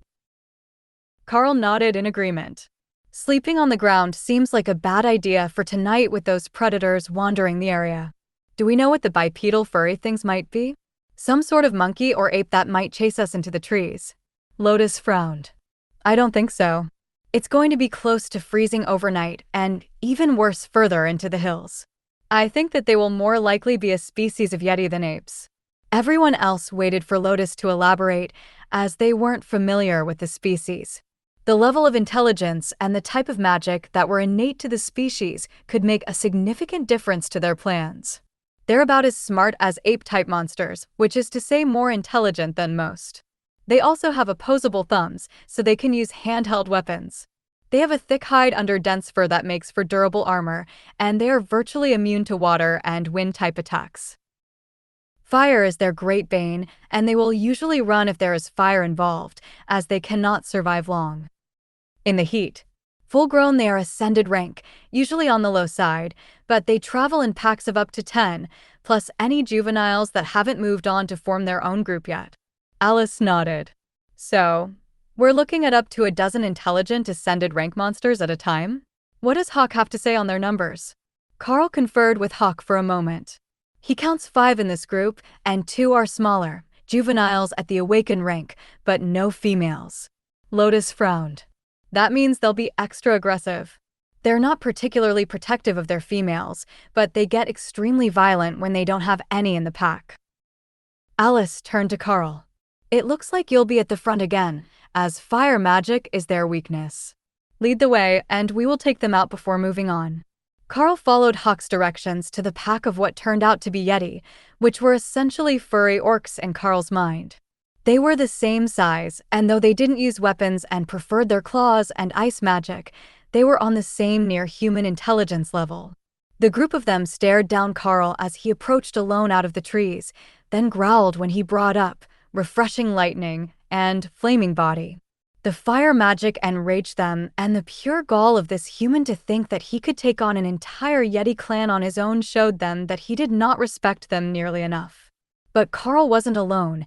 He was just the distraction, and the others had surrounded the group while he postured and wasted time. We're in place, Ray informed him, and Karl launched into action.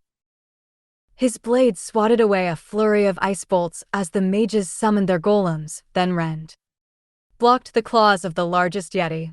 The beast was fast, blindingly fast with the swirl of snow and fog that surrounded it, making it hard for Karl to properly target as they traded strikes.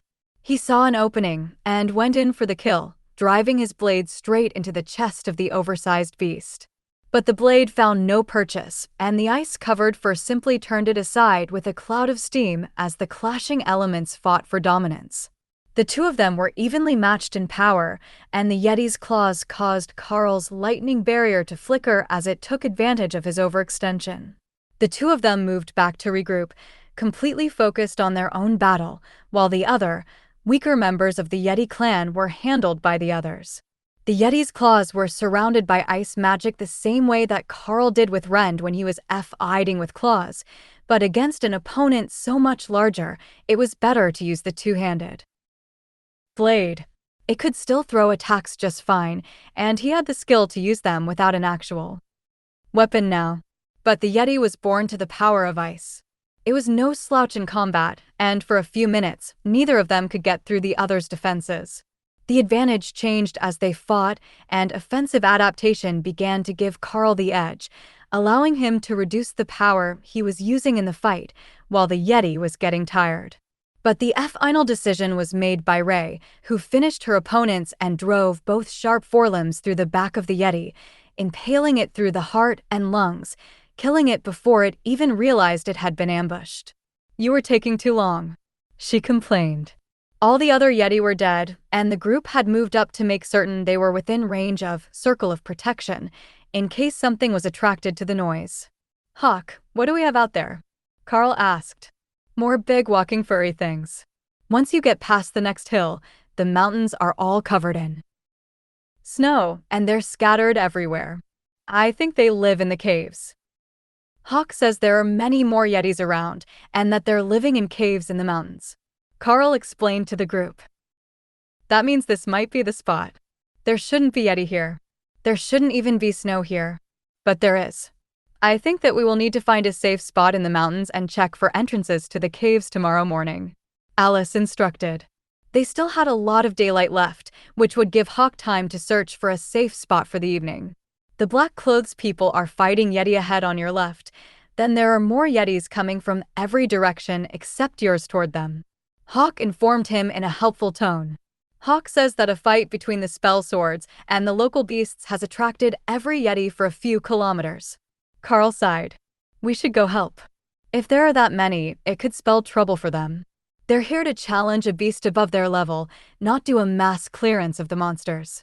That's closer to our mission, though our primary purpose is to look for opportunities. Alice agreed. The way to the battle was clear, as everything was already headed their way, and Karl could hear the frantic battle and feel the crackling of magic up ahead as the spell swords fought. I will lead the way in, so they don't attack Thor and the others. He called back to the group. Tessa climbed on Thor, and Ray grabbed Lotus, while Dana and Alice caught rides from Dana's golems. It was the most efficient way to travel for them, and it would get them to the battle much more quickly than walking. When Karl arrived, he found that the commotion was focused around Larry and Daryl. They were similarly built, dark-haired young men, though the commander, Larry, was a solid decade older, and Daryl was still a student close to Karl's age. The pair were engaged in a desperate battle against 5 ascended rank Yeti, similar to the one that Karl had been fighting earlier. The battle was not going well for them, and they were reduced to fighting back-to-back, despite Larry having a rank advantage on the beasts. The Sarrow and Spider are mine. We're here to help. Karl called as he charged into the battle, activating the flames on his sword to distract the Yeti clans.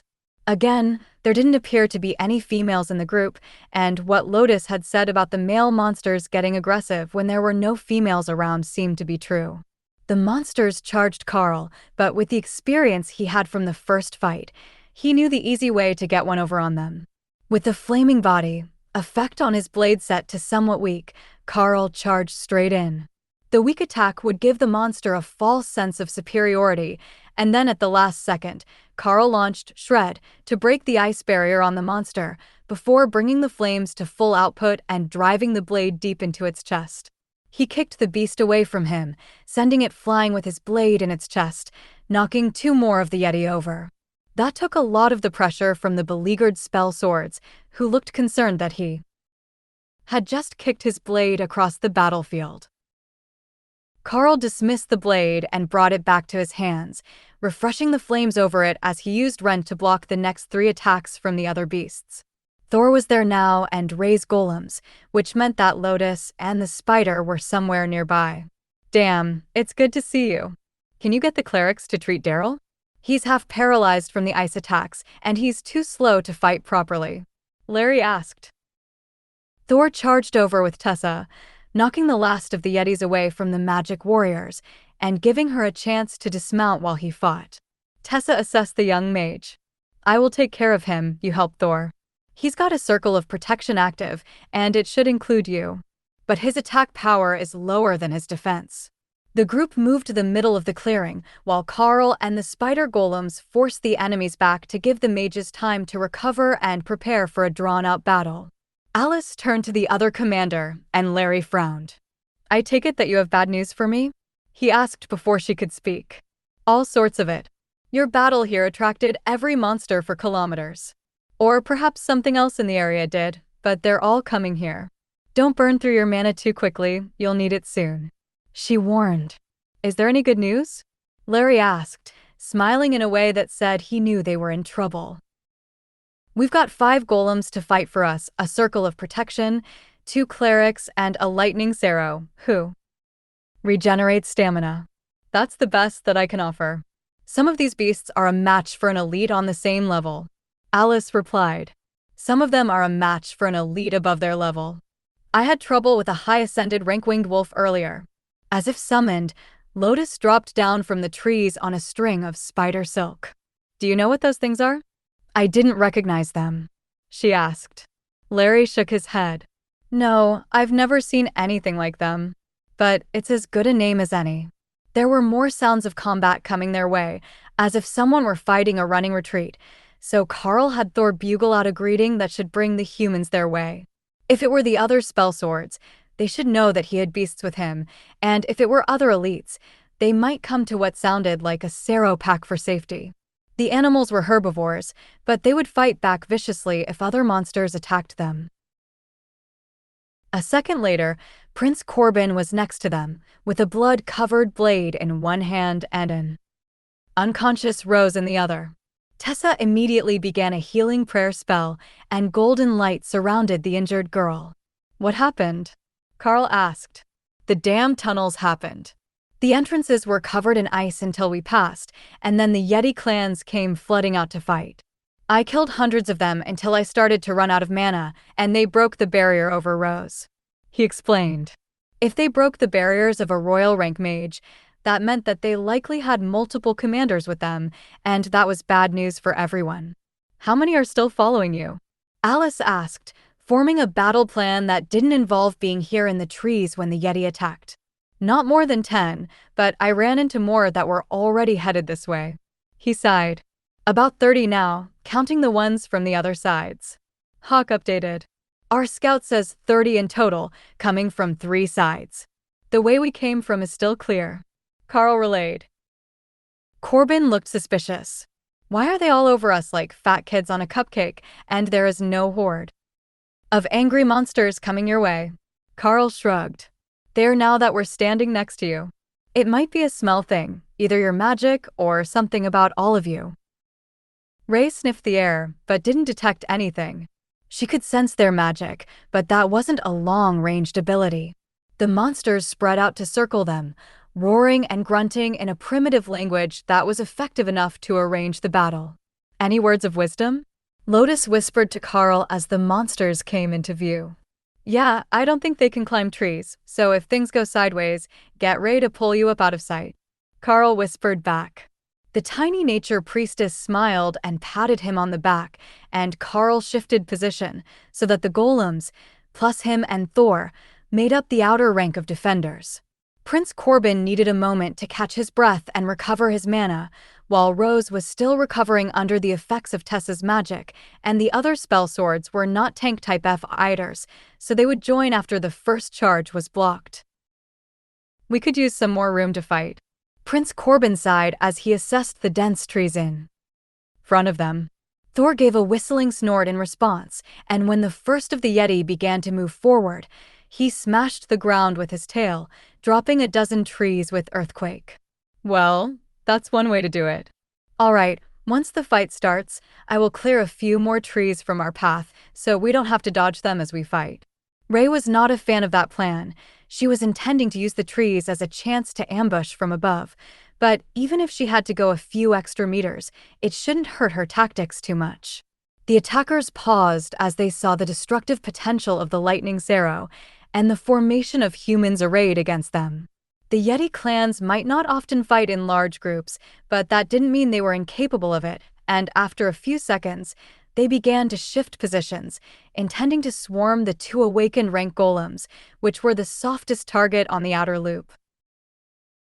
That was a monumental mistake, as right behind them was Prince Corbin, and no sooner had the Yeti attack reached the golems than they were sliced clean in half by a blade of wind. The ones behind them couldn't understand what went wrong.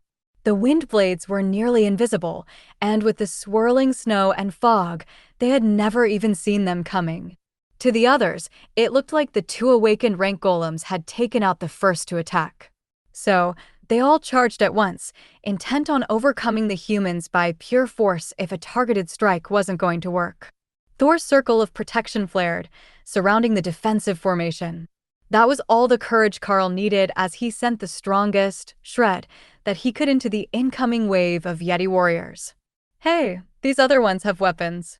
Hawk warned them just as Karl's shred took out a trio of furred monsters. Hawk says that the next ones coming have weapons. Karl warned as he sent a rend, attack straight forward with an overhand slice. Yeti, don't use weapons. Corbin called back as he defended the point behind Dana's golems. Do you think someone forgot to tell them that? Karl asked, using a rend attack to highlight the fact that there were ones with weapons already in sight. Shit. That's not right at all. Alice cursed as she saw what Hawk was informing Karl of. How is our count? Tessa called as she refreshed the buffs on everyone's weapons and stamina. Not more than 12, all extra strong with weapons. I don't think that the count will matter for long. Daryl and Darren just paged for emergency rescue. They're too far from here for us to get to, but there are other elites nearby and they're all having issues. Corbin informed them. He had an earbud in, so he could hear all the radio updates, and things were suddenly chaotic for everyone who was within communications range. Karl stared down a pair of oversized yetis who were wielding short swords in both hands, with eyes glowing like blue gemstones as they channeled magic. Karl stepped forward to give himself room to fight, but mentally made a note of Thor's circle of protection. If he was going to go 2-on-1 against commander rank monsters, he was going to need all the help he could get. He wasn't the only one that was about to be in trouble. All the armed monsters were commander rank beasts, and their ice magic was resonating with that of the ones near them, creating a swirling vortex of ice around the battlefield. Hawk, find us a way out of here. A nice cave, somewhere that we can't be surrounded by these things.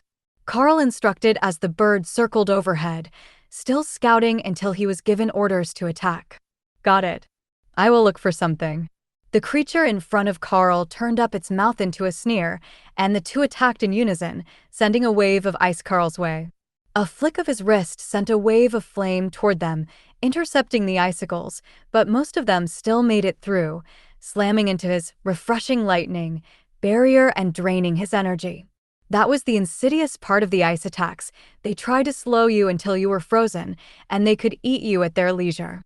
Tessa's magic warmed him from the inside, and Lotus had cast a spell over the area that was counteracting the ice magic with plants, but it wasn't enough, as each of the beasts were individually stronger than she was, and their magic resonated. Another volley was partially blocked as Karl switched to using Rend, which had already optimized itself against the Yeti magic, and cut deep gouges into the closer of his two targets, but in return, Karl took a direct hit that punched through his lightning barrier, leaving a bleeding wound in his side that quickly closed under the effects of Lotus magic. We need to get out of here, Alice called as she took out one of the monsters fighting her golem. Larry was with Thor still, and Corbin was with Dana's golems, which she was using all her focus to keep active as they took continual hits from the ice magic. Hawk is on it. He will have something soon. Karl called back as Ray crept down the trees to launch a surprise attack on the Yeti's back before vanishing again. They weren't healing quickly, and within 10 seconds, the blood was beginning to pool at its feet from the wound. That was a good sign, and Karl expanded Flaming Body to cover all of himself over the lightning barrier. It would break first and wouldn't be available to attack for a bit afterwards, but the fire did a much better job of negating the damage from the ice attacks, and Karl couldn't afford too many more hits like the last one. If it wasn't for the flying spells and the two spell swords darting in and out to slice and chop at the beasts, it would almost look like a stalemate on the battlefield, but when Ray got a flurry of attacks into the back of the second beast that Karl was fighting, and her golems went on a kamikaze mission to support Larry on Thor's side of the encirclement, Karl knew that it was almost time for them to go. When there is a chance, run to Thor's side. 500 meters that way is a cave with nothing inside, Hawk explained. Everyone, get ready to move. Punch through on Thor's side and keep moving 500 meters to a cave. Got it. I will shift sides for a hard push. You take the rear guard. Everyone else, run as fast as you can, but stay together, Prince Corbin instructed. Prince Corbin attacked through the breach on Thor's side of the circle faster than most of the elite's eyes could follow, cutting down a swathe of Yetis and burning through his mana to get everyone clear of the encirclement.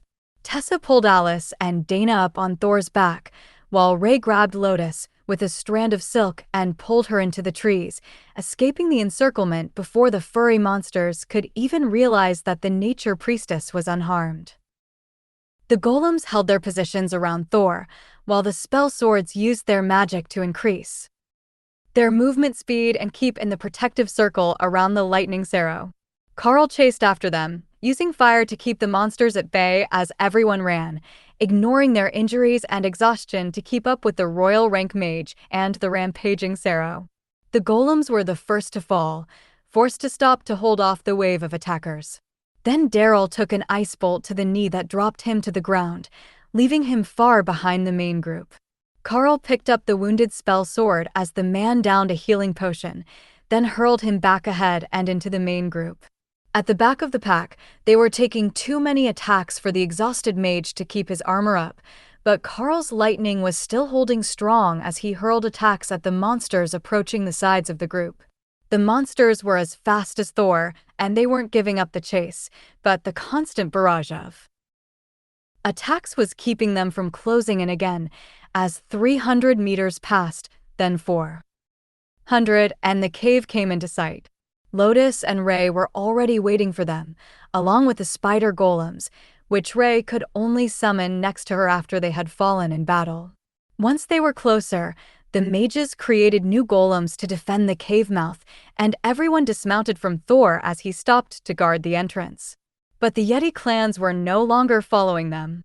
Once they got within 50 meters of the caves, the beasts broke off the chase, milling about, but unwilling to get too close to the caverns.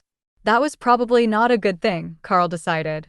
But for the moment, it was keeping them from being attacked, and Ray had disappeared inside to scout, but didn't find anything at all other than stone walls and some dripping water from the melting snow above. Once everyone was inside, they dismissed the golems, and Karl called Thor back into his space. The Yeti clans still weren't approaching, so it wasn't the defensive force that was keeping them away, but something about the area around the cave. Hawk, do you see anything threatening above? Something that might actually be a danger to a commander rank Yeti? Karl asked. Nothing. Other than them, there is nothing here. Not even mice. That didn't sound promising, but they would have to work with it. Ray returned empty-handed, but with insight about the caves. They extend another 15 meters, then they stop at a stone wall with water flowing down it. The water runs out somewhere at the bottom, but I'm too big to fit in there. We should be safe in here, she explained. Ray says the caves are empty, but there is a water drain at the back wall, so they're not completely sealed. We should be able to hide and rest here, then continue in the morning. Karl whispered to Alice, so he didn't alert anything outside. Corbin cast a spell over the entrance, creating a false stone wall, and Karl called Hawk back to his space. The three of you, get some sleep. If we're attacked, we will likely need all of you in your best shape again, he instructed. The trio settled into rest, and Karl turned his attention to the conversation between the commanders and Prince Corbin. There shouldn't have been commanders here at all, much less dozens of them with weapons. The anomaly was strong enough when we saw snow start to fall in these mountains, when it has never done that before, but to have sudden appearances of an entire force of commander rank Yeti, that's far too unnatural. Prince Corbin was muttering. For once, I actually envy Daryl and Darren. They managed to get a ride out of here. Larry replied quietly. Corbin shook his head. No, they didn't. The helicopter was attacked and was forced to turn back. They joined up with the other elite units in the zone to gather and retreat on foot. The radio communications say that they're still alive, but they've been attacked multiple times as well.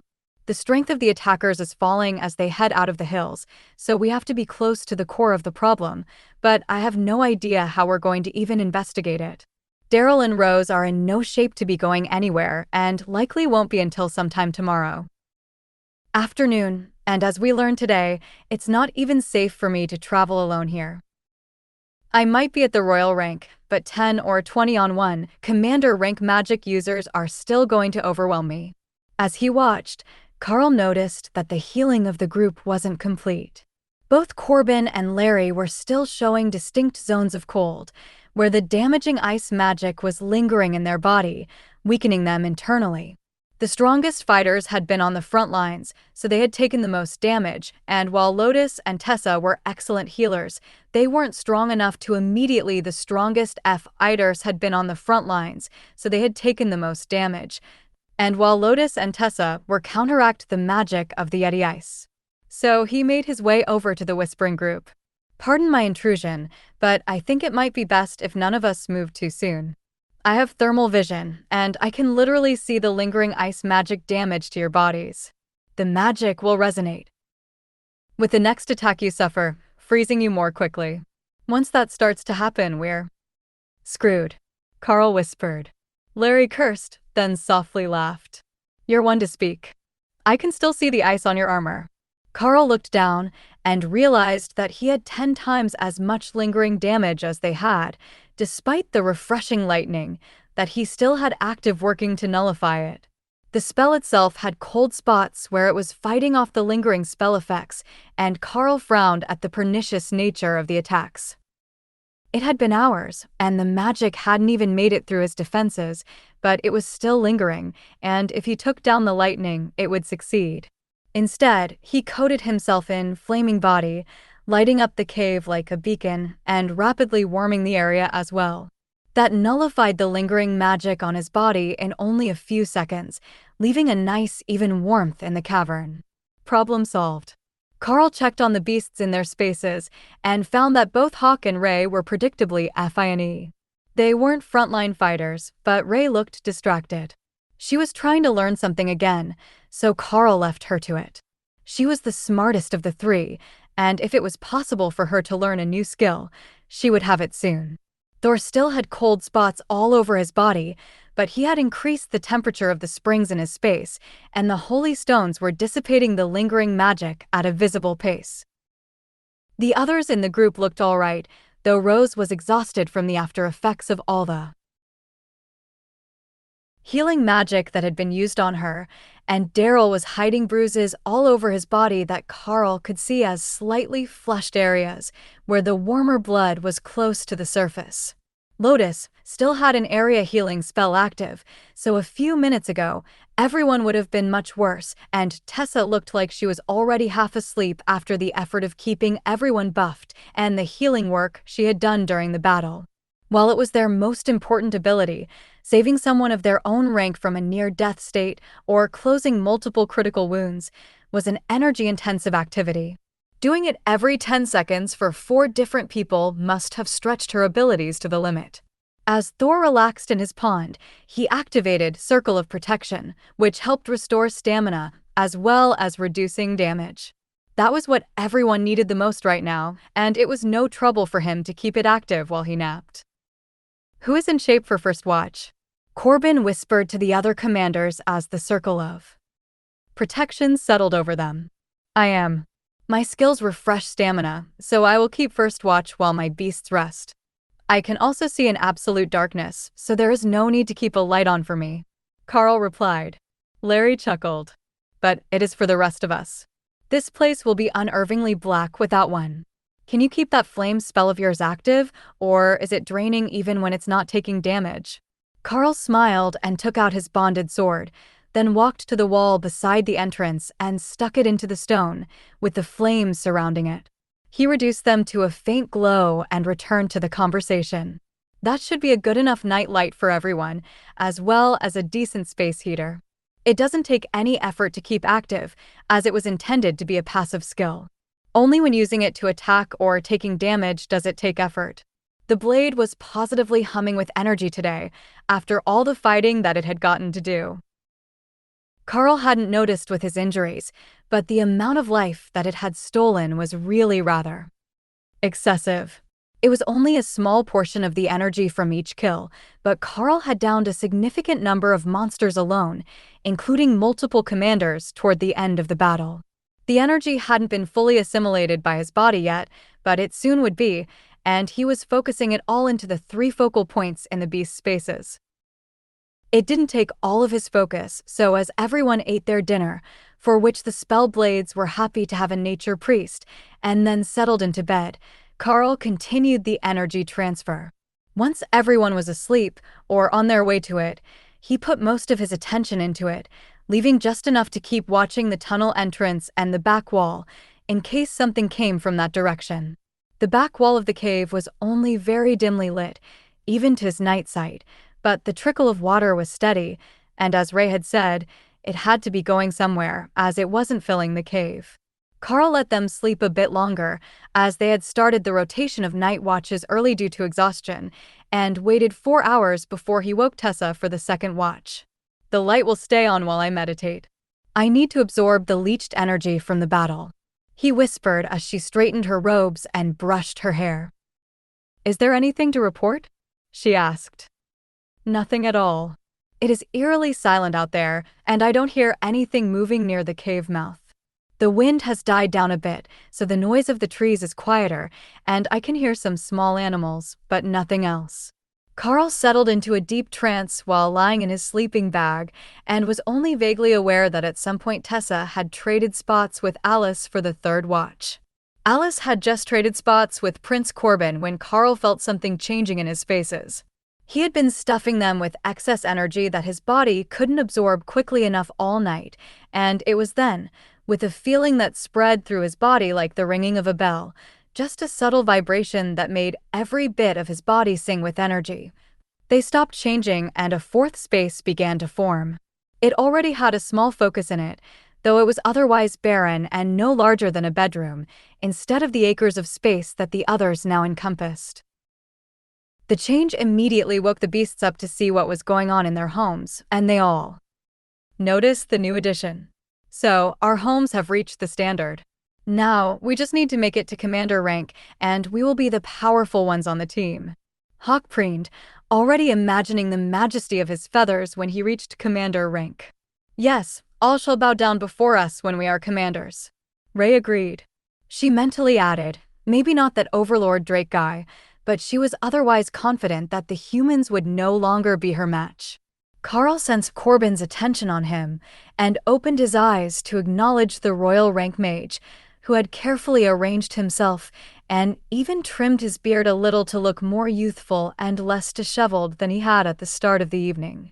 All signs of lingering ice magic were gone, Karl noted with pleasure, meaning that their strongest fighter was back in top shape. Did you make an advancement, or gain an epiphany of some sort? I sensed the surge of power. Prince Corbin asked. My beast spaces made a breakthrough. They shouldn't be holding the beasts back anymore, and in due time, the team will be able to make it to commander rank. He explained quietly. The mage looked impressed. You know, it's a shame that someone with your potential wasn't scouted as a mage. With that level of mental fortitude, you should have a rather easy time learning new spells. Karl smiled at the thought. The beasts have an even easier time. I have a skill that helps them learn by watching or being instructed by others. If it's a compatible skill, then within a day or two of watching, they can usually get the basics of it down. We haven't had enough time to just stop and study new skills, but we also haven't come across many compatible skills so far, and that has limited the expansion of their talents. That made Prince Corbin a bit suspicious. So you're saying that your beasts are watching us and trying to steal our skills? Karl tried to laugh quietly, so he didn't wake anyone else up. Doubtful. None of them have thumbs, so sword skills aren't exactly their forte, and none of them are actual mages. Hawk has an affinity for the fire element, but I didn't see any of you using it during the fight, but he's the only one who uses actual magic other than Ray's ability to summon golems. Corbin smiled at the memory of the wooden golems charging out of the trees to tear apart the Yeti. Warriors. Those are quite impressive, by the way. If they could use defensive magic or ranged attacks, they would be incredible. Karl nodded. Give us time, and we will find a spell that either I can cast on them, or that Ray can use herself to protect them. When they make it to commander rank, they might pick up a new skill though. According to the studies I've done, many beasts do. Corbin nodded. It's common for them to get a skill at commander, and almost mandatory that they learn something other than their racial ability to advance to royal rank. Royal rank beasts can all use some sort of advanced magic, though for some it is hidden either as insane defense or some sort of physical change. Like the Yeti that we face today. There is something called a King of Snow, which is an evolved version of that species. They can control ice and snow in all its many forms, but they can also use powerful wind magic, usually including either tearing winds or a tornado. Karl understood the concept, and his pets should all be well on the way to that standard. They had all learned skills that weren't part of their racial abilities, and they just had to make it to that power level, unless there was some barrier to them as well, the way there was for humans. But the immediate concern was getting them to the commander rank standard. They were growing fast with the input of the vampiric sword, but Karl was certain that there was more he could be doing, other than hunting randomly for monsters to kill and random items to feed them. Prince Corbin smiled at him. Relax, you're thinking too hard. Sometimes what you need is not to push forward, but to build your base good and strong. Once you have a better foundation, you will find that it is easier to build the levels that come above it. Think of your potential like a pyramid. It needs to be broadest at the base to grow properly. You can make it look like an obelisk, but they're unstable, and a good hit can knock them over. That's not what you need for steady growth. Everyone else will be up soon, so if you want a bit more meditation time, get it now before they start cooking. Karl focused on his meditation while the last shift of the night ended, and the newly formed fourth space began to rapidly expand in his mind, absorbing everything that it could get, along with the lingering remnants of energy that Karl's blade had provided during the previous day's fight. With the other three spaces waiting for their occupants to advance, and this fourth space being so small, the change was immediately obvious, and the enhancement of the focus was expanding the area much more efficiently than simply pouring energy into the space hat. The monks knew what they were doing for certain, and this was so far superior to trial and error that Karl felt silly for not having thought to ask them in the first place. The others began to wake, and Karl could smell food cooking, so he shifted most of his focus to the outside world and let the new space form naturally. What sort of new friend are we getting? Thor asked as he took his cue from everyone else and began to eat breakfast. I have no idea. What sort of friend would you like? Karl asked. More lightning Sarrow. Thor replied confidently. He really should have seen that one coming. Thor was a pack animal, so of course he would want to be with more of his kind if given the option. Hawk chimed in with his opinion. All that we're going to find here are snowy things. Oh, the fluffy snowcats are alright, I think. They never finish their food. Ray wasn't picky. Just pick someone cool. Alright, so we're looking for someone cool, maybe a snowcat and potentially a friend for Thor. But we should cover for holes in our skills. We don't have anyone who enhances the group, except for defense. We don't have a healer, and we only have one long-ranged attacker. Ooh, I can be the healer. Healer sounds like a fun job. Thor volunteered. Well, alright, as soon as you learn healing magic, I will let you try out a run as the team's healer, and I will tank with the golems. Karl replied, indulging the Sarrow's idea. That shouldn't be hard. I have felt lots of healing already. Thor replied, optimistically. If he really could manage it, the new cleric students at the seminary academy would never live down the shame. Outclassed in their own class by a lightning Sarrow. Karl was contemplating what would be best for the next addition to their team when breakfast was served, and it was time to start the serious part of their planning for the day. Everyone could use a bit longer to recover after yesterday, at least a late morning start, and the cave had been safe so far. That led to the natural idea to make it their base for the next few days of exploration. After the fiasco yesterday, they needed to know what was going on here and if it was going to be an expanding threat to the surrounding areas.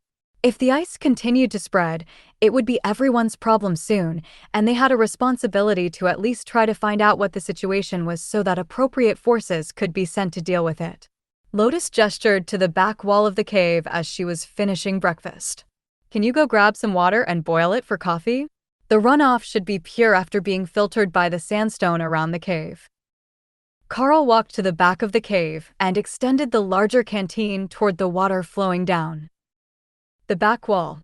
However, the moment that his fingers touched it, the wall vanished, revealing an extensive tunnel network extending from the room on the other side. I thought you checked the area. Karl asked Ray as the spell vanished. You look with your eyes, not your limbs. Did you want me to check the water temperature when I could already see it was cold? Ray retorted. Sorry, you're right. But now we need to be on guard from this side as well. Minor issue. Karl called to the group, who turned to face the back wall that no longer existed. Fuck. Prince Corbin breathed. Couldn't have said it better myself. Alice added as she prepared defensive magic. A stale odor was coming from the caverns, and in the distance they could feel a pulse of magic, as if there was some grand spell active in the heart of the mountain. We will explore it after breakfast. The barrier over the entrance should keep anything from following us, and Corbin will feel if it is attacked, so at least one side is secure. Alice sighed as she looked at the meal that was just waiting for water to make coffee. Lotus made the water with magic, already heated, and got the meal served. Nobody wanted to go anywhere this morning, but now that they were looking at a huge tunnel complex and not just one small cave to hide in, they had to be proactive and ensure that they weren't about to get ambushed. Alice looked at the group they had assembled. Are you lot going to head back out and try your luck to finish your goals? She asked. Larry and Corbin shook their heads. If you don't mind, we would prefer to stay with your group, strength in numbers. Yesterday's fiasco nearly cost our clan its most talented protégés, and we really can't afford to have another ambush when it's not safe for the helicopters to come extract us. Corbin replied. See, he knows. Strength in numbers. Thor agreed. This day's trip might be rough on him and Hawk, neither of whom would have an easy time in the caves, so they would have to spend most of their time in the beast spaces. But Alice's golem would have issues as well, unless she knew how to shorten it. They had been fighting all taller enemies outdoors since he met her, so there really hadn't been a reason for her to do it before. Dana's golems were only a little taller than the tallest members of their group, but even they're normal. Height would be a tight fit once they got further into the caves if Karl's guess was right. He had a lot of experience underground, and he was likely the only one who would be truly comfortable there, especially if the ceilings were high enough that he could stand properly upright and not have to use the miner's duck walk. Once the meal was finished and everything was cleaned and packed away, Karl led Ray in front of the group, as she was still a bit shorter than he was in her normal standing position, though much wider and longer. They could both see perfectly well no matter the light conditions, so they were the obvious choice to scout the area, and they could move ahead of the group to check the multiple tunnels that joined the room on the other side of the now-vanished barrier. Something felt wrong the moment that he stepped through, and when Karl turned to check on the group behind him, he saw the stone wall that had vanished on their side. His hand passed through it, so he wasn't trapped in here, but he would have to remember where it was, or they would end up lost in the tunnels. Ray had the answer to that. She used her forelimb to carve her name into the stone by the door, so they would know if they saw it again. You check the left side first, and I will start from the right. Don't get out of sight of each other, but look as far down the tunnel as you can. Karl instructed. The first one on the right made a steep downward slope, then a hard left, so he couldn't see far until he moved down the ramp away, then saw that it was a continued spiral downward. So, he returned to the main room and checked the next. It extended for 100 meters before making a 90-degree left turn, obviously constructed and not natural. At the far end of that hallway was a closed door, but he could see the flickering of flames on the other side, so something was likely alive in there, and probably not Yeti. Ray found a dead end, with a nice pit trap that she avoided due to her body design walking along the edges of the floor, and then another downward spiral that she didn't fully explore before returning to Karl. Well, we know what is in the area now. Let's ask the others what we're doing. The rest of the group came to join him in the main room, and were briefly startled when the doorway appeared to be gone. Like Karl had, Alice stepped back through and found that she had no resistance. It was just an illusion, and touching the other side had broken it. The real question was whether the one who made it was trying to keep something out or to keep something in. It hid the only way out of the tunnel complex, so it could be either. Should we see what set a fire in the room on this level, or should we see what's below us first? Alice asked Corbin and Larry, conferring between the three strongest fighters to see what they felt was safest. Go with what we know could be a threat first. The room with fire. Corbin suggested. Nobody else had an objection to that, and they wouldn't want to leave it unchecked when they went down, in case the tunnels were a dead end and whatever was in there either blocked them or did something like vent poisonous gas down them. Karl moved to lead the way, but Corbin stopped him. "If we're going into an unknown room, I should go first. I might be a spellblade, but I'm also a royal rank mage, and my barriers are much stronger than yours are," he whispered. So, Karl and Ray moved to the second and third position, ready to flank Corbin once the door was open, and the others followed them down the narrow corridor to the decrepit wooden door. The coarse yellow sandstone had been crudely hacked at to create the doorway, and the fitment was terrible, suggesting that whoever made it was no skilled craftsman. But when Karl peeked through the gaps, he didn't see anyone inside, only a few flaming braziers near the walls. He shrugged at Corbin, indicating that he couldn't see anything, and the prince kicked the door open, rushing inside with Karl right behind him, only to find that the room was empty. 5 meters on each side, with 2 braziers lit and 1 door on the far side. The others followed them inside as Karl scanned the room for hidden traps, and the moment that Larry entered and everyone was inside, the door slammed shut and a set of runes appeared on the wall. "Shit, we triggered a magical trap. How did I not notice that?" Corbin muttered, trying desperately to decipher the writing. "Trial begins in 10 seconds. He read out loud. Then, in front of Karl's watchful gaze, half the group disappeared. He was left with Ray, Tessa, and Lotus. Everyone else had vanished. "Ascended," Lotus informed them, pointing at the wall. "It says ascended. The trap split us up by rank." That should mean that Dana was with Daryl and Rose, while Alice was with Larry, but Corbin might be trapped alone in a trial. The room wasn't comfortably large enough for Thor or Hawk to be called out. Even Ray was enough to make it a bit cramped in here, so the awaken group, with Dana's 2 golems, would be similarly crowded. Then, the room surged with magic, and a whole battlefield appeared around them, an open, snow-covered field, with the bodies of slain soldiers and Yeti warriors scattered all around them. One last group was approaching, and Karl hesitantly called out Thor and Hawk, unsure how the magic worked. Hawk soared into the sky, confirming that inside this trial, there was actual room to fight. "Tribesmen, embrace the curse of the beast. Drive these interlopers from our lands and return the eternal snow." The leader of the group, a massive warrior with a scar that ran from the left side of his chest to his right hip, was shouting. That was new. The Yeti couldn't speak.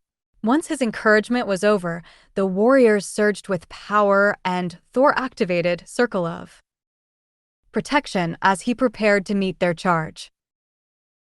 Tessa climbed onto his back, while Lotus moved to stand behind Karl and Ray summoned her golems. They still had the numbers advantage, but these warriors were all on the low side of Ascended, other than their leader. Lotus spoke softly to the group. "Attack in 3, 2, 1. Vine shot up from the ground, tripping the warriors when they were 10 meters away, close enough for Shred to make it to them in a split second, right before the spider golems were on them and Hawk's fireballs began to bombard the leader of the group. It wasn't enough to kill them, but the beasts were heavily wounded by the time that they fought their way free of the entanglement, and then Thor's charge reached the left side of their lines, impaling 2 and holding them in place for Tessa's chain mace to crush their skulls. Thor kept moving, circling back for another charge as the ice magic began to swirl around the warriors, forming the early stages of a blizzard. Karl drew his sword and charged, hacking deep into the chest of one target, then parrying the blade of another as the blizzard faded before it was even formed. These Yetis were terrible combatants. They lacked fighting instinct and experience. In half a minute, it was all over, and the beasts rejoined Karl and the clerics. Nobody said anything, not wanting to jinx their chances of getting out of here, but it looked like their odds weren't that good to begin with. There was more writing, this time appearing on the snow in front of them. "Stage complete," Lotus read. "Now what do we do?" Karl asked, as Tessa rubbed Thor's scales, getting him psyched up for another fight. The words vanished and new words replaced them. "Rewards earned. Beginning stage 2. Karl wasn't certain what he got as a reward, but he did know that there were now two of those groups, with 5 low-ascended and 1 high-ascended fighter between them. If the other groups were facing these odds at their own power levels, this might be a nasty fight, and Karl hoped that they were going to get everyone back in one piece. Thor and Ray, take left, I will take right with Hawk, Karl instructed. Their opponents were weak to fire, and they hesitated as they saw Karl's body burst into flames, coating the lightning and melting the surrounding snow. Then the barrage of fireballs came down from the sky, and they charged, knowing that in order to focus on their ranged attacks, they were going to have to deal with Karl first. In the back, the leader was attacking Hawk, but between one spellcaster and a very agile bird, none of the attacks were even getting close to hitting. Tessa was chanting some sort of enhancement spell as they fought, and Lotus had trapped the leader's feet with vines on Karl's side, preventing him from avoiding the barrage of fireballs that Hawk sent his way. Karl hacked into the bodies of the warriors, using his overwhelming strength to overpower the beasts, which were at the bottom of Ascended, while he was near the top. It could hardly even be called a fair fight when he had so many magical items on his side, and two clerics granting him buffs and restraining the enemies. The fight was quickly ended, and the group gathered to make a plan as for how to deal with the third trial. Tessa considered the likely outcome of a third stage. 3 groups, the same as the first. That's going to be a lot of incoming enemies, and 3 of us isn't enough to cover every side, unless we have Ray and the spider golems split up, which leaves me and Thor short on damage dealers. Bah, send more of them. I'll give them an extra dose of find out. Hawk muttered in Karl's mind, getting annoyed by the constant ice attacks. Ice was just the evil cousin of the water family, and he was about done with their nonsense. This would be more fun if the lights were off. Ray agreed as she waited for the next development to take place. Even if there were more, it wouldn't be difficult to sneak up on them if it wasn't the middle of the day. Though, it was rather pleasant mixing all these whites and grays of armored bodies and snow with the blood red when she adapted her coloration to match the battlefield. As far as settings went, this was about the most pleasant one she had seen that wasn't filled with trees. The words changed again and Lotus frowned. It says rewards granted, basic testing passed, she explained. That sounds a lot like we should be let out, doesn't it? Karl asked. It does, and I'm wondering why we're still here. Lotus agreed. Then the symbols changed again. Beginning advanced testing. Advanced, was all that Lotus said as Karl and Tessa sighed. Oh, they want some of this, do they? Yeah, I'll give them some, stupid cold water magic people. Hawk cheered. Ray laughed at his enthusiasm. Of course, he was ready for the fight. He was way up there above it, where he had plenty of time to dodge the attacks. Again, a clan of Yeti warriors appeared in front of them, but this time it was only one clan, but 9 warriors and a leader. By Karl's estimation, they were all low commander rank, including the leader, though he might qualify as mid-commander. Oh, this is going to suck. Tessa sighed as she realized what they were up against. It was basically a poorly version of the same force that chased them into the cave yesterday, but only 10 of them instead of 3 dozen or more. All right, we can do this. Stay close, so we're all in the circle of protection, with Lotus in the middle as our primary healer. Tessa, I'm not sure if you still want to be on Thor, since these ones are a bit taller, but that's your call. Everyone else, you know what to do. Karl insisted. The warriors began to spread out to surround the group, and Karl launched himself forward the moment they reached the edge of Thor's circle of protection.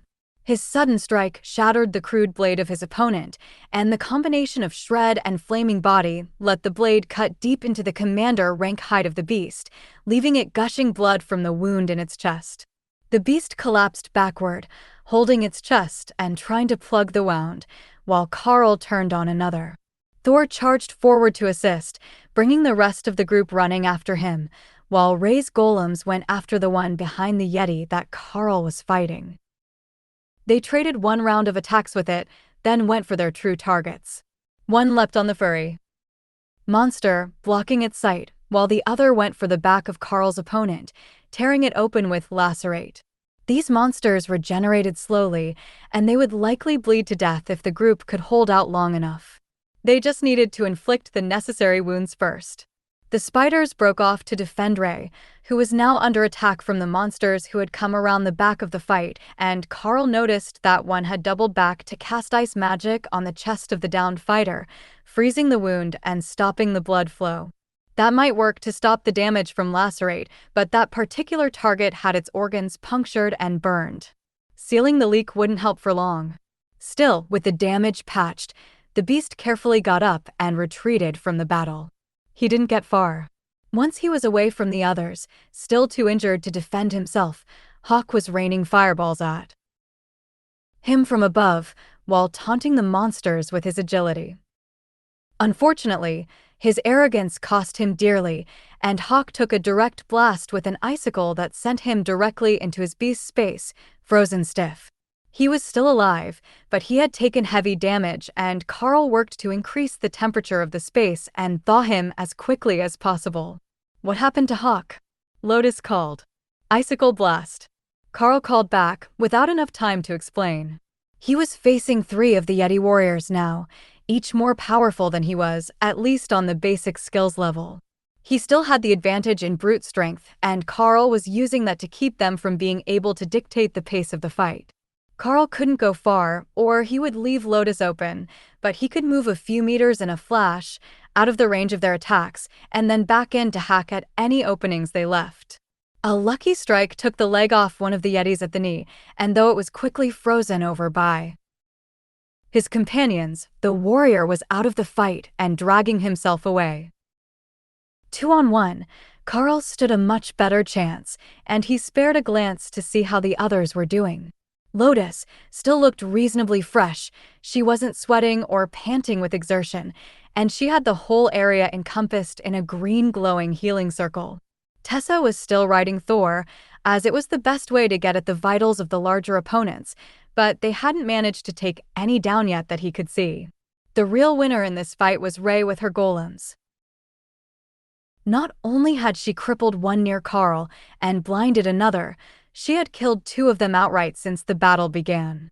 There was a copious amount of black blood on the ground that could only have come from her, but the bloodbath spider was still fighting with all her might and relying on Lotus to keep her healed. Unexpectedly, blue light flashed over everyone, including Ray's golems, as Thor's refreshing lightning spread from himself to the whole group. I did it. I am the healer now. The lightning Sero screamed mentally while bugling in victory.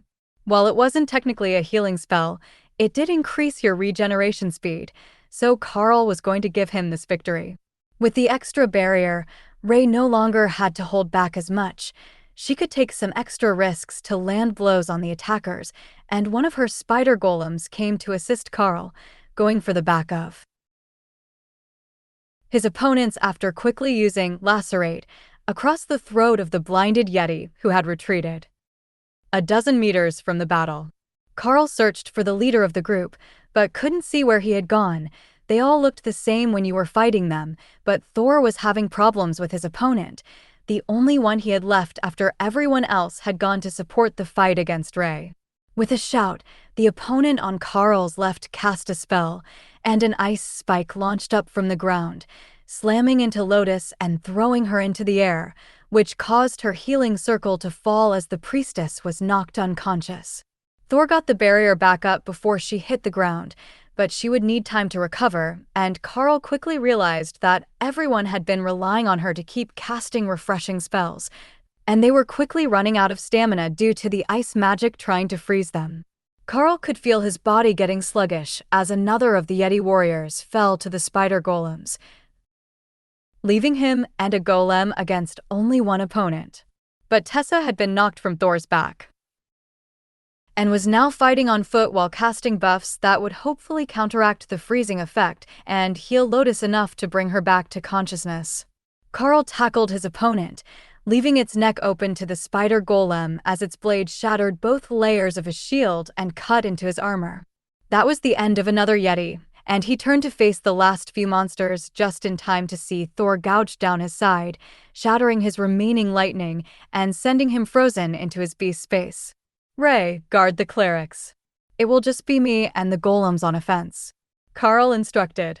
He was still fast enough, faster than any average human, but no longer faster than their opponents. It shouldn't matter, though. The golems were freshly summoned and not suffering from any ill effects, and both remaining targets were wounded. Lotus was conscious again, but barely, while Tessa had retreated to stand over her so the area that she needed to cover with her magic was reduced. Karl led the two golems forward as the Yeti leader roared, and suddenly, they were all standing in an empty battlefield. Task successfully failed. Partial reward granted appeared in the snow in front of them. It says that we failed successfully? Lotus commented, not quite sure that she had translated the ancient language properly. Well, nobody is dead. At least, I don't think they are. Karl replied as he checked on Thor and Hawk.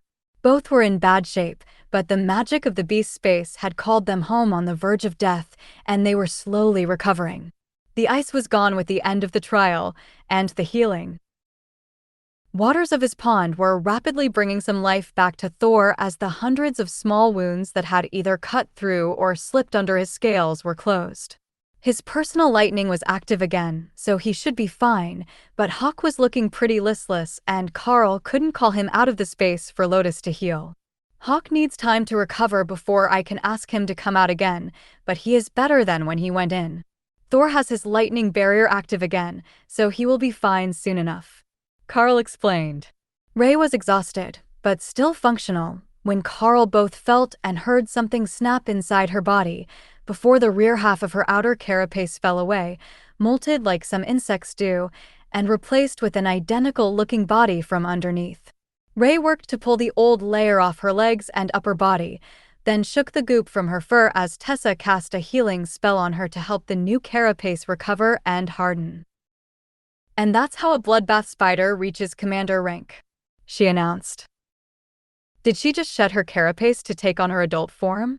Lotus asked weakly, excited to see Ray's transformation, but too weak to get up and inspect her properly. She did.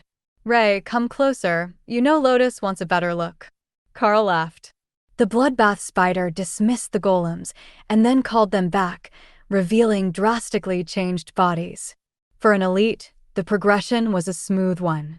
The beginning of the commander rank was only a fraction above the top of the ascended rank, but for beasts like Ray, it was an entirely different phase in their life cycle. Her power as an ascended rank juvenile was far below what she could wield as an adult, and the spiders reflected that.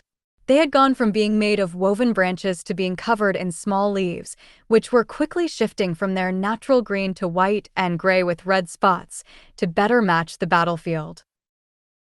Just like Ray, they could adapt themselves to their surroundings now and the aura that they gave off was much more intimidating. There was no low commander rank for Ray. She had evolved past that, and now that the fight was over, Lotus had plenty of time to get a good look at her. Or, Karl hoped she did, anyhow. They had failed the last trial. Successfully failed, whatever that meant. But it had promised them rewards, so they could be waiting on that to happen.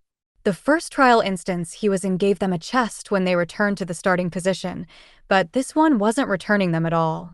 I wonder if everyone has to be present to return? Like if we have to call Thor and Hawk back out.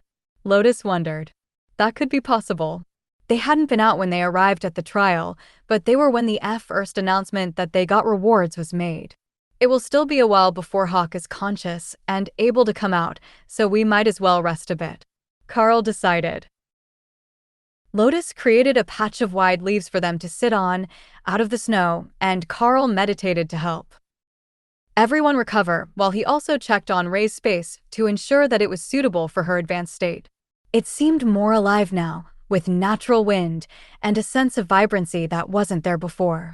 Focusing on the dragon scale in his mind and letting that filtered energy flow to the spaces seemed to be the most efficient method, but even after warming Hawk's space, it still took him 15 minutes before he was up and moving again. That was a close one, buddy, Karl whispered as Hawk began to stretch his no longer frozen wings. I thought I was done for, that the evil cold water had won. How long was I frozen? Hawk asked. About 20 minutes in total. Oh, that's too long for you to fight without me. How did you survive without fireballs? Flaming body and a lot of luck with the golems. But you missed the big news. Ray advanced to Commander first. Knew. It should have been me, I was here first. I will never forgive them. Hawk cried, while Thor made consoling noises.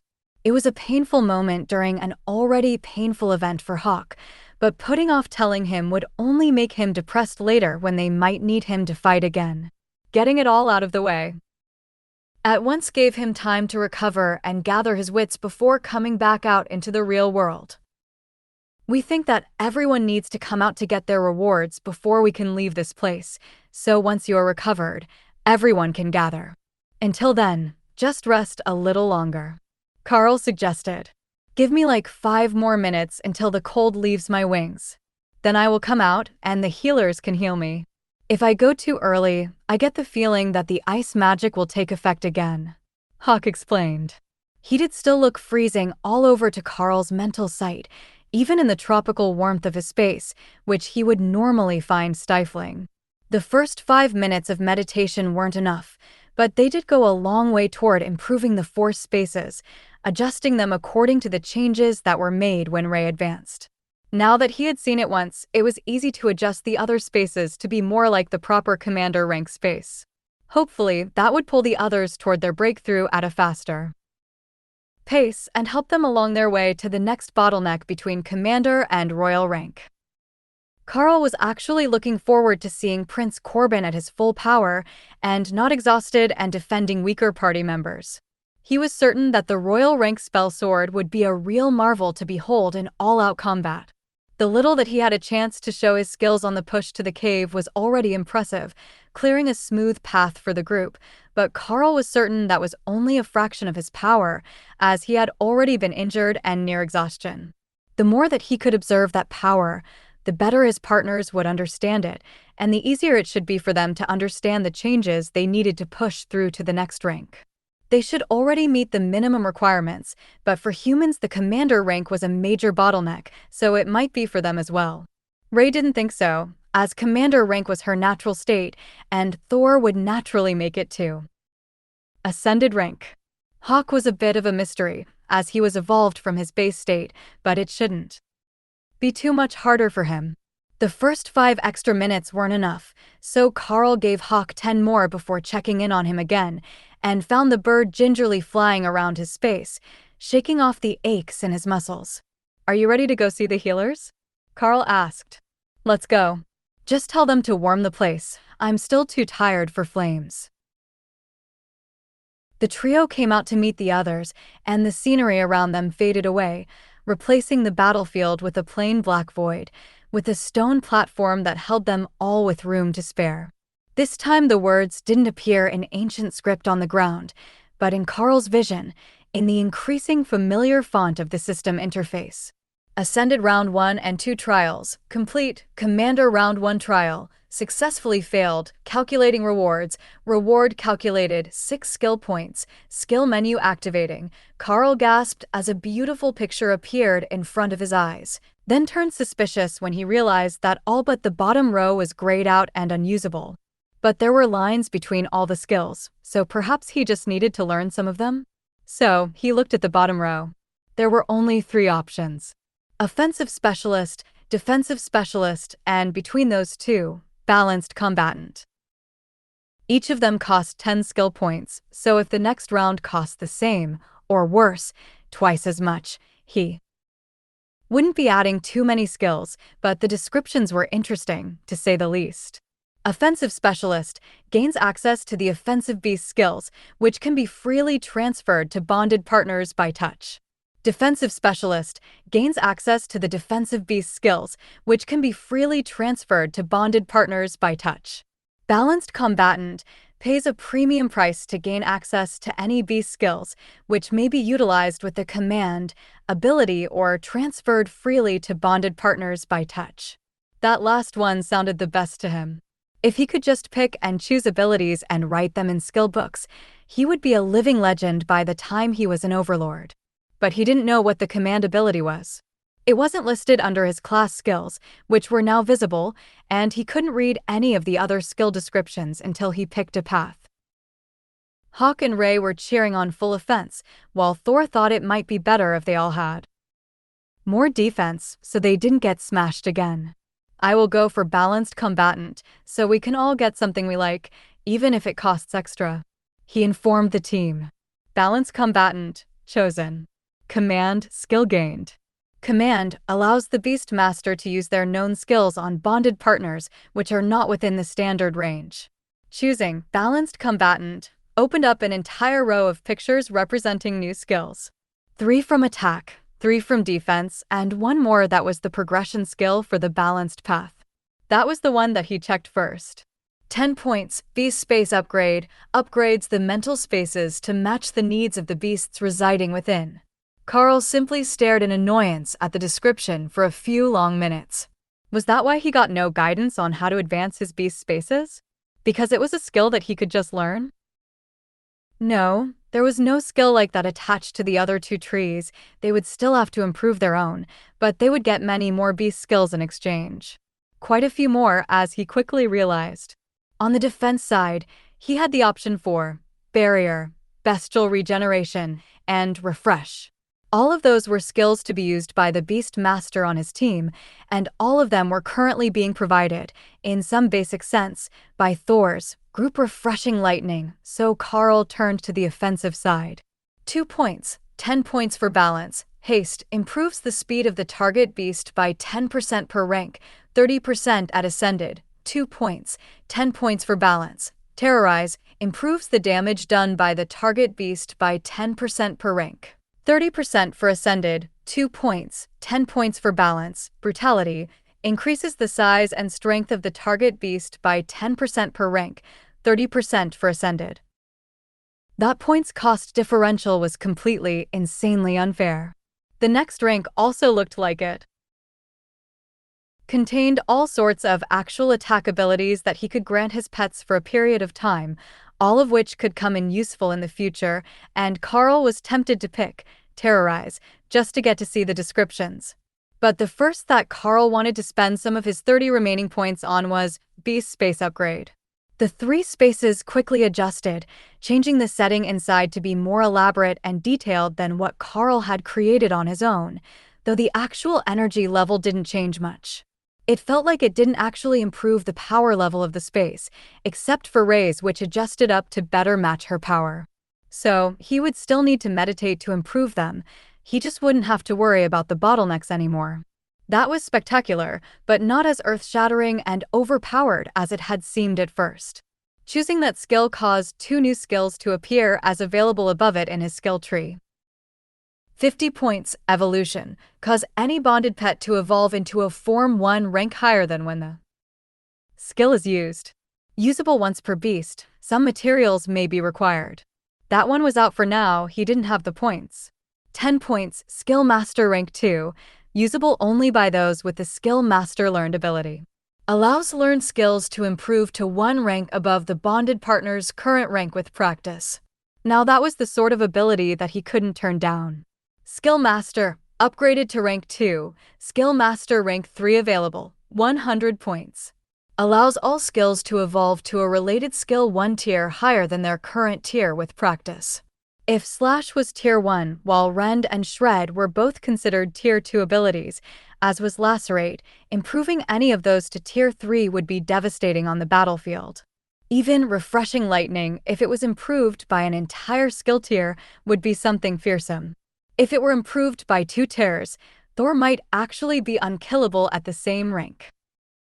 But not only that, the way that the skill was worded made it sound like the potential was limitless. 1 rank higher than the current rank with practice. So, if they just kept training their skills, they might move up even further. That left him with 10 points and a desire to know how to obtain more. Once he focused on the need for knowledge, he noticed a small circle with a question mark in it. Just what he needed, answers to common questions. Skill points are awarded for quests, achievements, and accomplishments. Each rank improvement increases the maximum points range of the available awards. That made sense. The higher the risk, The higher the reward, and the more powerful you were, the stronger the skills you would need, so the larger the number of points that would be required. That left him with 10 points and a conundrum. He could do as Ray was pleading and use them for terrorize, or he could do as Thor was suggesting and use them for bestial regeneration, which would grant the target a rapid healing ability. Both were good to have, but ultimately, they were still mostly working in a group, and they had basic recovery abilities. The most important part was being able to effectively deal with threats above their rank. If they could eliminate them even a little faster, a lot of damage could be prevented from ever being taken. So, the decision was a fairly clear victory.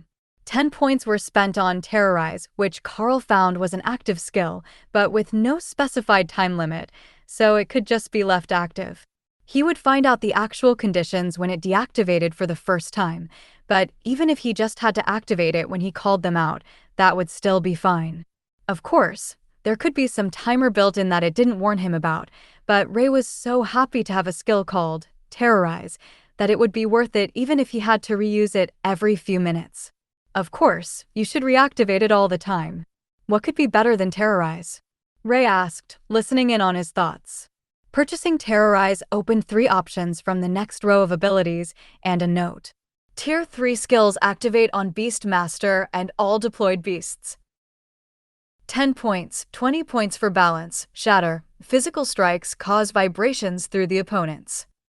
Body that damage organs and may break bones. 10 points, 20 points for balance, sharpness, slashing, stabbing, and disintegration type abilities increase in damage by 10% per rank. 30% at Ascended, 10 points, 20 points for balance, crushing blows, blunt impact skills increase in damage by 10% per rank. Effective on damage caused by shatter. 30% at Ascended, Karl finished his changes and found that everyone was waiting for him, and they were still in the same spot. Alright, I'm done with the changes. I got some new skills. Karl explained. That's just unfair, giving out skills like candy to you. Tessa sighed. She had the battle armor spell that she had learned not long ago still active, and if Karl was right, it looked much more draconic, and that golden glow around her was also a new skill. But there was an unspoken don't ask, don't tell policy in place. And everyone liked to keep something in reserve for emergencies. If they underestimated what you could do, they wouldn't be as likely to put you in a situation that you couldn't survive. Karl stood and stretched tired muscles, while Lotus flopped out on top of Ray for a nap and waved a hand at Tessa. All right, come up with an idea for how to get out of here. I will be here. Tessa smiled at her. All right, we're finished. She called out to nobody in particular. The snowy battlefield vanished, and they found themselves back in the room where they started. Dana and the 2 awakened spell swords were already there, heavily wounded, and doing their best to stop the flow of blood with minor healing potions and bandages. Lotus activated her area healing spell, closing their wounds in seconds. The little cleric didn't even look up from her spot on Ray's back as she spoke. I take it things didn't go as well as you had hoped? Dana gave a bitter laugh. The first and second waves went from bad to terrible, but we almost died the moment the third one appeared. We used the golems as shields and ran until it kicked us out. Karl nodded. That's similar to what happened to us, only we could fight the third wave, but it still kicked us out at the end of it. That freezing effect was rough. The spell swords looked at him strangely. Freezing effect? We were in the middle of the desert. Oh, we were on a frozen battlefield, covered in snow and bodies. Karl explained. Prince Corbin was the next one back, and Tessa jumped into action, adjusting his position and checking his body while using her more powerful healing magic and whistling for Lotus to do the same. Between the two of them, they barely managed to save the heavily injured royal rank mage, but fortunately, his severed left arm had come back out with him, and Tessa held it in place during the healing, so it reattached without issue. The prince was out cold, but breathing steadily when the last 2 came back, exhausted but uninjured. Well, good news. If you run when things get bad, it will let you out. Alice joked with Larry, then realized that everyone else was already here and mostly covered in blood. "Goddess, what happened to you all?" she asked. "No, we want to know what happened to you all that wasn't a disaster," Prince Corbin countered, without opening his eyes from where he was laying in the double healing circles. Larry frowned. There was another space that said Commander Rank Trial, and then an endless wave of ogres coming our way. We fought them while retreating, and then we were returned here. From their description, it didn't sound like they had gotten any sort of reward. Karl suspected that the awakened rank group had gotten something, as they had at least finished the first 2 waves, though they nearly died on the third. That was nearly as good as his team had managed, and they got new skills. It was impossible to tell how Prince Corbin had done, as he was in no shape for questions, but the rewards that Karl's group had gotten seemed pretty impressive. "What do we do now?" "We finished the challenge in the room, but do we dare to keep going?" Karl asked. Prince Corbin laughed. "Finished? Oh no, that wasn't what finished looks like, at least not from my side. I suspect that was intended to be a group battle. Well, technically we lost as well, but it's over now and we're out. 3 people was barely enough to get through, but I think that 5 at the same rank would have been better." Karl agreed. "Even with the beasts?" Dana asked, leaning against Ray, who still hadn't retreated to her space. At first, it was all right, but as the numbers increased, and then the power, it was rough, even with them. "Maybe it keeps going until you lose," Karl suggested. Alice gave him a curious look. "Well, let's hope that we don't have to find out. There is a second door to this room, and if we're going to explore the caverns, we will have to move along once we're all healed and rested. If not, we will have to report it and give up any chance at the hidden loot, so they can send in matched teams to face this sort of trap." The Awaken group and Prince Corbin both sighed, suggesting that they had indeed gotten something out of their time. Corbin got to his feet, signaling for the others to get up now that they were healed. "All right, we should get a move on. We need to search more than one room of the cavern complex per day if we're ever going to get through it.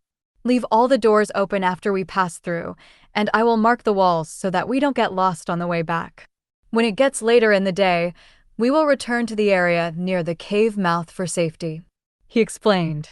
How safe that would be was questionable, as they had been chased in here by monsters to begin with, but after the challenge that they found in the first room they entered, there was no guarantee that they wouldn't have a harder time trying to navigate the complex than they had outside. Corbin opened the next door, and Karl took up the back of the column with Ray. She was commander rank now, and while Thor and Hawk had both retreated to their spaces, Thor had kept the refreshing lightning active around her, which he had now spread to the rest of the group.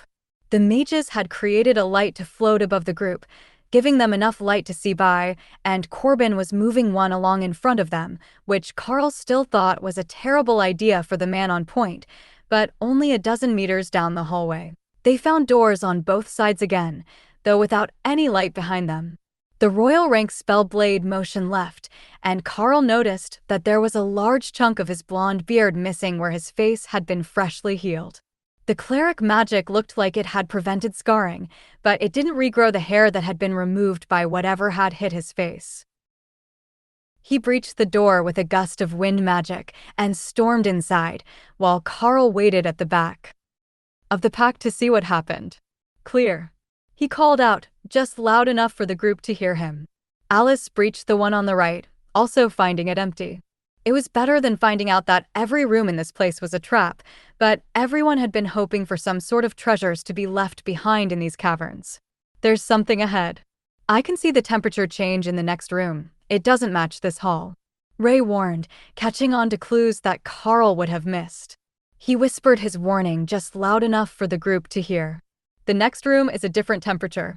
It might be warmed by something inside."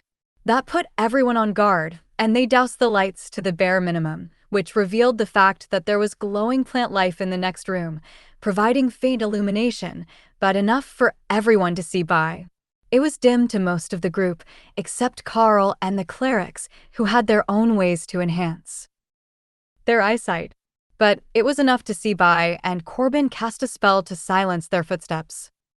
He stopped just short of the entrance to the room and whispered back to the group. I count 30 red goblins. I've never seen anything like them, but they're strong. If the royal rank mage said that they were strong, then Karl would take his word for it. He obviously didn't mean that they were just stronger than regular goblins, which wasn't a hard standard to meet. Keep the awakened in the middle of the group. I will lead the way in. Corbin instructed, and the group shifted their positions to protect the more vulnerable members. That had to mean that these were on the strong side of ascended at the least, or the awakened members wouldn't have had to retreat to protected positions. The ceiling was low in the room, low enough that the golems were going to have to be shortened, and Karl couldn't use Thor to fight. His horns would get caught on the roof, and he would barely be able to move. Ray's body shifted colors to have a bit of shimmering soft blue in it, looking like she was covered in the luminescent plant, and she summoned out her golems. They took on the same pattern, and the refreshing lightning spread over them as a soft blue glow, preparing them for battle.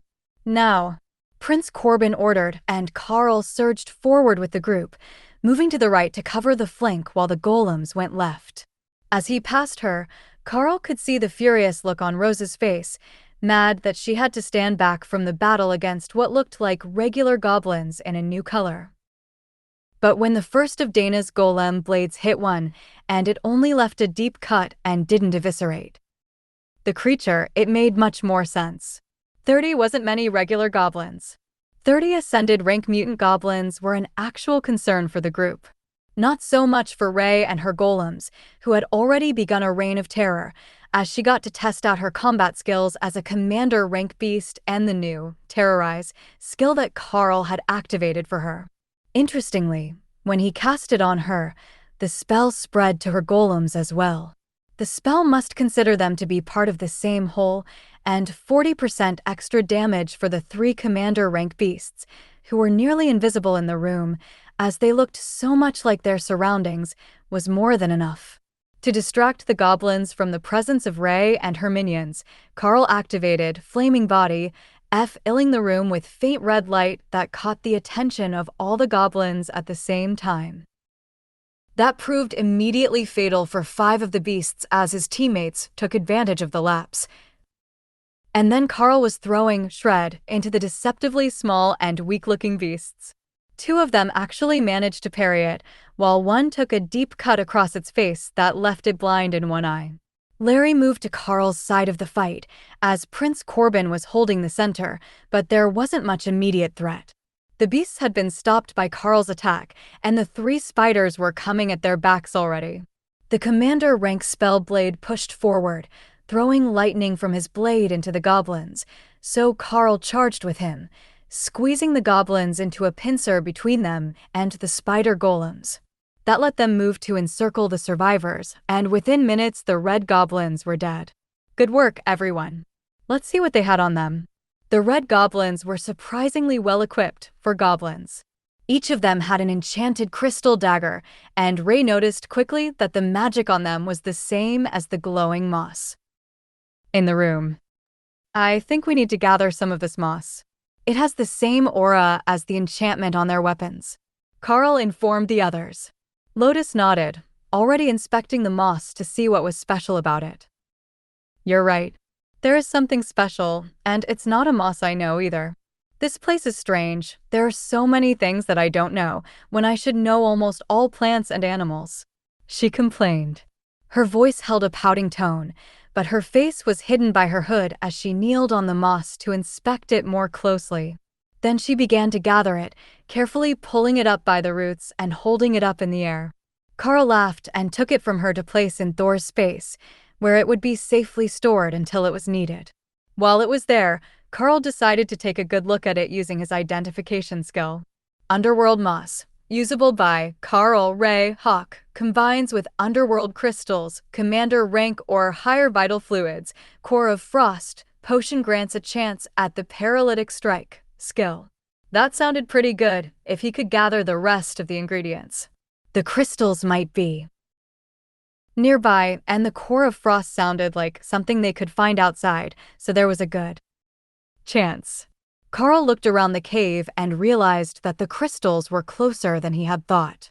They were what the daggers were made from, and there were dozens of them along the walls, embedded in the moss.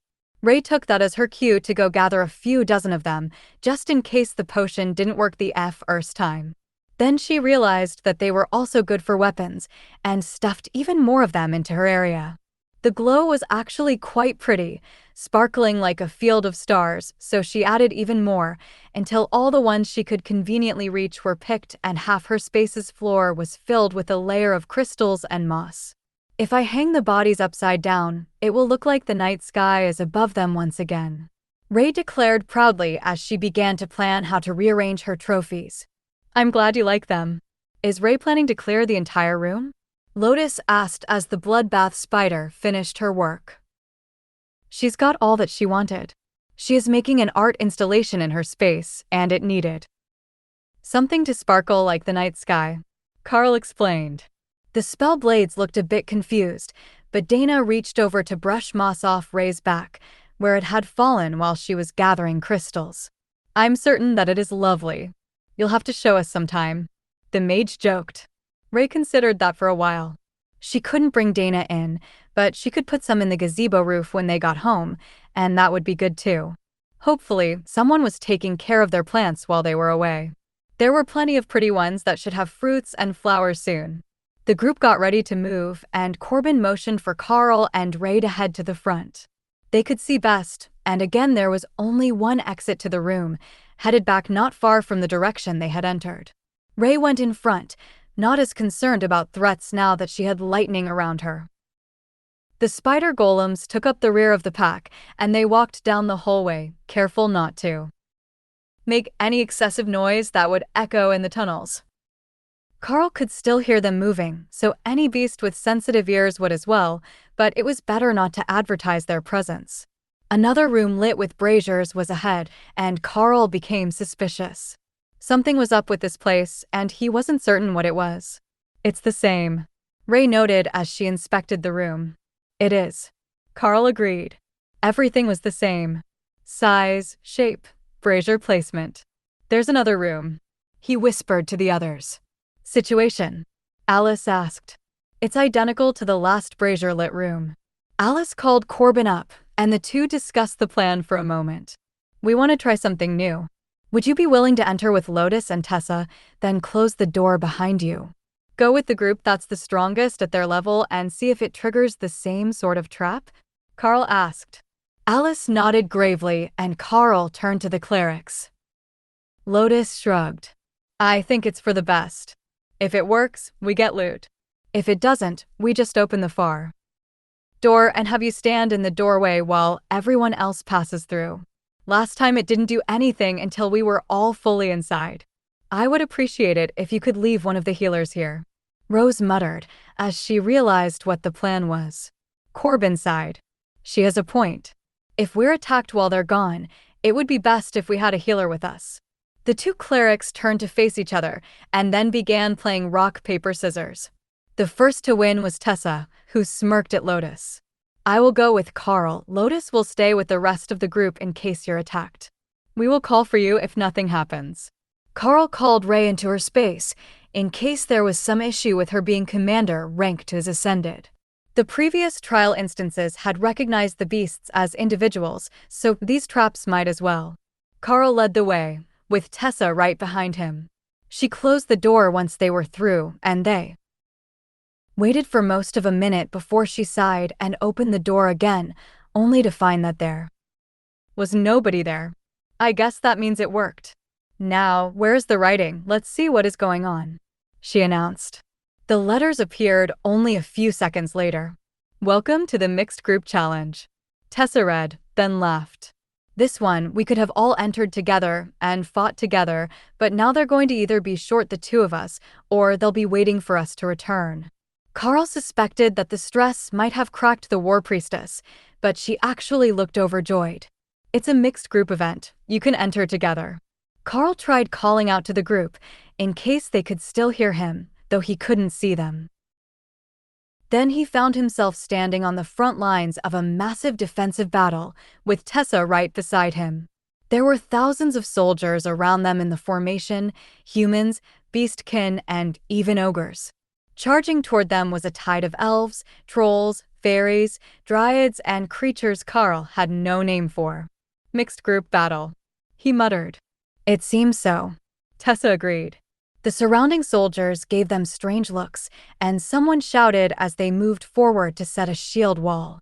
Crap, they don't speak our language. Tessa just shrugged.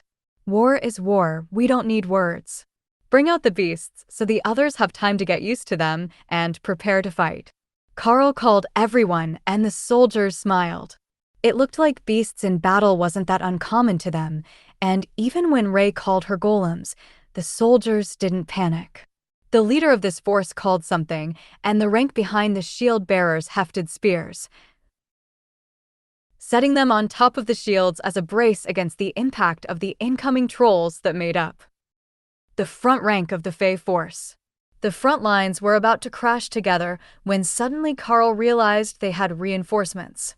The rest of the group had entered, standing behind him and Tessa. The sound of snapping wooden spears filled the air an instant before the sound of trolls hitting shields, and a battle cry that sent the humans' allied forces forward. Ray sent her golems while Hawk took to the sky, but Thor stayed back, waiting for the first of the trolls to breach the line, so he could plug the hole. What is going on? We heard you call for us to come in. Prince Corbin called out. Humans and allies against Fey group battle. Tessa yelled back, trying to be heard over the din of the battle, as Karl began to hurl attacks at the taller Fey. I guess we're doing this then. Prince Corbin sighed. 3 hours later, Karl sat with his back against Thor in the ruins of the battlefield. The humans had won a Pyrrhic victory at best, and with the losses that they had suffered, if there had been any Fey left alive, it might have been counted as a loss. The town that the humans and their allies were defending had been half razed, and most of the civilians were presumed dead. Less than 1 in 50 of the original 1,000 or so warriors were still alive, and all of them were currently catching their breath. The battlefield smoldered where Hawk had bombarded it with fireballs to prevent the trolls from regenerating, leaving acrid smoke hanging over the plains, which were now largely devoid of life. After meditating for the last 10 minutes to recover some strength, slowly spreading the energy from the focuses in the beast spaces to improve their quality before rebuilding the focus to improve everyone's strength, Karl opened his eyes and decided it was time to get back on his feet. Karl looked out at the massive number of bodies and slowly got to his feet, ready to go check them for loot and valuables. With that many, there had to be some good stuff there somewhere. However, as soon as he got up to go check the nearby bodies, those familiar magical words appeared on the ground. Trial successfully completed. Time 2 hours 47 minutes. Tessa read. Then they all waited to see what the next message would be. Would it send them to another round? It hadn't said failed. It did tell them that they were successful, despite the heavy casualties and the damage to the town behind them.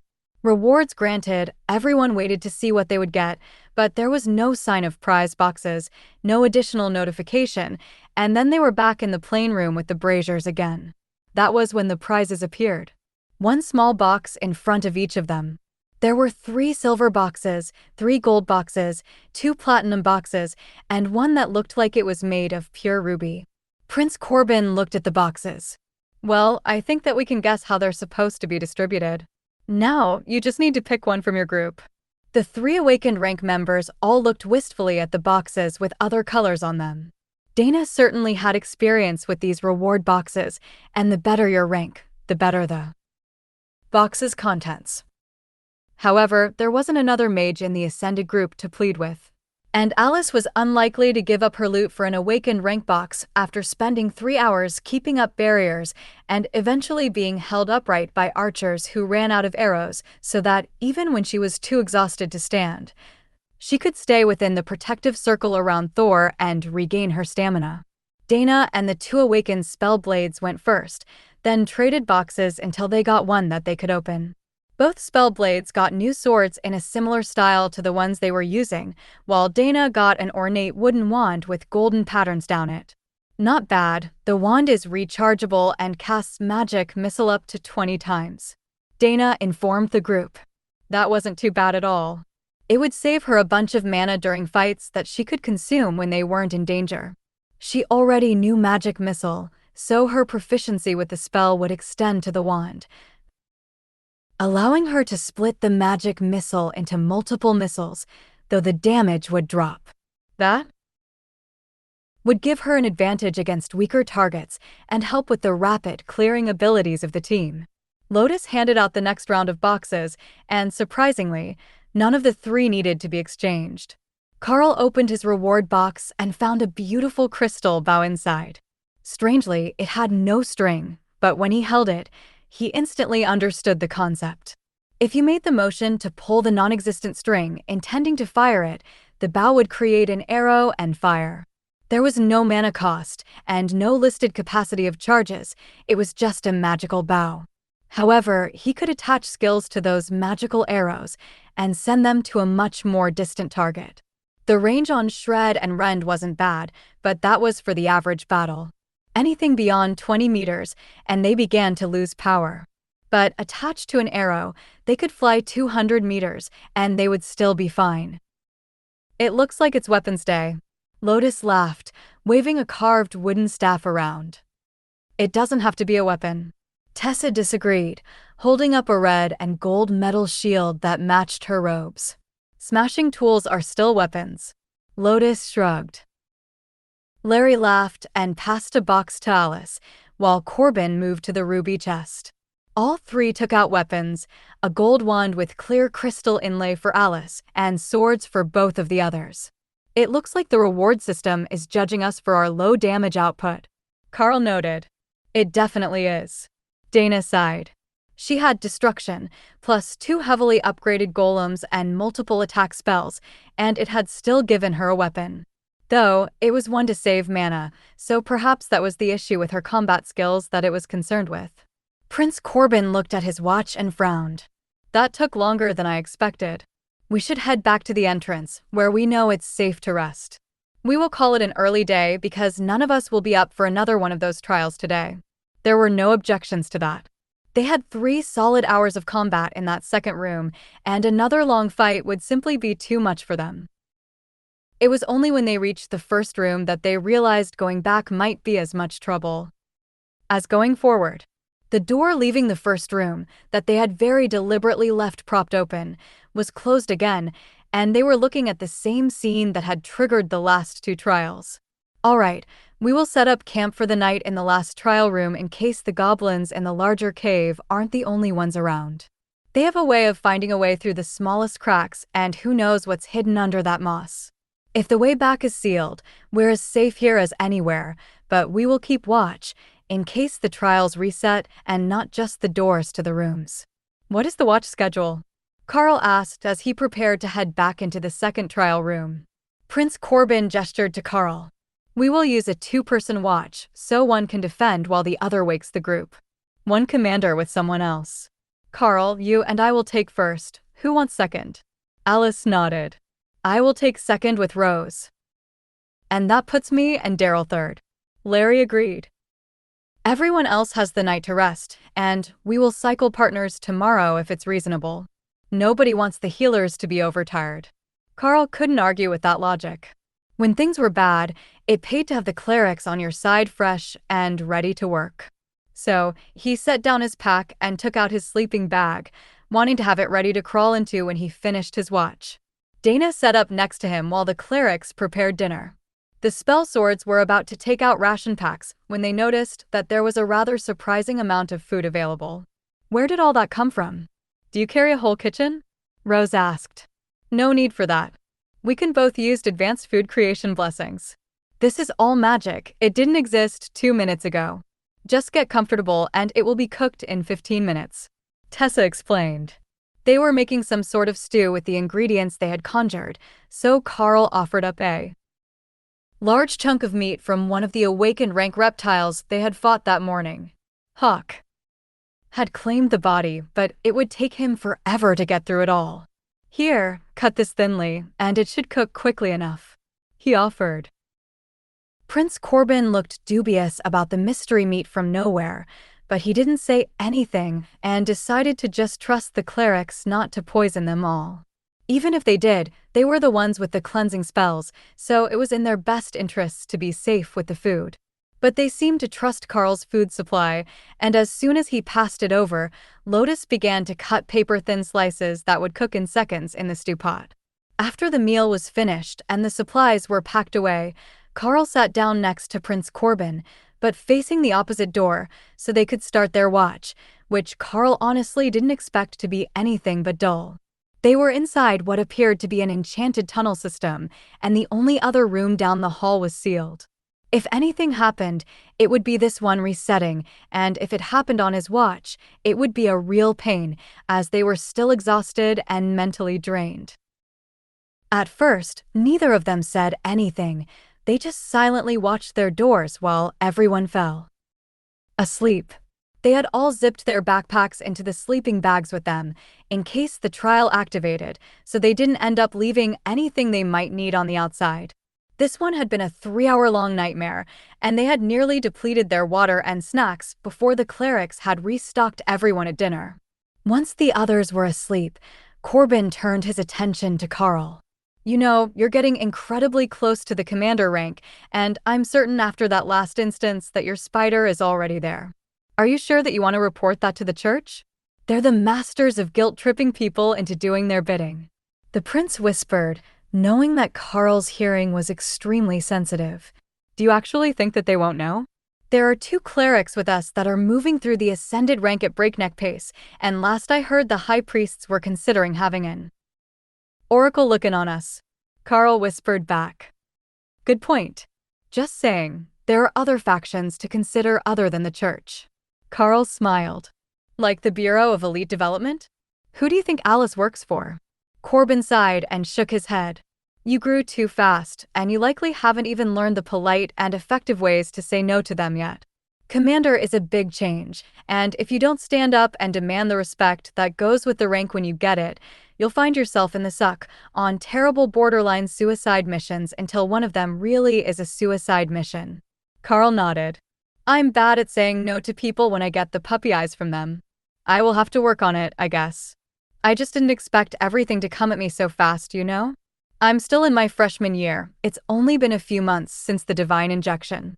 Corbin did a double take. "You're a freshman? I thought you were a baby-faced junior, a third-year student." Karl shook his head. "No, both me and Dana started school at the same time." The royal rank mage looked between the two and nodded. Her I could see being the prodigy of the first year. She's at that mid to late awaken rank point that comes with a load of resources at the start of the freshman year. I will talk to her later as well, make sure she doesn't fall for the big push that burns potential for speed. She's got it in her to go far if she just keeps grinding at it. You two are good friends, so you might be able to look out for her after you advance again." Karl nodded. "I will do what I can." The two fell into comfortable silence, and when Corbin's watch blinked a few hours later, he went to wake up the next team. Karl was awoken sometime in the early morning by a gust of warm air on his face that had him instantly opening his eyes and preparing for battle. But it was just a gust of hot air from the morning meal being prepared, and he relaxed again, then summoned his armor to instantly get dressed. The morning meal was oatmeal and diced fruit, which was absently devoured while everyone discussed the plan for the day. It seems likely that every major room we come across is going to have a challenge in it, so if one of them takes an inordinate amount of time, we will call it a day, no matter where we are. We got through 3 rooms yesterday, and ideally, we would be able to do that again today, but I'm not willing to have anyone overextend themselves and end up dead," Corbin announced. His team, himself included, had taken multiple beatings yesterday, so his cautions made sense, even if it meant that they would be exploring the area at a crawl. "Aren't we going to try the first fight over again and get out of here?" Daryl asked, somewhat sullenly. "With the rewards we got from that last battle? I don't think so. We will search this place, fight as much as we must, and perhaps you can go home ascended. This isn't the sort of resource that comes along often, with multiple challenges all giving rewards. It's somewhat like gaining access to a dozen challenges at the same time. We just have to fight our way through. There is also a major source of magical energy somewhere in this mountain, and after what we have seen, I have reason to think that it might be one of the lost divine dungeons. The original repeatable challenges that the world dragon set up for the first people to train. Tessa and Lotus looked shocked, while the younger members just looked confused, other than Karl, who knew the history already. Aren't those a myth? Rose asked. Corbin shrugged. Maybe, but I can say for certain that they exist. It's just not clear where they came from. A trial dungeon more intense than what they had found? That last fight yesterday had been intense enough. Or perhaps it just gave better rewards. That would be nice. Karl led the group out of the room this time, and everyone was a bit more relaxed with Thor covering them all in refreshing lightning. Not only for the defensive benefits, but for the fact that it kept their stamina refreshed and their minds relaxed. The hallway wound down through the mountain for some time, with no sign of other rooms, until Karl heard an echo below them. There is a cavern beneath us. We're nearly underneath where we started. Somewhere between the first and second trial rooms. If we keep following this tunnel down, we should end up in the cavern soon. He quietly informed the others. All right. Are you certain about the positioning? Alice asked. I grew up in the mines. I have an excellent sense of direction underground. With the curve in the tunnel and the slope, I say 200 more meters. Karl replied. The echo and the sound of something banging became audible to everyone over the next 100 meters. Then the faint blue bioluminescence lit up the mouth of the tunnel as it reached the cave. Karl dropped to the ground and crawled to the last corner, with Ray hovering above him. The tunnel opened 15 meters up the wall of a massive cavern, complete with its own biome full of fungi, grasses, and some sort of bipedal creature. Karl focused on them and did his best to get perfect details. They looked like elves, but with ashy black skin, white hair, and glowing violet eyes. They had a whole city down there, made of the black stones of the cavern, and on the far side from where the tunnel ended, there was a massive glowing portal 20 meters tall. Karl went back and relayed the information to the others, who were even more concerned than he was. They sounded like elves, and the species was known to be temperamental at the best of times, but if they were some sort of mutated monster version of the elves, like the red goblins were to regular goblins, they could be in real trouble. Their group certainly wouldn't be able to take on a whole village, and they didn't want to leave that portal behind. So, what do we do?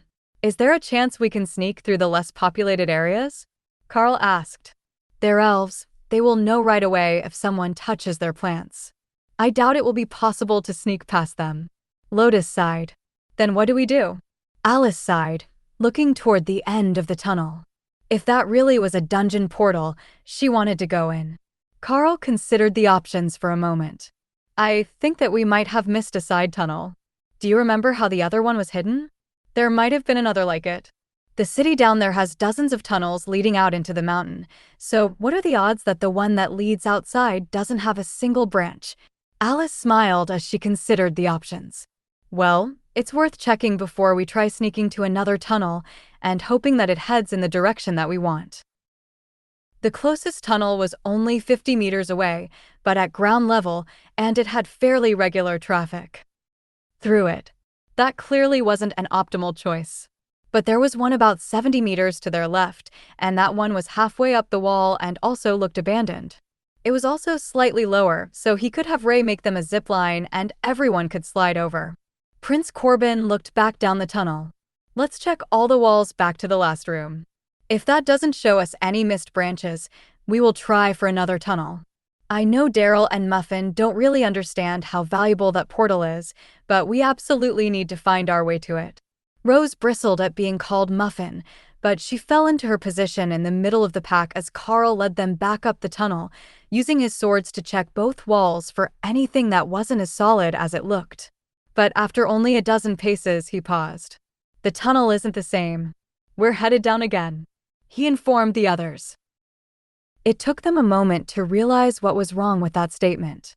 They had been on a steep decline all the way to the chamber, so they should be climbing back up the ramp now, but according to Karl, they weren't. Corbin cast some sort of elementary spell, and a handful of marbles appeared in his hand. He scattered them on the floor, some in front, some behind the group, and they all rolled away. Both sides are downhill. We're definitely in an illusion, or the tunnel was changed. He agreed. Karl closed his eyes and whistled softly, letting Ray's echolocation tell him what was around them. This way. Behind us is still the chamber, but the real upward tunnel is on our left. In front of us is solid rock. Everyone hold hands and follow me for a few steps. He instructed. That sounded a bit foolish to the others, but they followed the instruction, and when Karl got 4 steps through what had looked and felt like solid rock, they were in a new tunnel. He took a few more steps, then pulled everyone to them and called Ray to her space, then brought her back out again. She couldn't close her eyes, so she was unable to get past the illusion on her own, even though she could clearly tell that what she was seeing was not right.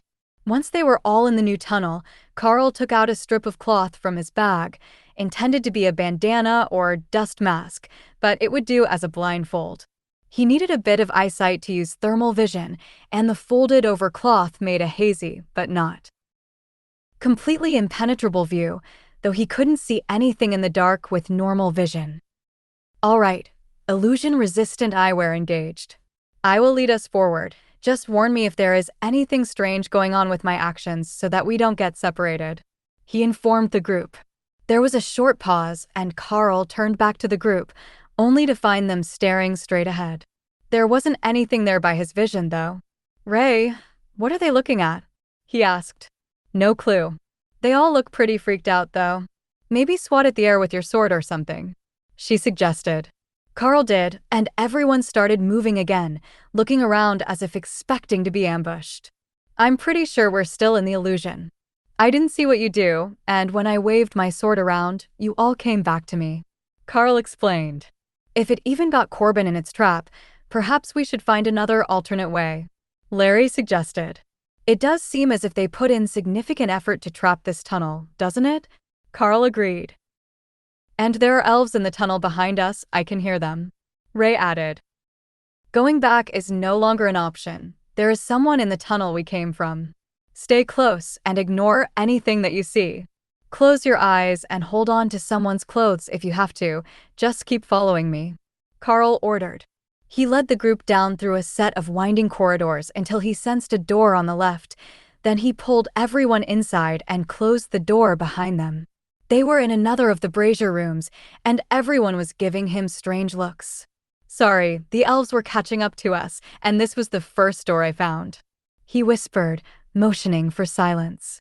But they continued to wait, and nothing happened. There was no magical writing, and the sound of running footsteps and swearing in the corridors faded after a few minutes.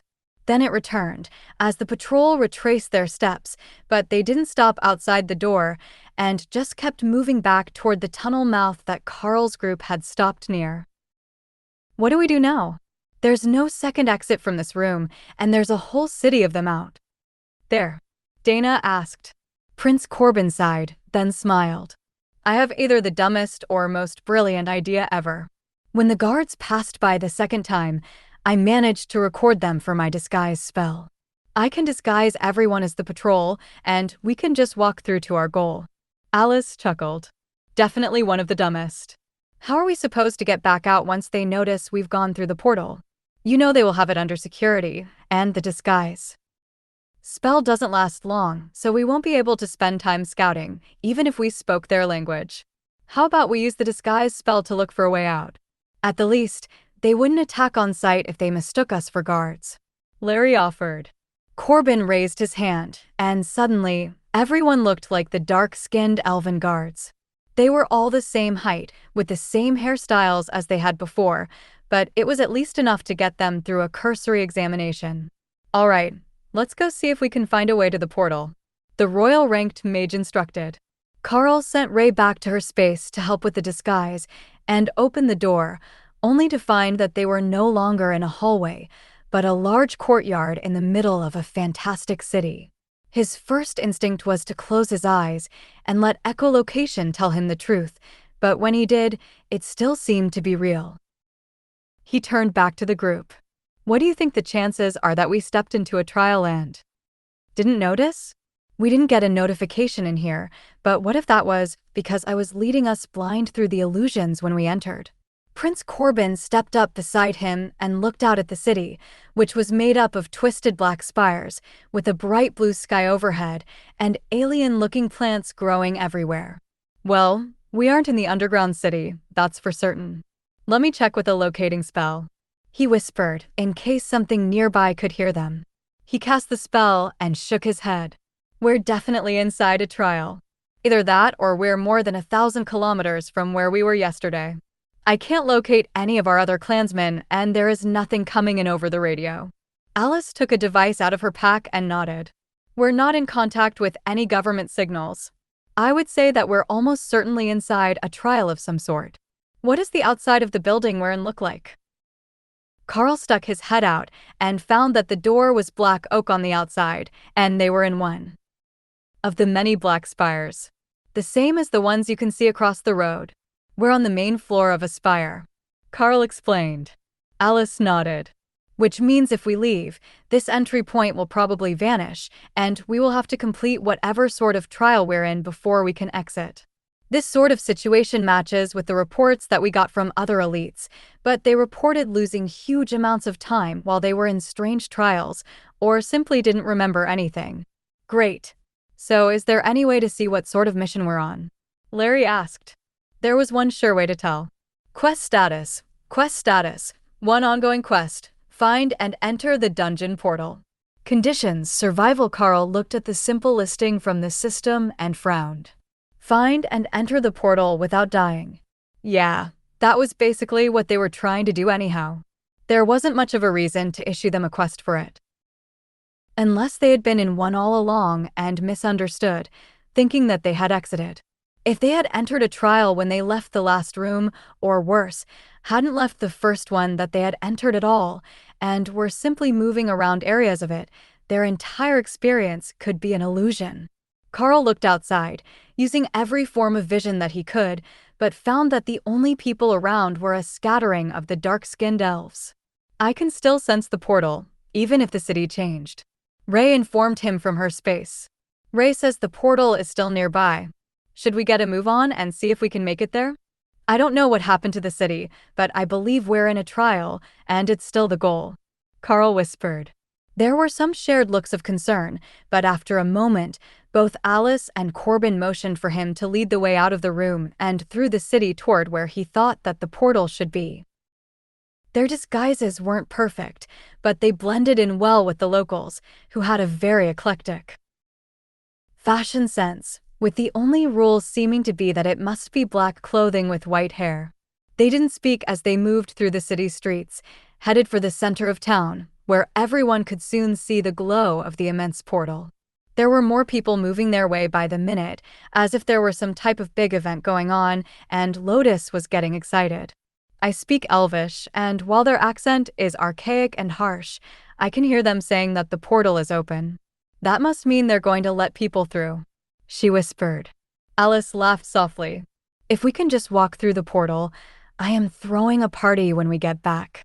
How well do you think you can emulate the accent? Well enough to get us in.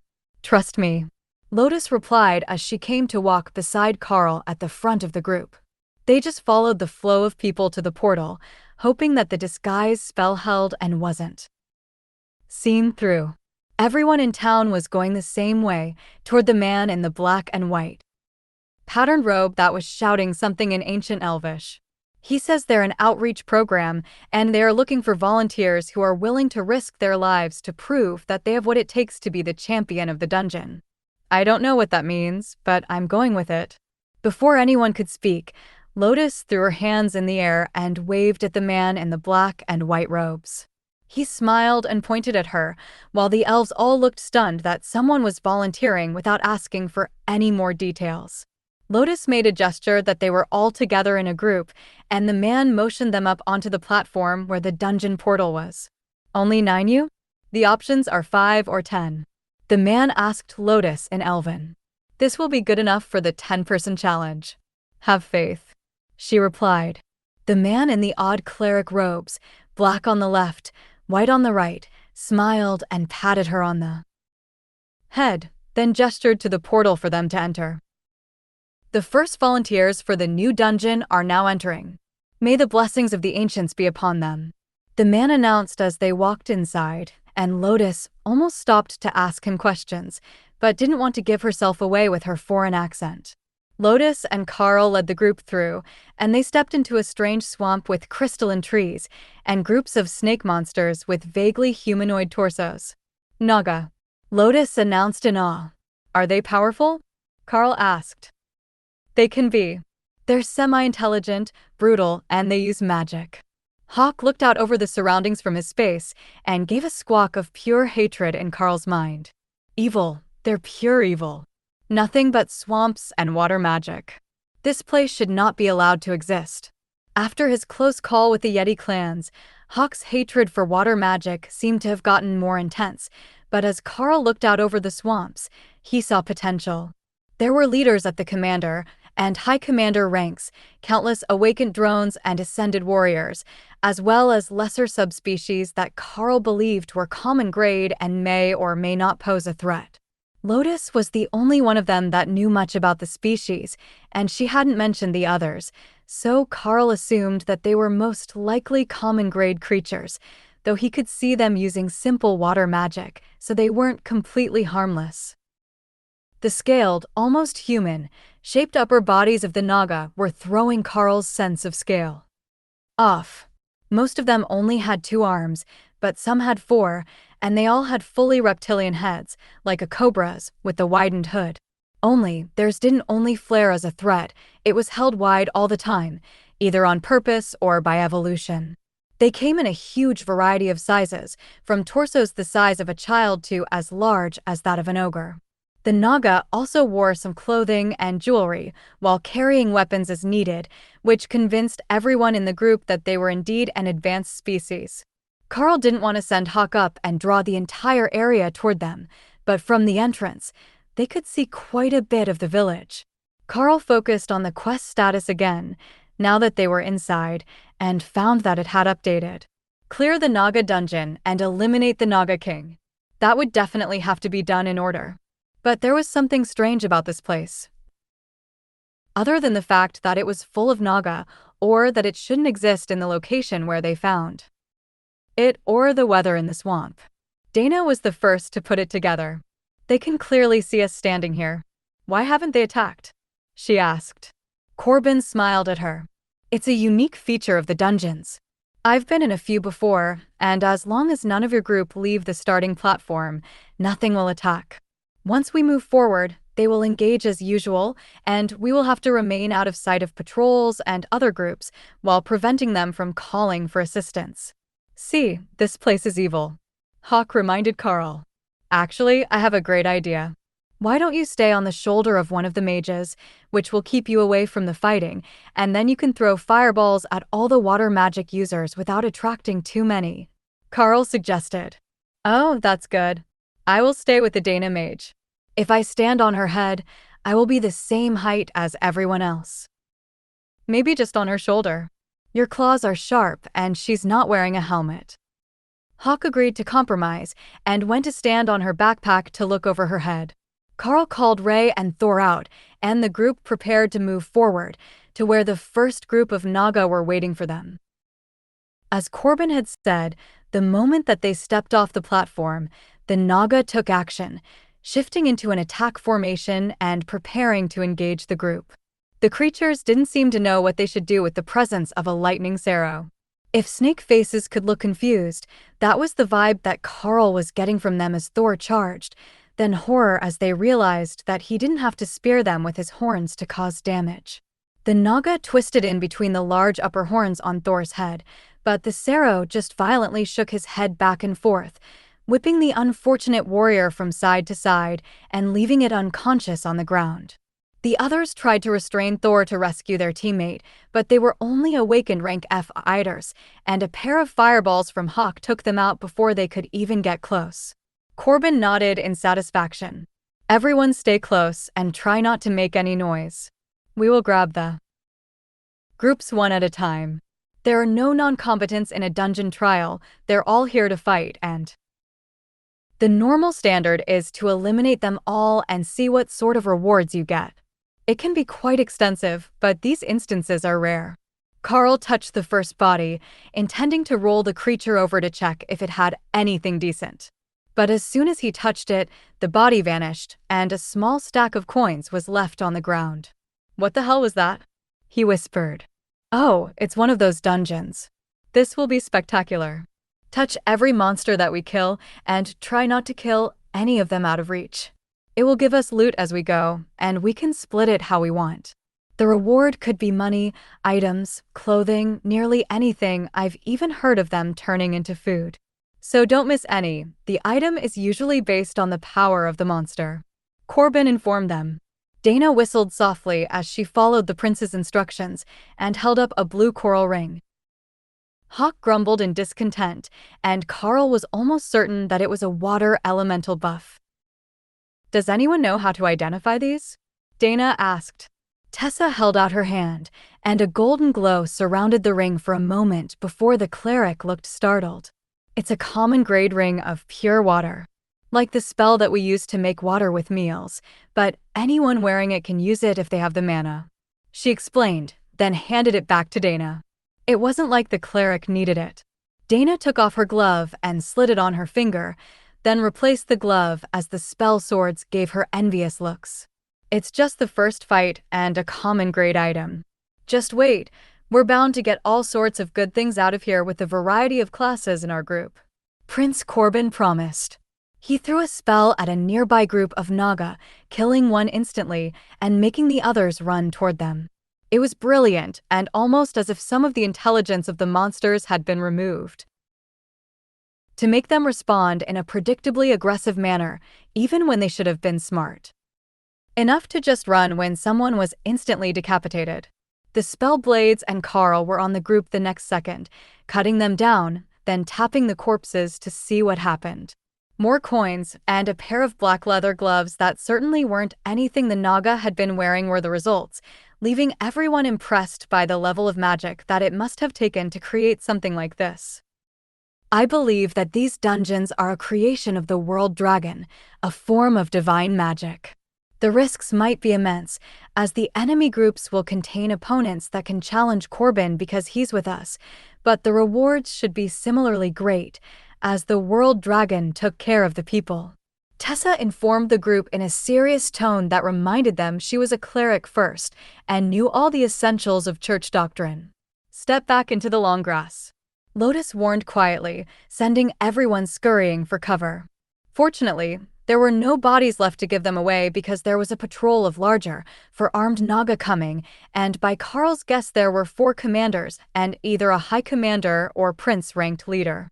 Corbin gestured that he would take the leader with Alice's golem as his guard, which left Karl and Thor to hold off the others while the ambush worked its magic.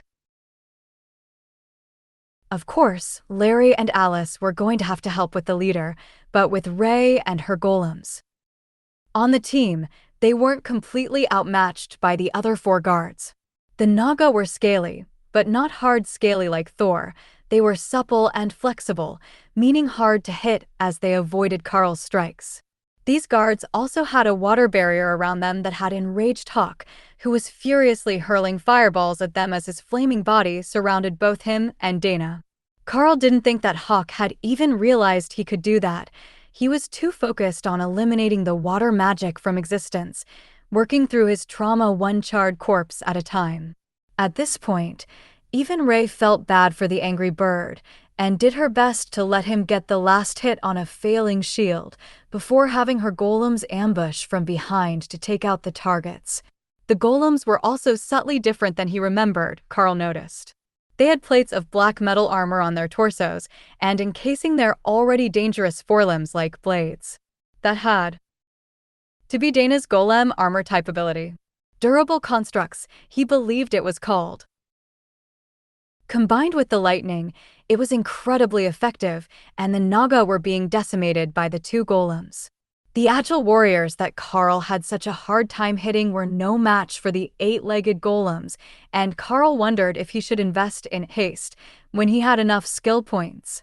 For Commander rank Ray, that would be 40% more speed, and that should nearly eliminate the chance that the Naga would be able to dodge them. It might not be the optimal choice, but it probably wouldn't be the wrong choice either. He would get more points as he adventured, and now that he had a taste of it, Karl fully intended to keep going. Bob Mackenzie had the right idea. It was better to be free out here than under someone's supervision. But unlike Bob, Karl was happy to have a reliable group with him. Karl kept the warriors occupied while the spider golems went for their backs, and the two awakened rank spell swords hesitated. They couldn't take one of those hits like Karl could. Though Karl was parrying the majority of the flurry of attacks while the beasts took care of business, and Dana's golems did their best every time they were resummoned after taking enough damage to have their combat ability reduced. The two boys didn't dare approach and risk a misstep that would mean instant death.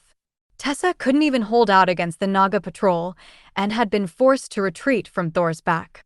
The spell blades had a commander rank barrier over them, courtesy of Alice, but that wouldn't last long against opponents with blades in all four hands and magic on their side. The mages did throw some spells, but awakened rank magic against commander rank beasts didn't do much. The leader of the patrol fell just before the last of the patrol team, and Karl took a moment to tap the commander rank corpses. "Oh, there are more leather gloves. Tessa, what are those good for?" he asked, tossing them to the cleric. "Awakened rank gloves of watery death. Enhanced water magic damage," she replied, then carefully patted Hawk's flaming head as he glared at the item. "They're just gloves. They don't make their own water magic. Relax," she consoled him. Hawk was feeling better after killing a bunch of water magic users, but Tessa was pretty good at preening his head, so he kept up the act just a little longer. Karl suspected that he was learning bad habits from the others. "This is pretty good stuff," Dana noted as they prepared to move forward. Corbin shook his head. "That's the dungeon equivalent of trash. It's 2 full ranks below the monsters that dropped them. When these were originally made, the system users who fought in them would have had full sets of gear at their own rank, and they would be looking for rare items and specific benefits. Times were different then, and everyone was so much more powerful. After clearing 3 more groups without gaining anything but a water orb, which was a basic magical crafting resource, and some coins, the path led them to a large open area where a massive 4-armed Naga was standing. It was wearing strings of bones and shells, and it carried a staff with a glowing blue crystal in one hand, with trinkets in the others. Some sort of shaman, Karl decided. It was also at the commander rank and the lower-ranked members of the team side. They would be basically sidelined again, and the best rewards would predictably go to the strongest among them. "All right, we know how to fight together. Dana, keep your golems back to protect the others, just in case," Prince Corbin announced as he activated a spell that let him leap into battle with a single stride. Karl and the beasts were a step behind him. Hawk had moved to stand on Thor's back, so he was closer to the action, and so he didn't draw attention to Dana. Ray was blended into the lichen-covered crystalline plants around the platform and circling behind the shaman when the first strike landed, and the enormous Naga leader activated a spell that called out a dozen ethereal Naga spirits. Karl swiped at one, and it dissipated when it was cleaved in half. "Dana, you guys are on the spirits. They're awakened rank," he called as he sent a shred toward the shaman. The Naga shaman was hopelessly outmatched, Karl thought as he moved to surround the creature, letting Corbin take the front, while he and Thor took opposite sides. It was 6 commander rank attackers, including the golems, and 1 royal rank mage against a single commander rank shaman, but the creature didn't seem as concerned as Karl thought it should. Instead, it surrounded itself with a vortex of water, forcing Karl and the beasts back, then created water tornadoes that moved erratically around the platform. Hawk saw that the attacks were only about 6 meters tall, so he took off from Thor's back and began to bombard the shaman inside, while the others hurled spells at its protective barrier while dodging the swirling water attacks. The entire battle was chaos, with everyone running around, attacking the spirits when they got in the way, as the 3 awakened rank members couldn't control them all, and doing their best to land a hit on the shaman. The spell would fluctuate with every attack from Corbin, but it wasn't falling, and Karl was unable to tell how effective Hawk's fireball attacks were. Daryl failed to notice an attack and was hurled most of the way across the platform before catching himself on one of Thor's horns to prevent being thrown down the cliff on the far side. He wasn't seriously injured, but he was now surrounded by a water barrier that was slowing his actions and threatened to leave him in the path of more vortexes. Then one of Karl's strikes managed to cut a notch in the protective spell, leaving the Naga momentarily visible. The next attacks by Corbin and Alice did the same, and they were back in the fight as the barrier fell. The spider golems were on the back of the shaman the second the barrier fell, and Karl noticed that there was still a faint water barrier over the Naga, which had been whittled away by Hawk's dedicated efforts. Having to go through those two barriers, one after another, would have sucked, and Hawk had saved them a lot of headache, with the shaman now hurling offensive spells at them, both water and ice magic types. It was definitely commander rank in maximum power, but it didn't seem to run out of mana, and it just wouldn't die. Over the course of the next minute, the shaman was hit dozens of times while its barrier was down, and while it was bleeding heavily, it was still fighting. They were doing damage, that was clear, and it wasn't healing unnaturally quickly, but it just wouldn't die. It was beginning to slow down, and the spells were coming more infrequently, but Karl got the feeling that this was not the end, but the build-up to a larger attack. So, when the creature's mana surged, his first instinct was to order everyone back. Big attack coming, he called, unsure what it would look like.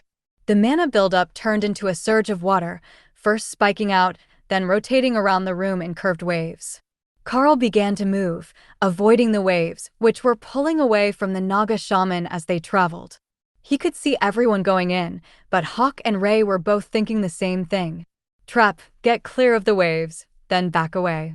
It's a trap, Karl called as the Naga sent out a shotgun blast of ice pellets around itself.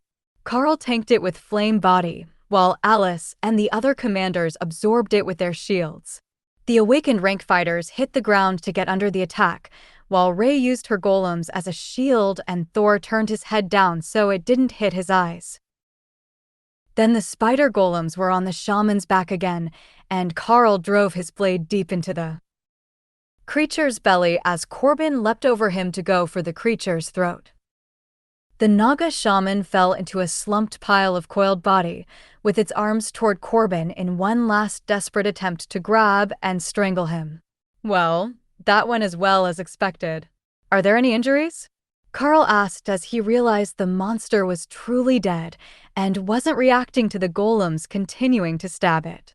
Ray eventually called them off, and Corbin tapped the body, making it vanish and a small pile of items appear on the floor. Tessa stepped up to cast her identification magic, but there was one item that caught Karl's attention. Core of Ice. It was a small crystal, unassuming among the dozens of other small gems, but it was one of the items Ray needed to make a concoction with the moss and crystals she had gotten earlier in the Goblin Cave. There were multiple piles of cloth, a staff with a blue orb that looked like the one that the shaman had been using, and an assortment of coins and gems. Alice picked up the staff and frowned at it. That's odd, I can't use it. I can use water magic, though, she muttered. Then she handed it to Dana, who also frowned and shook her head. She passed it to Lotus, whose eyes lit up with excitement. Oh, this is pretty good. I like this stick, she announced. Once she realized that everyone was waiting for a description, she continued. It lets me use the shaman's signature water vortex spell, the wandering tornado things. The other items were all ascended rank cloth armor, but the fashion wasn't bad, and the enchantments on them were strong, so they were split between Dana and Rose, who were the only ones who suited the fashion. It seemed that either because it was a female shaman or the Naga didn't have legs, the armor was created with a long skirt. When they put the armor, which was a significant status improvement over what they were wearing, which was mostly common and awakened grade cloth, which was all that the mage class could wear, Karl couldn't help but do a double take. The Naga style was somewhat modest and elegant, with full flared sleeves, but covered in gold and jewels for decoration, and the robes gave them both a regal look that made them seem more like fashionable debutantes and less like students on a mission. Rose's was shorter and slid up one side for mobility with matching cloth pants, while Dana's hung well past her knees, but was folded in the front of the skirt like a kimono, so it would expand as her legs moved. Wait, there's more. Corbin laughed as he held up one last piece of cloth. Dana laughed as she saw it, but Karl didn't realize right away what it was. An ancient-style cloth chest binding, the precursor to the modern sports bra, and it was enchanted. Corbin was holding it out to Rose, so it must be good for her stats, but Tessa was snickering. The spell sword put it on, hanging the cloth over her neck to let the item equip if it was able, and her chest went as flat as a board. The chest binding of smooth movement. Now, isn't that better than having to wear an uncomfortable binding and having your chest in the way of your swing? Corbin teased. Daryl has bigger breasts than I do in this thing. Do you have any idea what that will do to my fragile pride? If it didn't add melee range attack damage, I would trade with you. You're getting a bit spare in your old age. You could use it as much as I can. Rose retorted. Karl walked over and picked up the ice core for Ray and quickly assembled the ingredients needed into a bowl, being careful not to mess up her art exhibit on the floor when he stole the moss and crystals. It could be used by her, Hawk, and Karl, with the chance to grant them a new skill of paralytic strikes, which Karl was eager to find out about. As the 3 ingredients settled into the bowl, they quickly turned to a paste, dissolving the moss and the crystals on contact. So, Karl split it into 3 portions. Each was a large vial, so it should be enough, he hoped. We will take a break here and regain some stamina and mana. I suggest eating some trail mix and getting a drink while we have time. Alice announced once everything from the last fight had been distributed. They were going to need the rest after that strangely durable shaman. Once everyone sat down to rest, the 3 beasts returned to their spaces, where they would recover the fastest, and Karl began to meditate, recovering his energy and mental focus, though his stamina had been recovered by the refreshing lightning. Hawk and Ray both immediately downed their potions, before Hawk began to splutter and curse in Karl's mind as the cold liquid reached his stomach. "You fed me ice element," he complained. "It has a chance to teach you paralyzing strikes," Karl explained, hoping to mollify the angry bird. The mixture did seem to have some effect on him, and Hawk's claws became a bit more crystalline and his body a bit more powerful, but it seemed he didn't gain any skills from it. Ray didn't complain about the potion. It had the comforting feeling of natural darkness, but she also didn't gain the skill. Karl considered giving her the last dose, but it did say that it was good for him as well, and there was a chance they could get more of the ice cores now that they knew what it looked like. They might even get another in this dungeon, as it was an ascended rank ingredient. So, he downed the potion and felt the cold flow through his veins, and then merge with the refreshing lightning that he had gained from Thor. New skill gained. Stun. That wasn't what the identification skill said, but he would take it.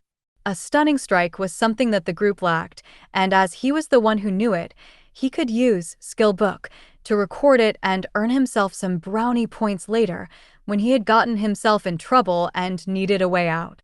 It would also change his combat tactics.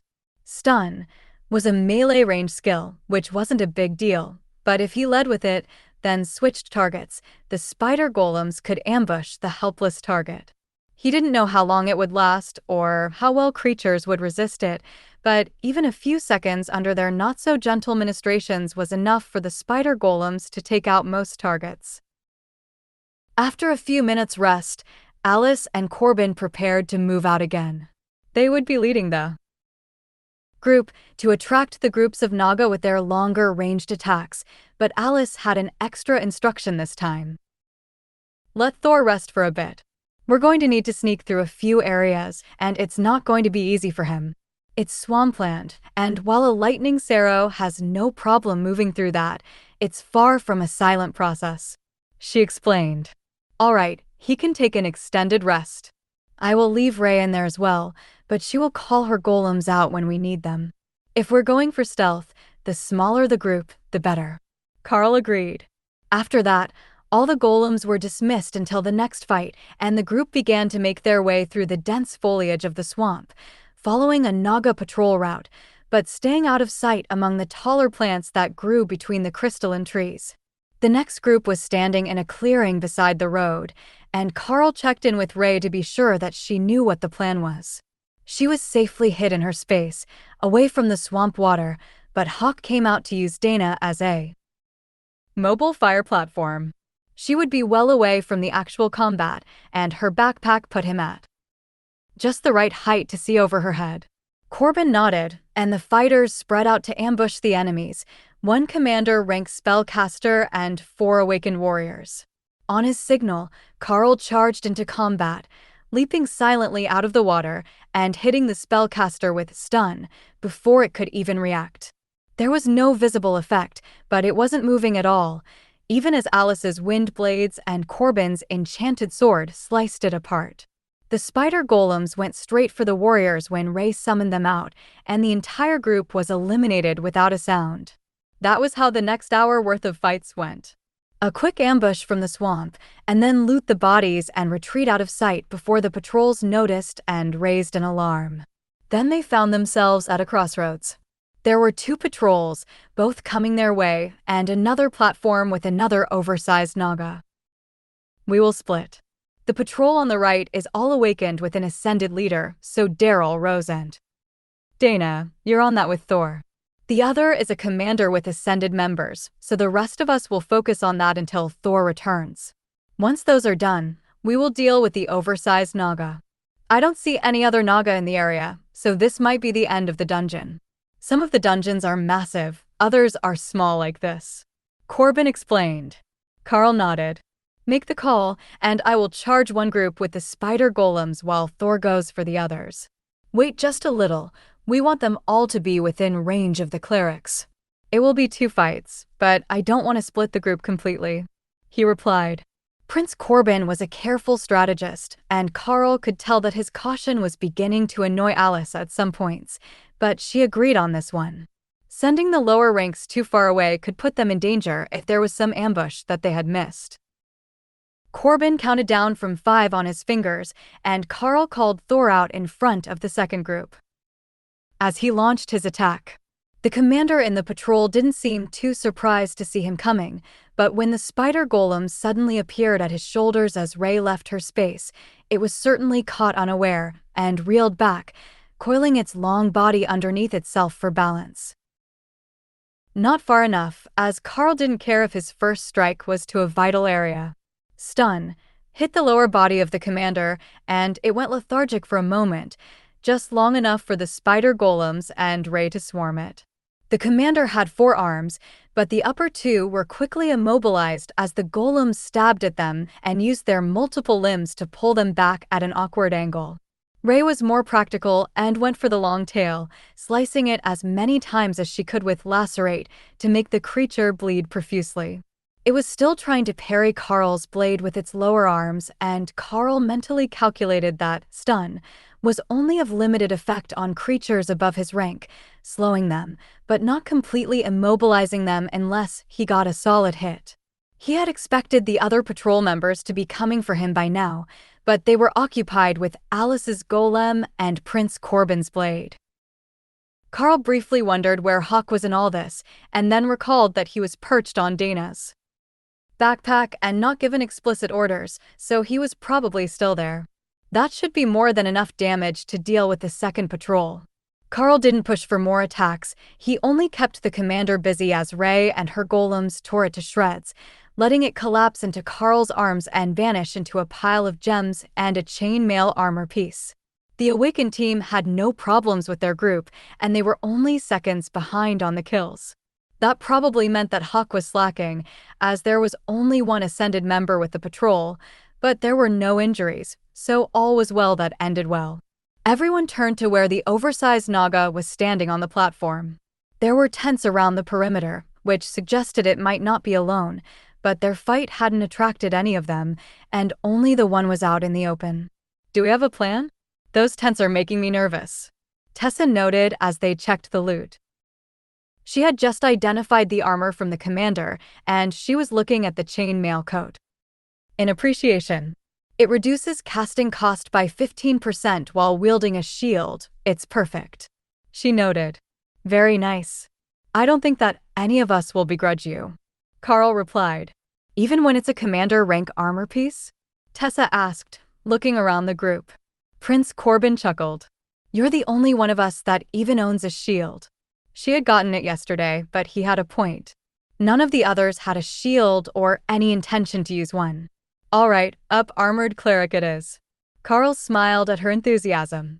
That's probably for the best if you're going to keep riding Thor into combat. Prince Corbin moved forward to scout the area around the final oversized Naga in the dungeon. This was likely to be the hardest fight of all, and it was almost certainly designed for 10 fighters of equal power, but none of them really knew what quality of fighters the black and white-robed man at the dungeon entrance meant. The fact that they didn't recognize those robes or the god that they belonged to concerned Tessa, as they looked like a cleric's robes, but in the middle of a city full of potential enemies, they weren't going to start asking questions. Corbin returned to the group and made a quick diagram in the dirt. There is a Naga of some sort, oversized like the last one, and at a similar power level. The tents around the Naga boss are empty, but I suspect that won't be the case once we attack. Either there will be Naga summoned into them, or portals will open to bring in assistance.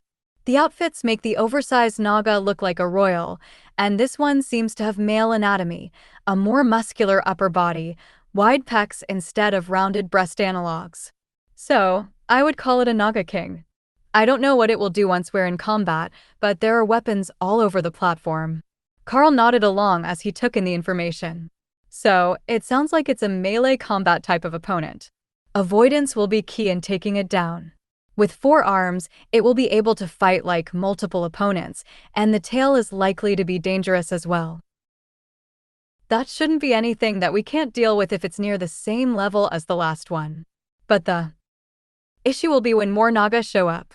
We should try turning it around so that the mages and less armored combatants can stand near the stairs, away from the tents. Alice drew a mark on the diagram. If we're here, it should be good, provided that the Naga King can be turned around. We just need to worry about the reinforcements coming down the road instead of from the tents. But will the 2 of you be all right at the far side? 3 of us. I will take Thor with me and Corbin. That should be enough to keep it facing us, I hope. If the reinforcements come from behind you, withdraw your golems to hold them off. Karl suggested. Corbin smiled. Good planning skills. I hope that your skills match up to your confidence. Karl chuckled as he looked at his skill points. He had enough for another upgrade, so if things got really bad, he would grant himself another skill to make up for what he was lacking. Alice looked toward the sky. We should send Hawk up to scout the area and make certain that we didn't miss anything. Now that we're almost out of enemies, it should be safe enough. Karl motioned for him to comply, and Hawk took off, circling the swamp searching for opponents. Nothing, just that big one. He confirmed. Stay up high, and you can join the fight after we get him turned. Karl replied. Hawk says we're good. Karl and Corbin rushed past the king, like they were going to attack its back, and Karl summoned Thor from his space once they were in place, getting the fight started with the king facing away from the ramp. The others joined from the steps, with raised golems moving forward to engage from the sides, far enough forward that the king wouldn't have to turn around to look at them. That made it look like a 5-on-1 from its point of view until the mages and lower-ranked spell swords began their ranged bombardment. The wounds stacked up at an insane rate as Corbin focused all his energy on parrying all 4 swords and keeping the king from landing a single strike. It was becoming a lopsided battle, and Hawk's fireballs were searing away scales all over the creature's body. As they had expected, the king eventually cast a barrier over itself and let out a battle cry that made dozens of Naga appear on the path toward the platform and from the tents. The spider golems turned to face the ones from the nearest tents, while Karl dealt with the few that were behind them. The mages would be engaged for a while, but between Ray and the spider golems, the Naga warriors who were summoned weren't a major threat. It was the steady stream of enemies coming up the ramps that was the real issue. At the moment, Corbin was stuck on defense, so the only ones landing any hits on the boss was Ray, while Thor and Karl dealt with the additional fighters. Lacerate was doing its job, and the floor was covered in Naga blood, but the boss wasn't showing many signs of weakening as it threw down its small swords and grabbed two larger ones from the ground, holding each in two hands from the same side of its body. Even Corbin couldn't properly parry those with the brute strength of the much larger Naga King, and Karl was forced to roll out of the way of a downward slash. The moment that the last of the warriors from the tents fell, the tents were blown back by a wave of water magic as a spectral version of the shaman boss joined the fight. "Take this, evil water snakes," Hawk called happily as he dive-bombed the platform. It took Karl a second to realize what he meant. There were what appeared to be Naga eggs in one of the tent sites, and Hawk was going for them. "No!" Karl called out an instant too late, as Hawk tossed his prized snack into the mental space. It landed in the fourth beast's space, which immediately filled with the strange swamps and long grasses of the dungeon, while the egg sunk into the mud and waters. "My snack!" Hawk wailed as he realized what had happened. "Get your brain back in the fight. We're not done yet," Karl reminded him. He would remove the egg later, and the space should reset. Or at least he hoped that would work. He managed to take Thor and Ray's eggs back out after putting them in the space. But now the ghostly shaman was building up to their wave attack as the spectral form entwined itself in a defensive formation with the king. Karl launched himself forward, narrowly avoiding an incoming strike from the king, and hit the shaman with a stun attack. The building attack stopped, and the mages unleashed a wave of attacks on it, accompanied by Hawk's frustrated fireballs. With its major attack interrupted, the specter needed time to recover, and this form was far weaker than its original body had been. It was already beginning to become incorporeal under the weight of attacks that the spider golems were sending its way. The king slammed the ground with its blades, sending an earthquake in all directions as the specter was eliminated by the concerted efforts of the group. Karl jumped, and Thor counterattacked with his own earthquake to keep himself stable, but the others were thrown to the ground as the king was surrounded by a red barrier. It was going berserk, and its attacks were increasing in speed, shattering the barriers over Corbin, who was on one knee. Karl attacked from the other side to draw its attention while the spell blade recovered, but even his magically enhanced strength and large blade were no match for the enraged boss, and he was tossed to the ground on the third strike. He threw himself to the side to dodge and continued his defense, keeping the king facing away from the mages, who were slower to recover and who had taken a fair bit of damage from the earthquake. The bleeding was taking its toll on the boss, and the red barrier was fading, along with the king's attack power, by the time that it turned back to Corbin. Karl had bought enough time for the spell blade to find an opening, and he drove his blade deep into the creature's chest, where a human's heart would be. Blood flew everywhere, coating Corbin and the platform around him as the boss collapsed, and then the corpse vanished, leaving behind a large golden chest. "Dungeon complete," a haunting voice spoke through the area, leaving everyone relieved and panting for breath as they stared at the chest. "Who do we choose to open it?" Tessa asked as she cast a refresh spell on the group. "I say we let Prince Corbin. If it's going to go by who opens it, he's the best choice. He's the highest ranked, plus he's both a melee fighter and a mage," Karl suggested. Corbin shook his head.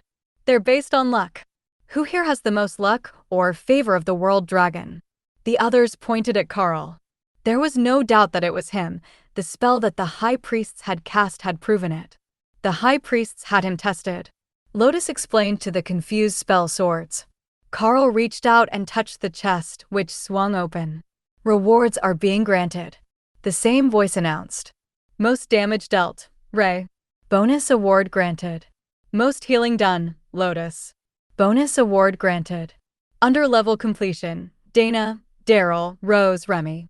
Bonus granted." Everyone looked around at each other. "Whose real name is Remy?" Lotus finally asked, confused.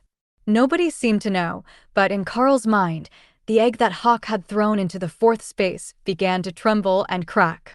"You've got to be kidding me," Karl muttered as the mottled blue egg began to hatch. "Send it out.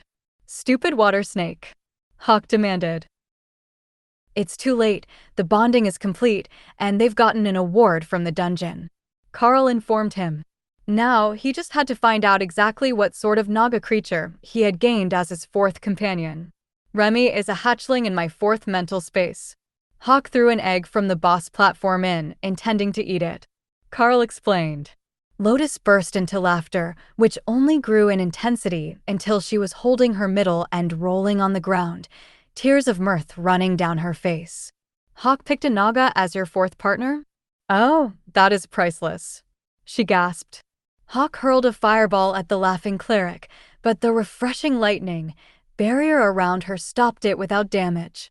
"Sorry, Hawk, but that really is too funny." Lotus finally managed to apologize.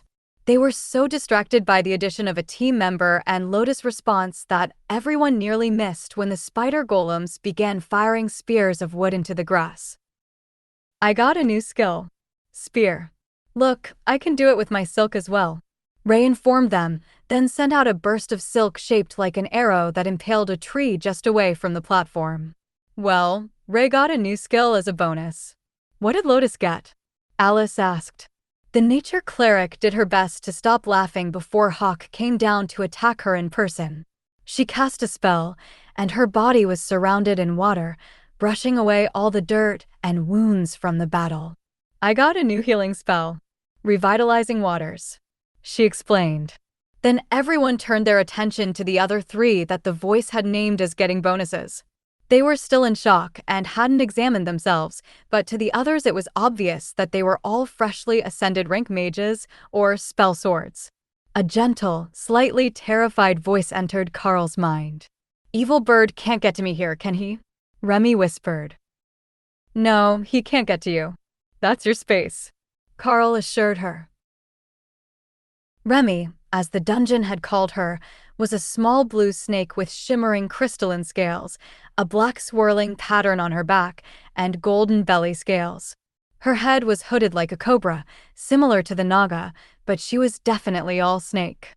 "Yes, safe," she exclaimed, then cast a minor spell that created 4 tiny water tentacles, which she swung wide in the same motion that a baseball umpire used, and Karl wondered where she had learned that. A baby spirit snake, as Remy appeared to be, wasn't a humanoid creature. They were a magical water snake that existed in the Golden Dragon Nation.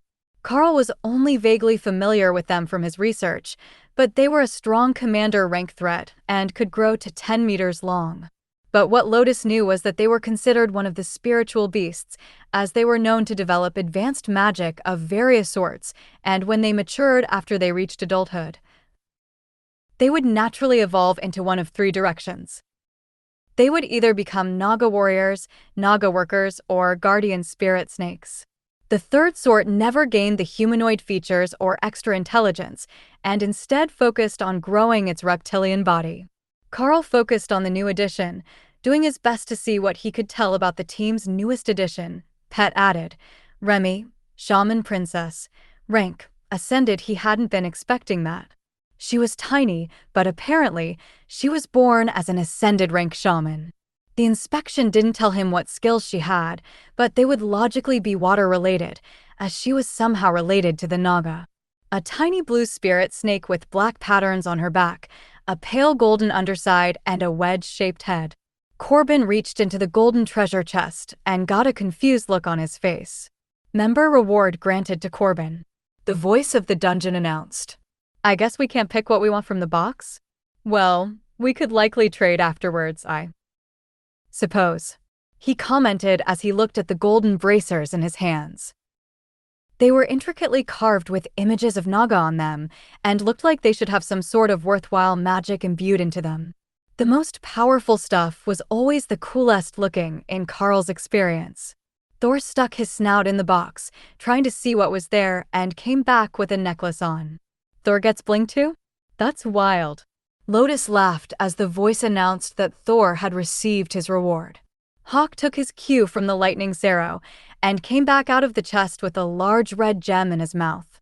A gem which he promptly ate, causing himself to flare with magic. "Come on, Commander. You can do it." He cheered himself on as power surged in his body.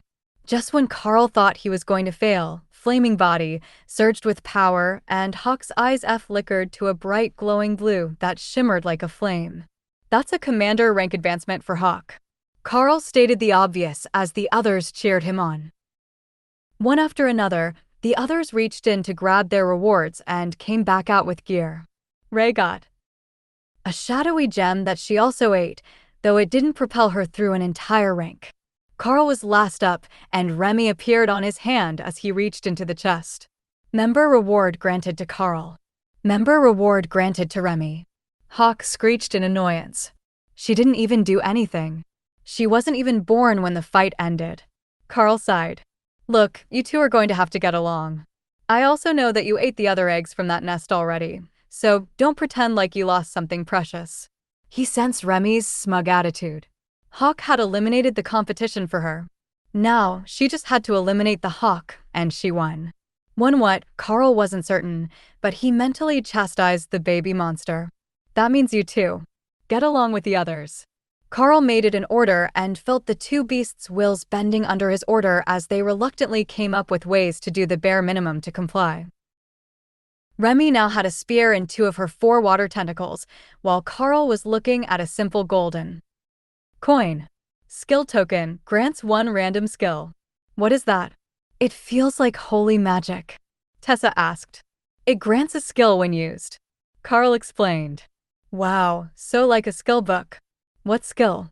she replied, eager to see what new power Karl would gain. "It, doesn't say. It says it grants a random skill." Corbin whistled in appreciation. "That's quite the find. It could either be the most valuable item you'll ever hold, or the most disappointing bonus you'll ever get. I've seen something like that before, and when it says random, it means random. Completely random. In that case, should I hold off?" Karl asked. "I don't think it matters when you use it." Corbin shrugged. The only problem was that Karl didn't know how to use the coin. He only knew what it did. The magic of the coin told him that much. "Flip it," Tessa suggested. If it was random, a coin flip made sense, Karl supposed. He looked at the coin, which had the World Dragon logo on both sides, so there were no heads or tails. He just flipped it and caught it, then flipped it onto the back of his hand, the way you always did for a coin toss. "Skill gained, silent movement," the dungeon voice announced. Not a bad ability for a scout. Alice congratulated him. "Agreed," Tessa informed him with a satisfied nod. Prince Corbin looked around at the group, who had long since reverted to their natural human forms. "I should cast the spell on us all once we get to the entrance. Then we will have to find a way out of that city and the trial that it was in. We did well here, but there will still be challenges ahead of us," he reminded the others. Karl put all the beasts away in preparation to head out, and Corbin prepared their disguises. "Lotus, you're up at the front again. If they have questions, you're the only one likely to understand," Corbin instructed. With a nod from the spell blade, the group made their way through the dungeon, retracing their steps. They stopped at the entry platform to check their gear and make certain they hadn't dropped anything before stepping through the portal in a group and directly out onto a snow-covered hillside. They were out of the mountains, near the edge of the abnormally cold anomaly zone, nearly 50 kilometers from where they had started. For a moment, everyone's expressions went blank, while refreshing lightning surged as if they were under attack, and then they recovered. Alice looked around them. "How did we get here?" Karl shrugged. "When we left the dungeon, this is where it brought us." For a second, the others looked confused, and then realization came to their faces as refreshing lightning fought off whatever status effect was placed on them, and their memories returned. "Nice save, Thor." Karl congratulated his partner. "I told you I was the healer now," Thor declared, which made Remy giggle. Prince Corbin snapped his fingers. "I get it now. That's what happened to the others."